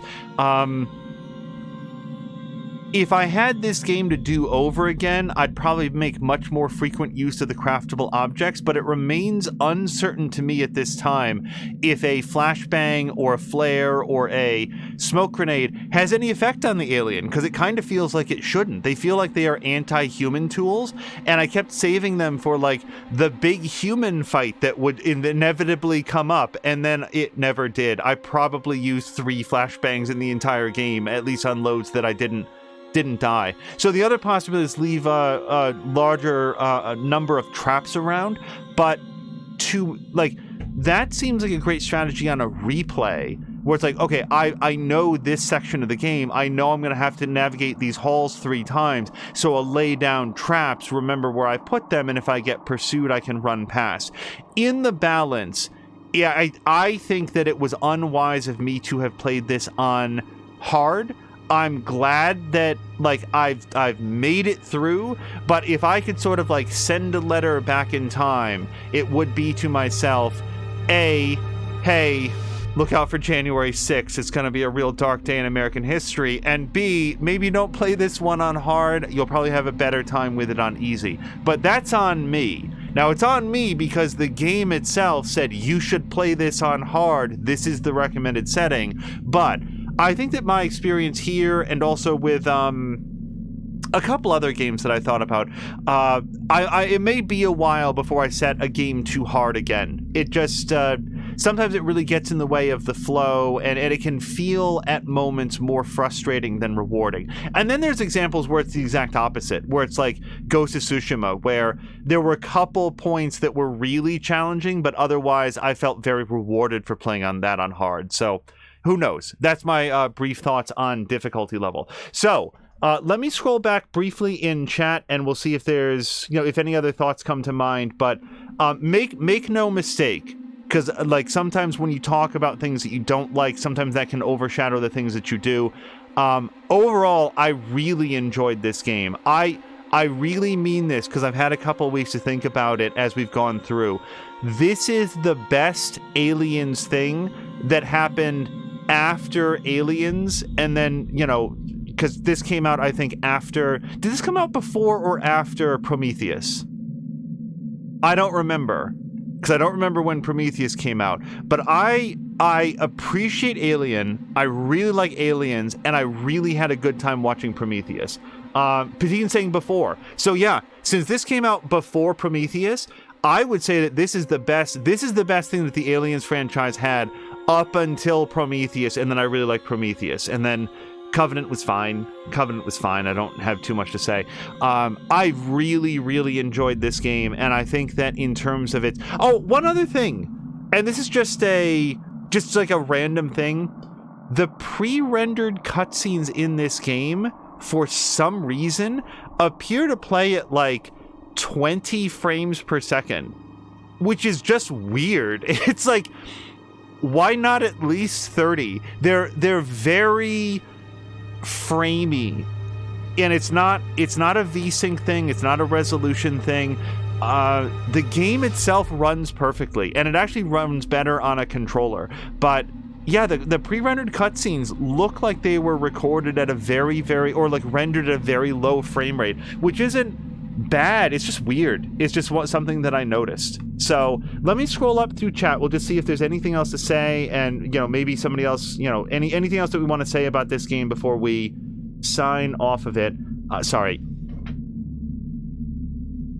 Really hate this interface. Fuck this. Sorry, 1 second. Okay, so particularly saying that it came out after Prometheus. Nonetheless, very, very impressed with this. This is let me put it another way. This is a more true part of the Alien franchise to me than either 3 or what's it called was 3 or Resurrection. Okay, finally we can scroll back. Cara Luna said Jeremy ? Salmon is saying, don't you watch the movies, or at least one more scare? Yeah, boy howdy, wasn't there. Salmon said that's not good. Then Jeremy, Drienne said GG.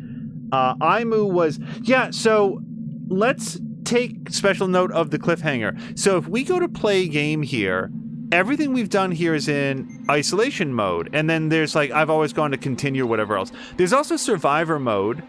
Survivor mode challenges. I don't think that we'll be checking that out. I believe, and I'd have to double check, I think that there's DLC chapters for this game. I'd have to go look. But I think that they released a couple extra things for this game. I don't actually remember, so I do not know if that... I don't know if the DLC chapters wrap up that cliffhanger, or if they were leaving themselves prepped up for a sequel. What a shame that we didn't get a sequel and are unlikely to, because I really would have wanted to see a sequel to this.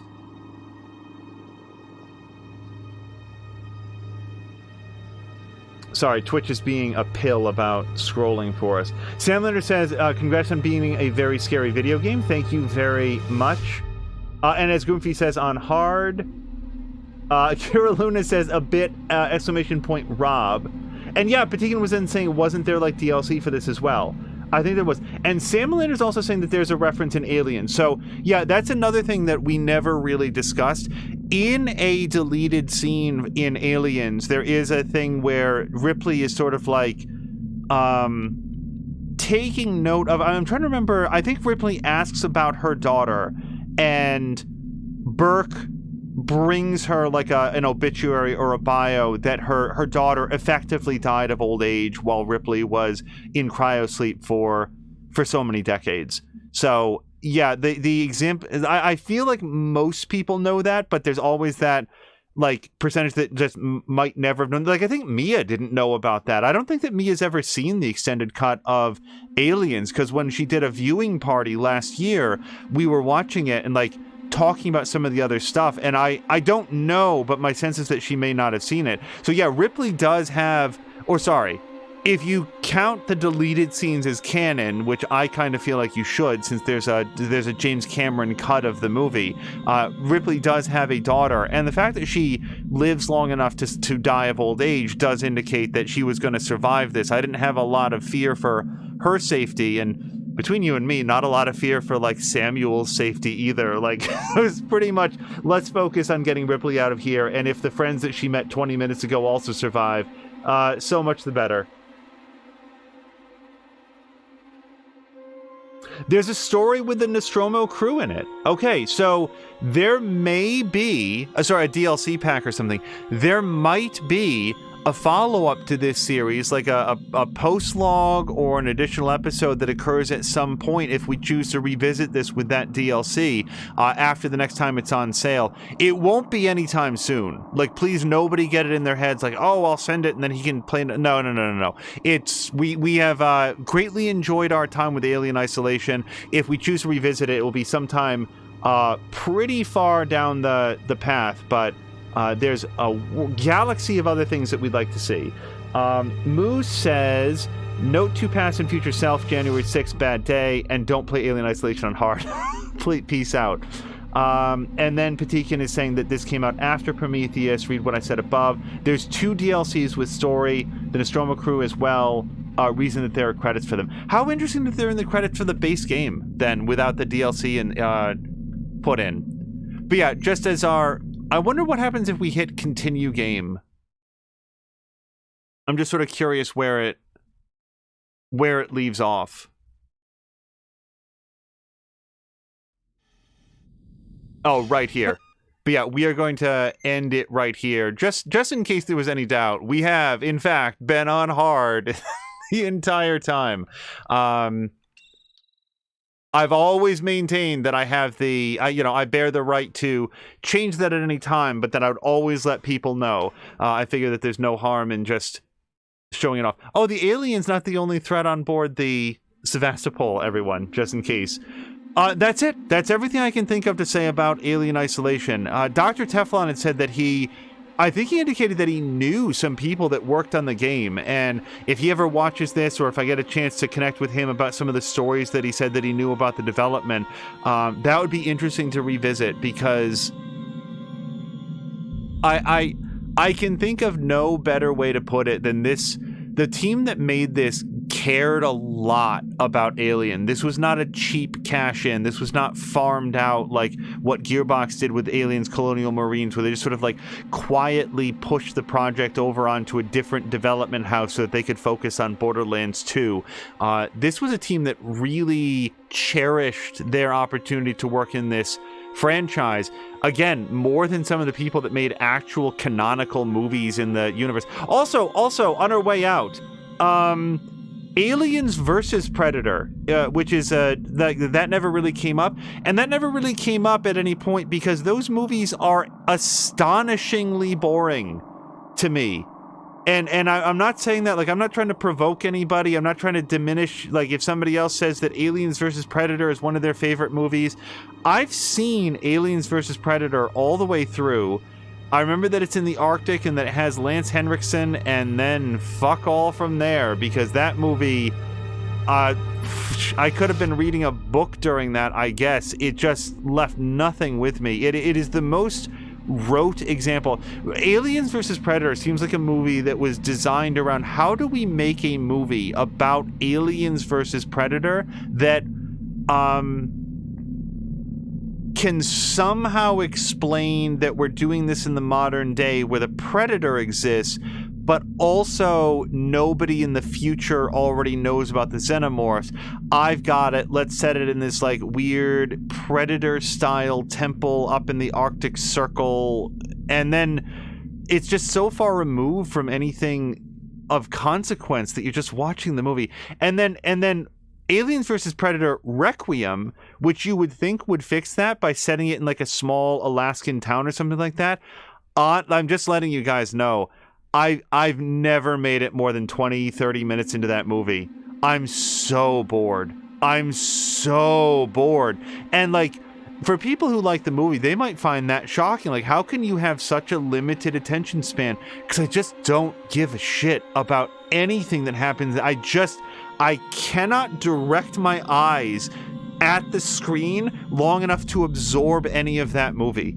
And I don't know what it is. And I say that as an unapologetic fan of, oh gosh, The Predator, the like Sean Black movie that came out that's actually very funny and like in an intentional way.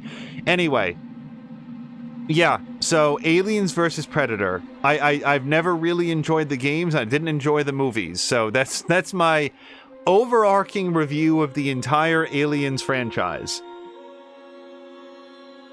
Brian is saying, have a good night. Have a good night to you as well, Brian. Moo loves the recap angel. Just so you know. Okay, so that's cool. Because I'm not, like, if I say I like or don't like something, I'm never trying to, like, piss in somebody else's cornflakes. Like, I don't want to convince somebody else to not like it. And I know people who really like Requiem. They say that Requiem is so good. And I just, like I said, I don't know what it is. I put that movie on and then wake up 45 minutes later and realize, like, whoops, I guess I can't watch this movie again. Patikin said it's like Freddy versus Jason as well. That's its own conversation. I want to drag this on forever. But Freddy versus Jason is...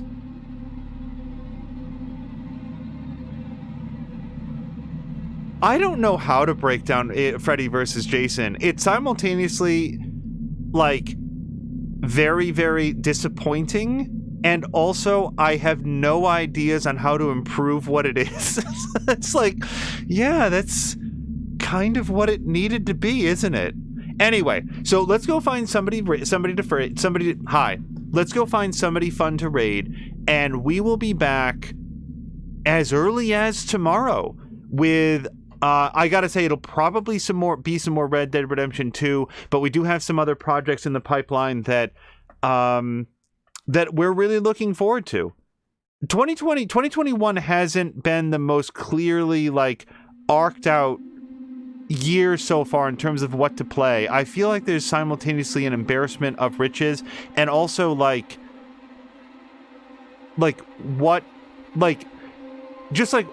are we in the mood for? What would be fun to do in this? Oh, actually, there's a couple things. Yeah, anyway, let's not try to plan this out live on the stream. We're going to go find somebody fun to raid. This was a very, very fun stream and a great series, and I enjoyed it a whole bunch, and we will enjoy even more getting together with you guys as early as tomorrow. Also, on our way out, this Tuesday is More Than Amia's birthday. My understanding is that she's going to jump on early and be streaming with Feecrest, and then we're going to be on, and then she's going to be on with Chivalry and Fox Eyes a little bit later. Any opportunity you guys have to jump in and celebrate that with her will mean the world, both to her and to us. She's a great friend, a great streamer. She loves to celebrate her birthday and loves to celebrate her birthday with as many friends as possible.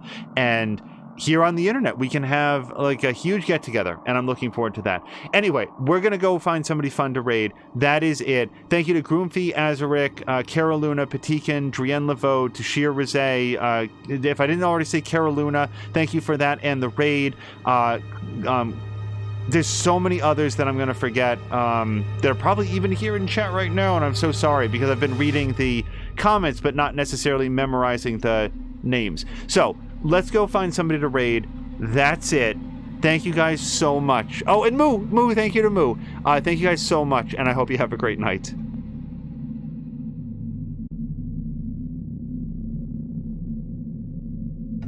And Sam Melander.